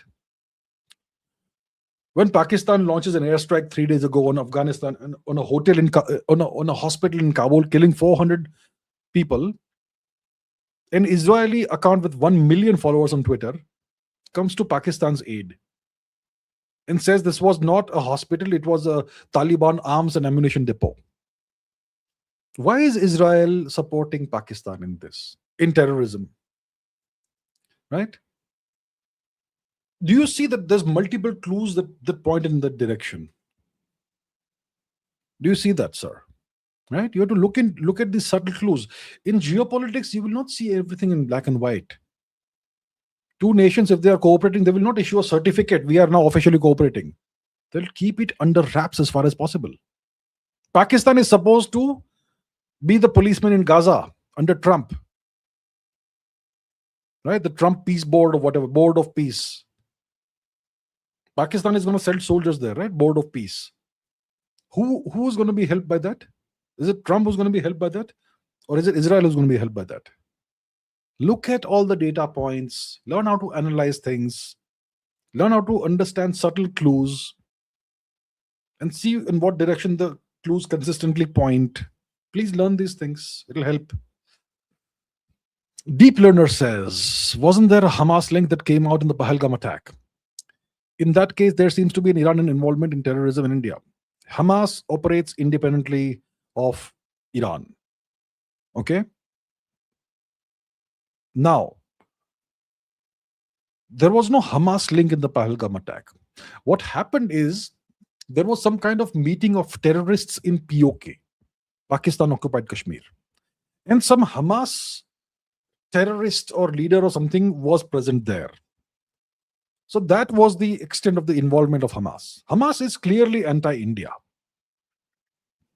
They have common cause with the Pakistanis. See, Hamas is a bunch of Sunni Muslims, right? It's a Sunni Muslim terrorist organization. And Pakistan is a Sunni Muslim nation. Israel is a Shia nation, but they support Hamas because Hamas is anti-Israel and Iran is also anti-Israel. So that is the kind of connection there is. It's not an ideological or religious connection. It's my enemy's enemy is my friend, that sort of thing. Iran does not fund or finance Hamas as far as I know. The funding and financing goes to the Ansarullah faction in Yemen, that is the Houthis, and to various Shia elements in the region. Not to Hamas. Hezbollah, yes, not to Hamas. So if Hamas has some involvement with Pakistani terrorism, it doesn't mean Iran is involved. Namit Mehra, hello. Hello indeed. Hello. Good to have you, Namit. Others says, Donald Trump admits Iran's high IQ in the war and says they are powerful in his latest press statement. His tone seems to be changing dramatically. Is the US losing its edge in the war? Isn't it obvious the past 20 days or so? The US is failing. It has failed thus far to achieve any of its objectives. It has been shocked and stunned by Iran's resistance. Iran obviously is taking tremendous damage. It's losing God knows how many thousands of people, but it's fighting. And the Americans and Israelis together, their combined efforts are unable to defeat Iran. It's stunning for sure. And Trump has been claiming every single day that Iran has already been defeated. They have already lost. They have already lost, but they still have a nuclear program. They have already lost, but they've closed the Strait of Hormuz. They have already lost. We already won, but they are still around fighting. What? So his tone will change, right? Obviously. The US, is it losing its edge in the war? It's been losing its edge in the war since day one. Dheeraj Kumar says, the past few days have exposed our over-dependence on LPG gas. Is this an opportunity to completely revolutionize that space? Are there already technologies that can support this? Well, there's one alternative called dimethyl ether. If it can be produced by India at scale in large quantities, it can replace that. So let's see once again. Dimethyl ether production process. How do you produce this? Indirect synthesis, methanol dehydration, and direct synthesis from syngas. The indirect process, which is most common, involves producing methanol from natural gas or biomass, which is then degraded to create DME. Okay, so from biomass. How about that? From biomass. How do you do it from biomass? So you convert biomass into syngas, CO plus H2 via gasification, and so on. So India produces tremendous amounts of biomass, which is essentially, organic waste of various kinds. So I suppose you can produce DME at scale from that. Of course, we'll have to create a whole process and system for that, but it's possible. So so India definitely can treat this challenge as an opportunity to revolutionize the space. I think DME is a great example of how we can, with what we can, of what we can replace LPG gas with, and of course we can also look into other things like induction cooking or whatever and so on. Yeah. Om Naik says, if a country is a vassal, are they even allowed to reproduce, or they genuinely don't want to have children? And your view on Yonden Ihatu video. I have no idea who Yonden Ihatu is. If a country is a vassal, in most cases, vassal countries don't even know. The people of the country don't even know in most cases that they are vassals. They'll reproduce and do everything normally. Nothing will change for them, for the common people, until things change. And things will change in a way that they don't understand. So Japan is a great example. South Korea is another example. Okay, I have no idea who Yonden Ihatu is, but let me see what that is. Yonden Ihatu. What is that? I have no idea, sir. I have no idea what that is. Nope. Gulibar says, you have experienced one near supernatural unexplained thing and you know it. Okay, you seem to be a long-time viewer of mine. I have experienced one thing I can't explain. Once. Only once. Yeah, once. You got me there. You got me very good, yes? Yes, indeed. Once in my life. That is probably the one experience I've had. Yeah. ShaxPX says, would you watch Review Dhurandhar 2? I do plan to watch it. The earliest. Review, I'll see about that, but I'll certainly watch it for sure. And yeah, if I watch it, I will share my views about it for sure. Because I'm sure in the future live streams I'll be asked about this. So if I watch it, I do plan to watch it, then I'll certainly share my views about it. Okay, all AI prod magnet says, please watch what Trump said in front of the Japanese president. Japan is a president. I thought Japan had prime ministers. Anyway, I don't know what was said, but I can't watch it here live. But let's see what did Trump say.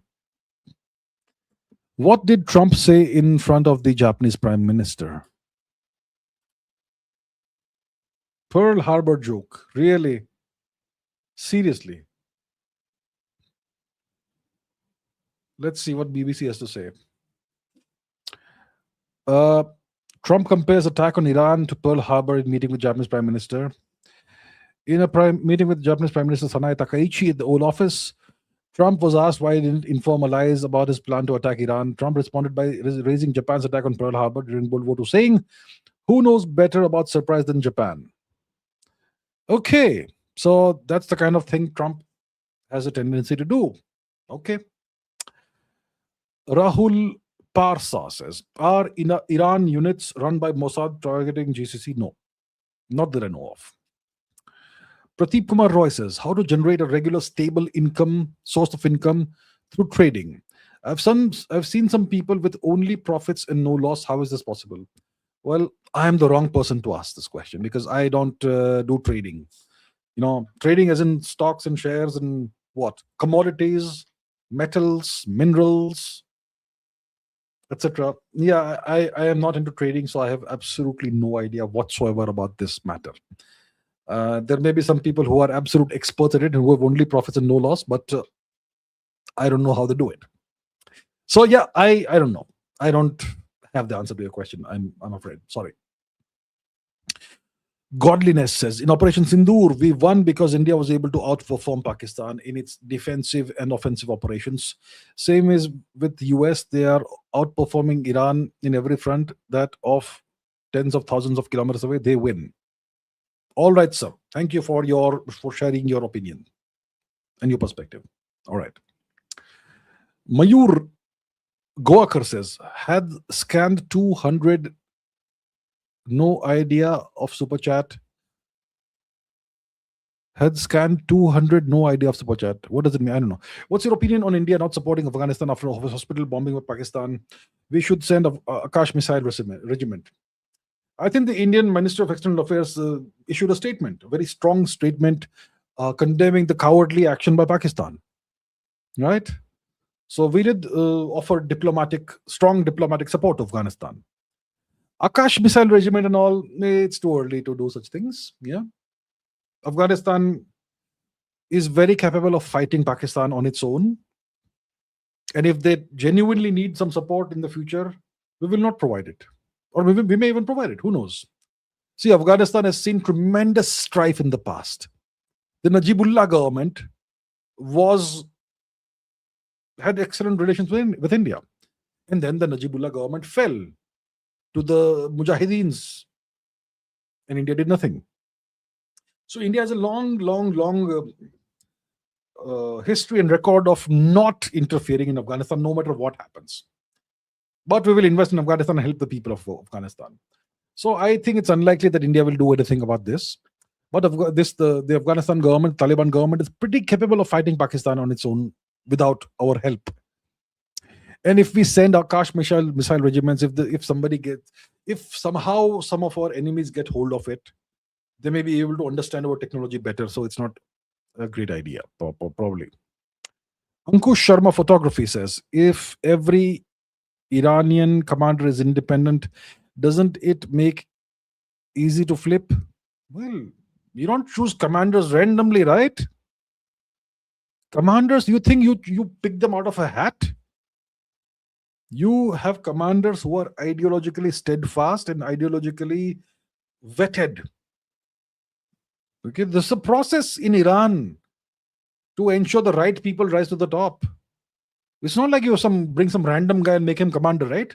Please, that's not how the world works.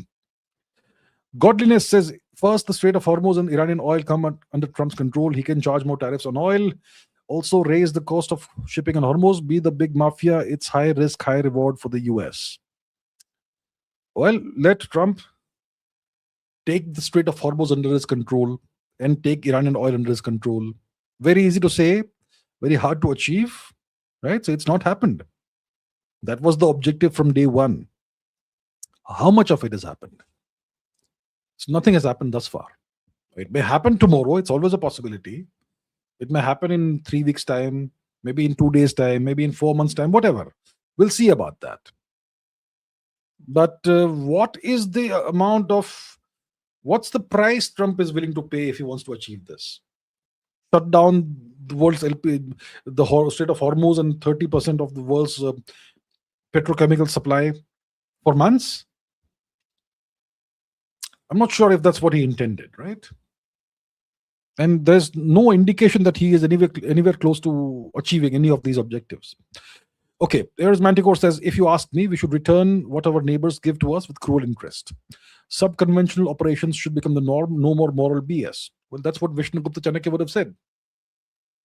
Vishnugupta Chanakya would be completely in agreement with you. But India is the last nation to do Chanakya Niti properly, right? It is our adversaries who are better practitioners of Chanakya Niti than us for some reason. Yeah, I agree with you. I agree. Anshul says, how do you assess the profession of CA? Chartered accountant, a very useful profession. And I suppose a lucrative profession. Yeah, you make a lot of money if you're a chartered accountant. And is it very difficult? I'm not sure. It's just arithmetic that you're using. I'm sure it's more than just arithmetic. It must be pretty complex.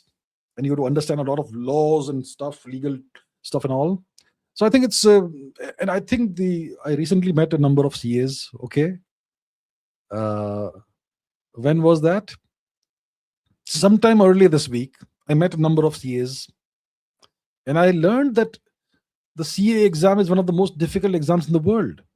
Right now, it's got like a less than 10% passing rate. Earlier, it was like 1 or 2% passing rate. So it's very hard to crack. And once you become a CA, I think you are pretty much guaranteed a good income and a good career. So I think it's great. People need that, right? The business world, the corporate world, the government, everybody needs CAs. So I think it's good. Yeah. Yes. Activa says, guys, do subscribe and like. Make this channel India's biggest channel. Thank you. Thanking you, sir, for this. Thank you so much. Thank you so much. Thank you so much. I really appreciate your sentiment and your message. So, guys, do what Activa says. Do like and subscribe and make this channel India's biggest channel. Thank you so much, Activa. That's so kind of you. Thank you so much. Marathon Gubby Runner says, sir, you a sovereign person in your family? Pause. US, Russia, Iran. You a sovereign person in your family? Pause. I am not sure what you're asking, sir. I wish I understood, in which case I would have answered, but I'm not exactly sure what you're asking. Anyway, thank you for the message. Aries Montecore says, I believe the ISRO has found out that the current Navik has been compromised and several launches to support Navik are being sabotaged by third parties. Government of India and ISRO are recalibrating to fix this. We will get our Navik back. I hope that we get it back at the earliest. Look, it's possible there have been some elements of something being compromised. We know that some rocket launches failed, and most likely I am very strongly inclined to believe that these were sabotaged. Okay, and yet we have to plan for these problems. We have to plan for things being sabotaged, possibly. We have to plan for somebody compromising some of our assets. We have to factor these unlikely eventualities into our planning process. Right? Why do we have only one production line of PSLVs or GSLVs or whatever? Why don't we have redundancies built into the process? Why don't we have thorough vetting of people and proper supervision of everything? Why don't we manufacture our own atomic clocks in India? Why do we rely on imported atomic clocks? There are so many issues that have led to the problem that we are facing right now. So government and ISRO are recalibrating. Yes, sure, great. We know that. We know. They will recalibrate. They will fix it in a year or two. But that 1 or 2 years will be in a problem, right? Will be compromised. And instead of recalibrating, can't you plan for these problems 10 years in advance or 5 years in advance so that you recalibrate before it happens? That is the problem. We are reactive, not proactive. That is what frustrates me. I know we will get the Navik back eventually, but another thing that frustrates me is our low ambition of having a regional Navik, only limited to the subcontinent. Why don't we have a global Navik system? Why don't we have it? Why doesn't India have that ambition? It doesn't cost a lot. It costs less than 1 month's Ladli Behna Yojana, I'm sure. Just low ambition and low standards is what frustrates me. But yes, thank you for the message of optimism and positivity. I know you're right. We will get the Navik system back in a year or two. But overall, it's this attitude and this approach that is disappointing, you see. Rano Nahapana. What a great name.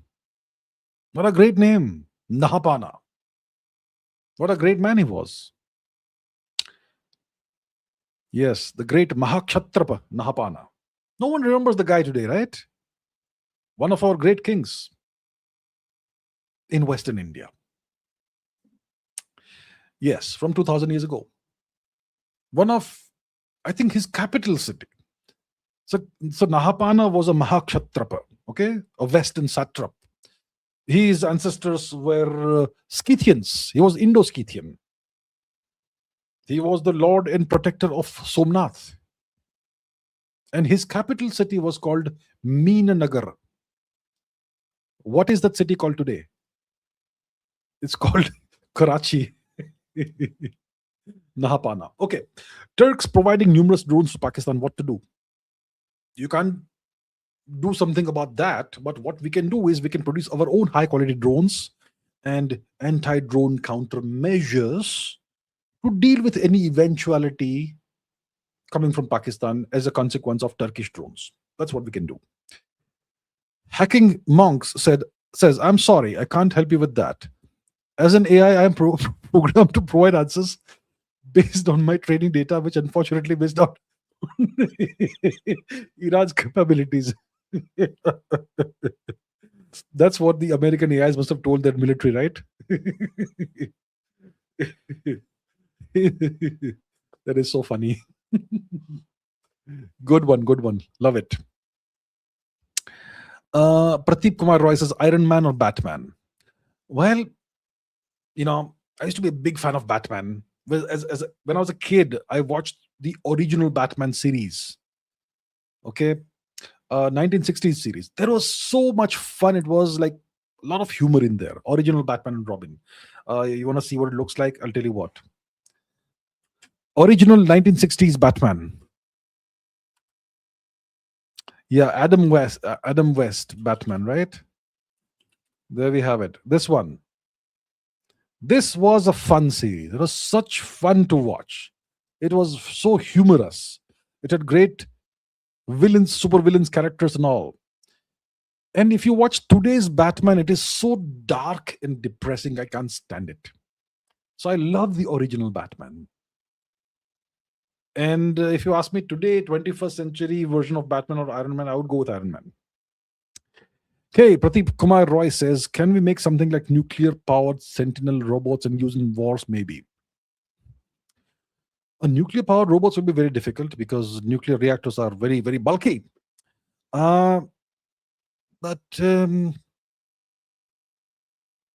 you can make electric-powered robots, sentient robots. No, I don't know about sentient robots, but robots, and use them in wars. Yes.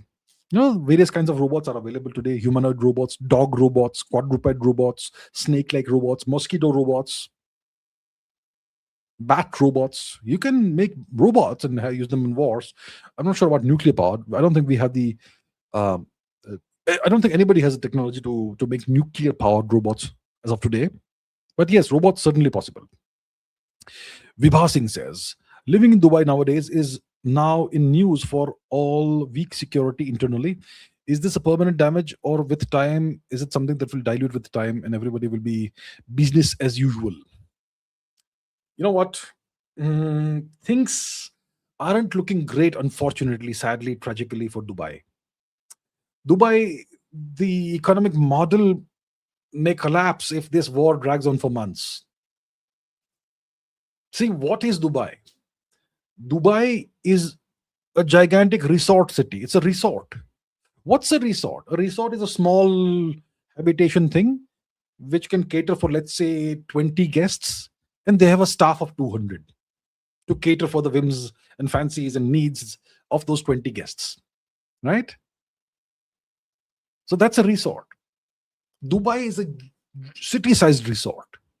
And the majority of the population is those service staff who come from India and other countries and who cater to the needs and necessities and luxuries of the guests, which are the high-income people who come from various parts of the world, expats.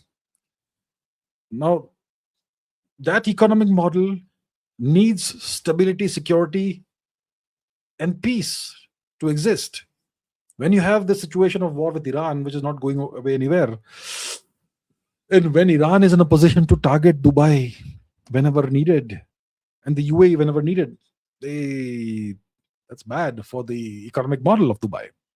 If this war ends soon, I'm hopeful that things go back to normal, business as usual, and people, if they feel safe, they will return to Dubai. But right now, everyone wants to escape Dubai.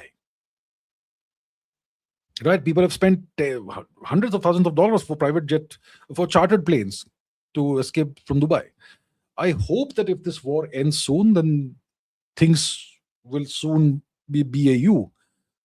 But I am not that hopeful about that, unfortunately. Things don't look very good. If this continues even 2, 3 months more, it will be the end of the whole economic model. Yeah, sadly. Which will be tragic for everybody. But yeah. Ashish Mishra says, I aspire to serve India as a great leader beyond ideology, but I'm an introvert. Please guide me. Will you be my Chanakya mentor?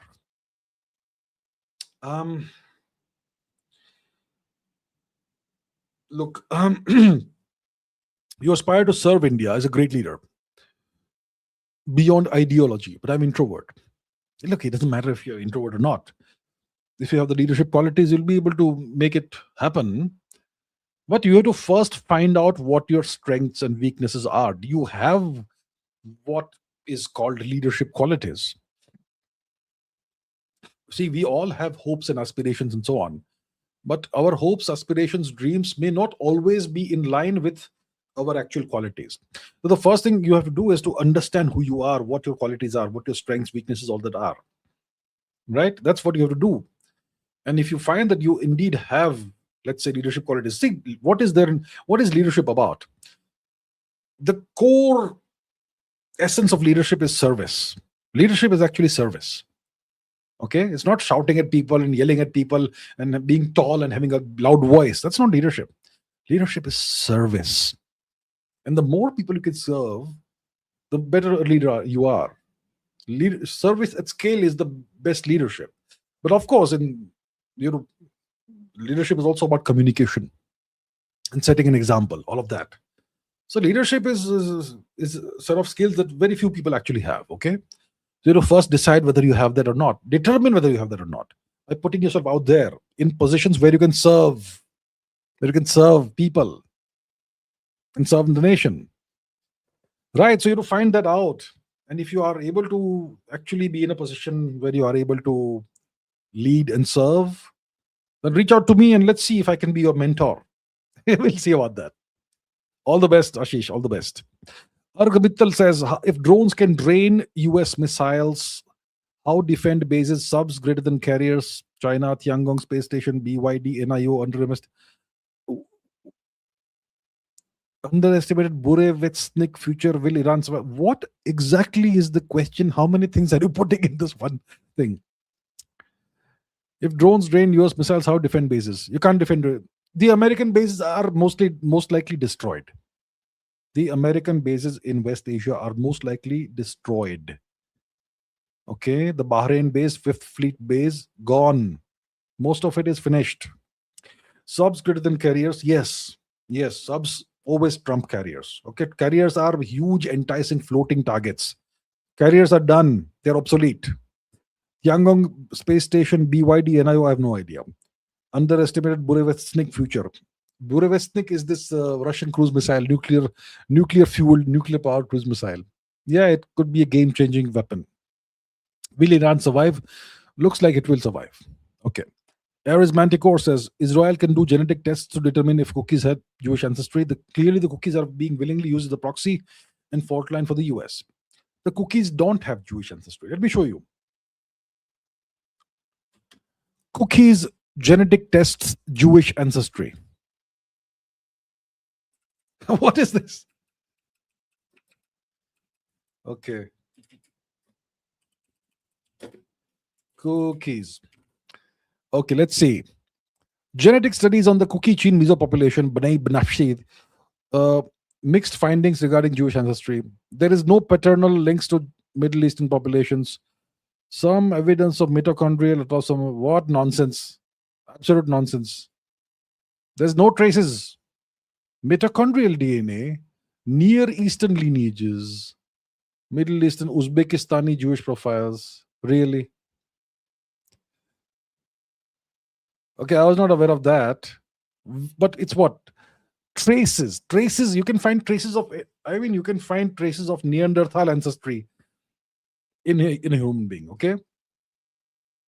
I'm sure you'll be able to find traces of Neanderthal ancestry in me. Little bit of scrap of DNA somewhere. You may be able to find traces of what? Denisovan ancestry in me. A little bit of DNA scraps.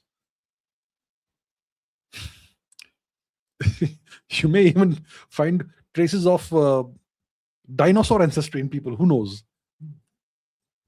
So they have done tests, and they could not find any evidence of Jewish ancestry in the cookies. Okay, that is what it is. Okay, Harry Pact says, unrelated a bit, your thoughts on love in office. Love is love. If it happens, it happens, whether it's office or wherever. It's okay. I have nothing against somebody falling in love in office. Perfectly fine. Why would I have an issue with that? That's my thoughts about it. Love is love. If it happens, it happens. Go for it. Ayush says, what are your views on real powers that control the world? How deep is AIPAC and other lobbies, old rich families involved in US politics? The real powers that control the world, it's called the deep state. And we don't know who they are, but they do exist, clearly. Right? And they transcend borders, and they are based in the West somewhere, wherever. Maybe in multiple countries. Right? We don't quite know who they are. When it comes to the Israel and the US relationship, the US-Israel relationship, clearly Israel is the top dog. Israel has been able to drag the US into this war with Iran. They initiated the war with Iran, and the US had to then enter the war. And the Israelis are escalating the war now. And Trump is upset, but he can't do much about it beyond put posts on Truth Social. Israel clearly is the dominant partner in this tango with the US. And AIPAC is this pro-Jewish, pro-Israel lobbying organization or something. Clearly, they are strongly embedded in US politics in a bipartisan fashion. And they are obviously very influential, clearly. Golibar says, podcast with TRS was half the area are restricted. Podcast with TRS was half the area are restricted. Which area was restricted? Area R. I'm not sure what you're saying. Podcast with TRS. Yes, I have a podcast that has come out a day or so ago with Ranveer on the Ranveer show. Not sure which area was restricted. Hani Sharma, good to see you. You said even if Israel uses the nuclear bomb, the Iranians will fight hand to hand. But why didn't the Japanese fight the US, or at least resist them in 45? Because Japan did not have this decentralized leadership. Japan, good question. Japan had a single point of failure: the top leadership. Okay? And when the top leadership surrendered, the whole population of Japan surrendered. Japan had the societal structure was that it was deeply obedient to the emperor. What the emperor said was the word of God. If the emperor said do this, you would do it. Right? So the emperor's word was the word of God. If the emperor gives an order, the entire population of Japan would obey. So after the Americans tested 2 nuclear devices on the people of Japan, the emperor said, we surrender. And the entire population of Japan obeyed. Now see Iran. Totally different. There is no emperor. The supreme leader, if he dies, he's a martyr, he's a shaheed. And that makes Iran the Muslim nation and the Americans the zalim. And Iranian culture is Shia Islam culture. It's the culture of martyrdom, shahadat. And they have declared jihad, which means every Muslim fights. And they have this concept of mosaic warfare, decentralized warfare.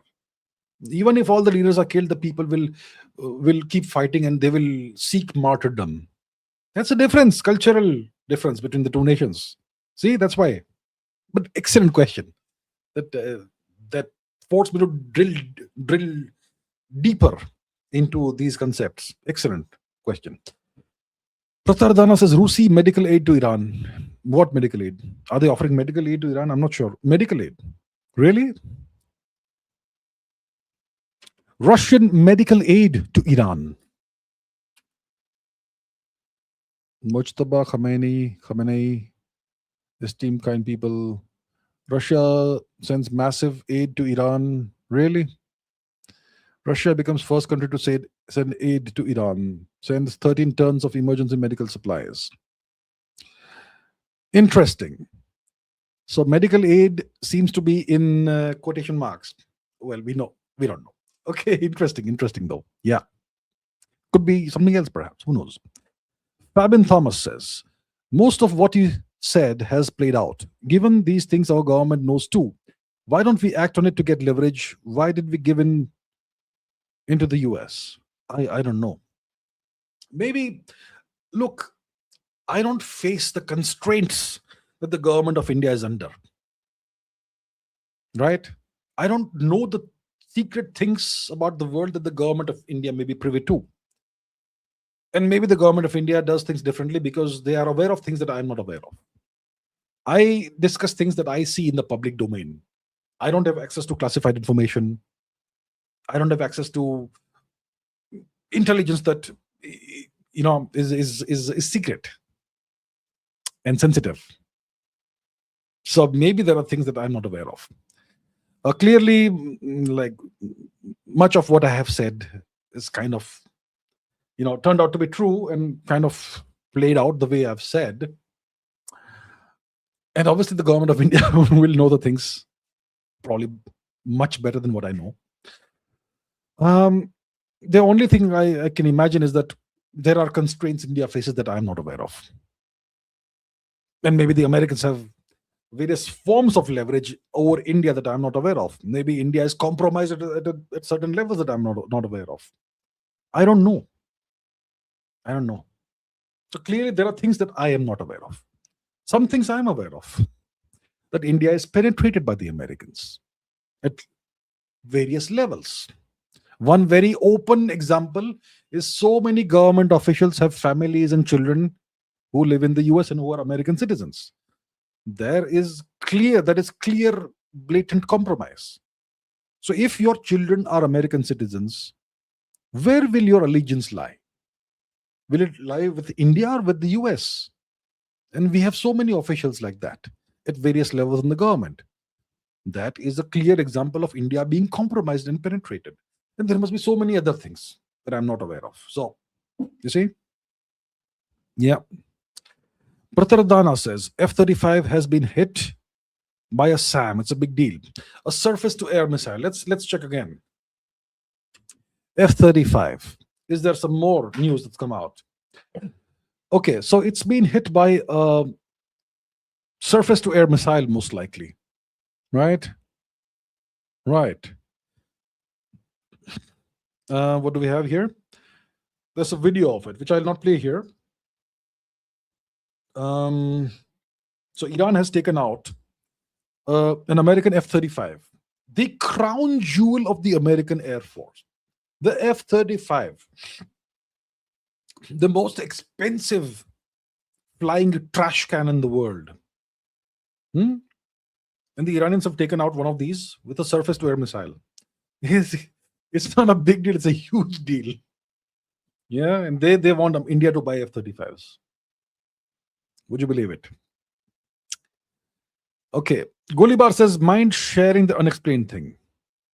It's a long story. It's too long to be shared here. Maybe in the future I'll do it. It's a long story. It'll take proper setup and explanation of parameters and dimensions and whatnot to actually for you to understand what that unexplained thing was. It'll take a long time to explain.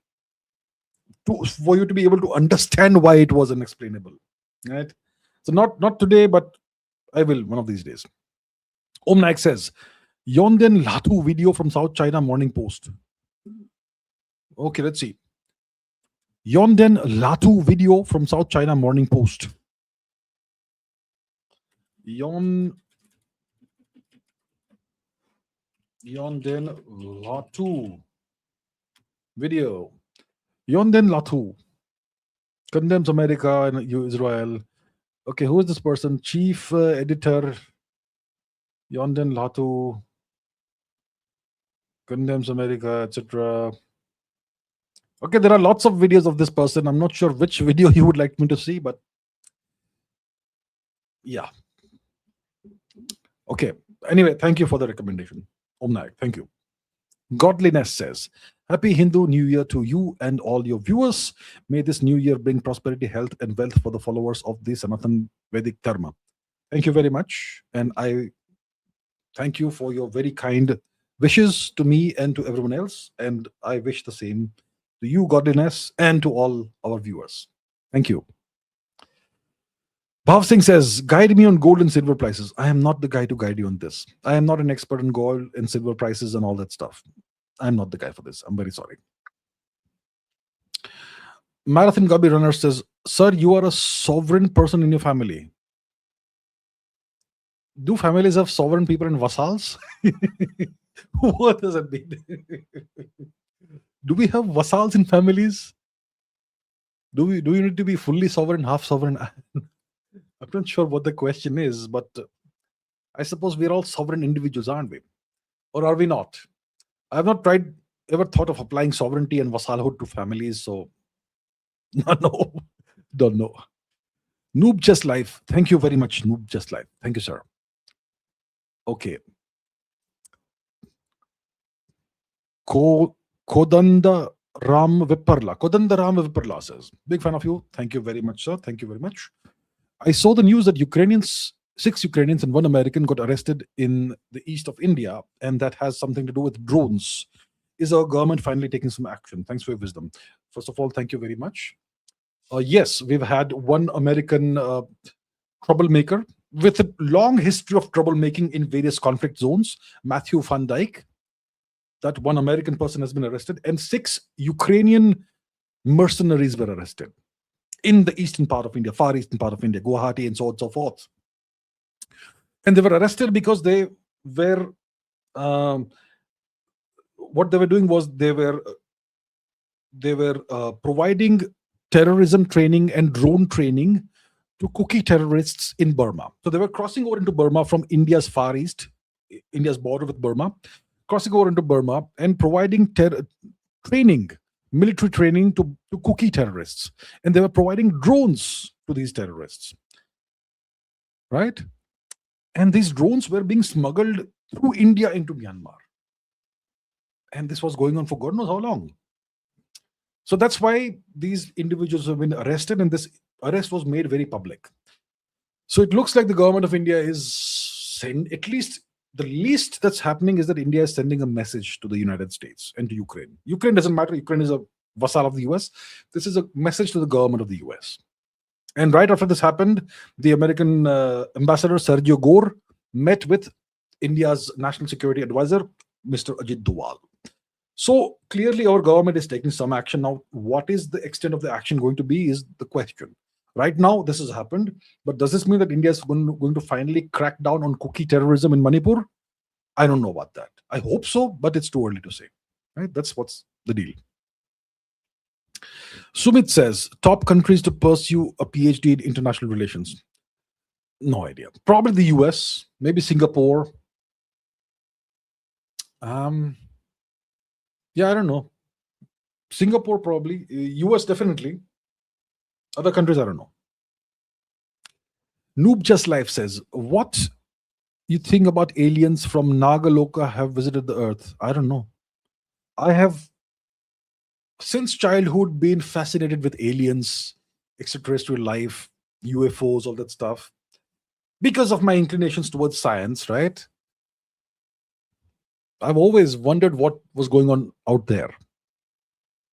As a kid, I used to spend hours at night staring out at the Milky Way and the stars and galaxies at a time when there was very little light pollution, so you could actually see stars. And if you spent 1 hour looking at the sky, you would see several satellites pass by. You could see satellites passing by, and you would see meteors. So I spent a lot of time thinking about these, these ponderous matters. And I'll be the happiest person to find evidence if I were to find any evidence of aliens having visited the earth. But thus far, I have found not one piece of hard, undeniable evidence that aliens have visited our planet. So I haven't found that evidence ever. Nimish Gupta says, 23 male, December 24 mechanical graduate, Interest killed by outdated syllabus, explored fit, applied to 100 plus jobs, built AI company research tool, so limits, hireability, worry now. Okay, so you're 23, you're a male, you graduated in 24 December, mechanical engineering. Your interest was killed by outdated syllabus. That, yeah, I understand. Explored fit, applied to more than 100 jobs, built AI company research tool. Okay, that's good. So you are someone who's capable of building stuff. So limits, hireability, worry now. You know what? Create a public portfolio of what you are capable of building and what you have built in the past. Make it all public. Put it all on GitHub or whatever, right? All the tools, whatever you create, put it up on all of that on GitHub. Keep tinkering, keep producing, keep creating things, and keep applying to jobs. As long as you are someone who can create stuff and produce either new tools or new solutions, you should not have a problem getting hired. I mean, if I was running a software firm, IT firm, whatever, and if you are somebody who actually took the initiative to try something like this, you built an AI company, you did a research tool or whatever, I would be very happy to hire you. Yeah. So don't be discouraged.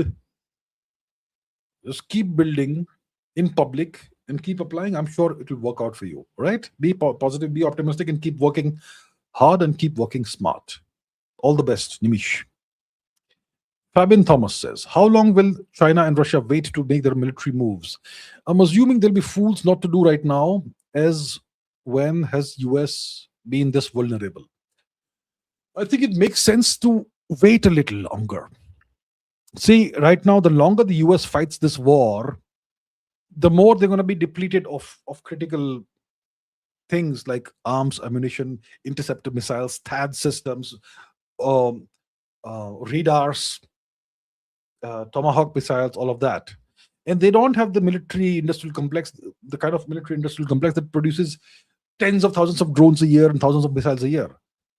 It produces a handful, maybe 100 Tomahawk missiles per year. And to ramp up production, to scale up production will take months or years. So I think it makes sense for the Chinese and Russians to wait a few more months until the American stockpiles are significantly depleted, even more than the depletion that they face right now. And then make your move. Yeah. I think, well, see, if China makes a move on Taiwan, the Americans will press South Korea and Japan into action against their wishes. Doesn't matter what they wish. So the question is China willing to take some damage in order to acquire Taiwan? Because see, South Korea and Russia and Japan will definitely get involved in a war with China if China makes a move on Taiwan. And it means China will take some damage. China's economic base, its industrial base will take some damage. Right? To win a war, you have to take some damage. Is China willing to take the damage? Does China have some appetite for risk and some damage? In case it does have some appetite for risk and damage, I think the best time to make a move is in the next few months. And same for Russia. Raghu says, which software do you use for streaming? I use StreamYard. Hani Sharma says, what will you watch first, Dhurandhar 2 or Tumbad? I think it's going to be Dhurandhar 2 most likely. Tumbad, yeah, thank you for the reminder. Yeah, I still need to watch that as well. I think most likely it's going to be Dhurandhar 2 first. Okay, but thank you for the reminder. Gulibar says, travel areas suggested in TRS, most are restricted. Okay. What were the travel areas we discussed? I don't quite recall right now. I'm sure there was Egypt. I don't remember the others. It's been a while since we recorded the podcast, actually. So I don't remember the travel areas, but it is what it is. Krishant Bordoloy says, came back from the movie. It was bloody amazing. My live stream has been so long that an entire movie was done in the meanwhile. I'm glad you liked it. I plan to watch it too. Vishal Rohr says, Netanyahu is live currently, so he's alive. Well, good for Netanyahu. Good for him. Gulibar says, please, perhaps share the story in TRS, his genre.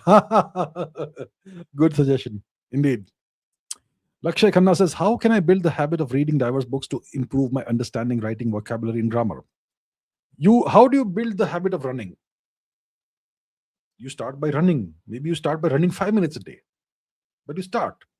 How do you build the habit of going to gym and working out and building big muscles?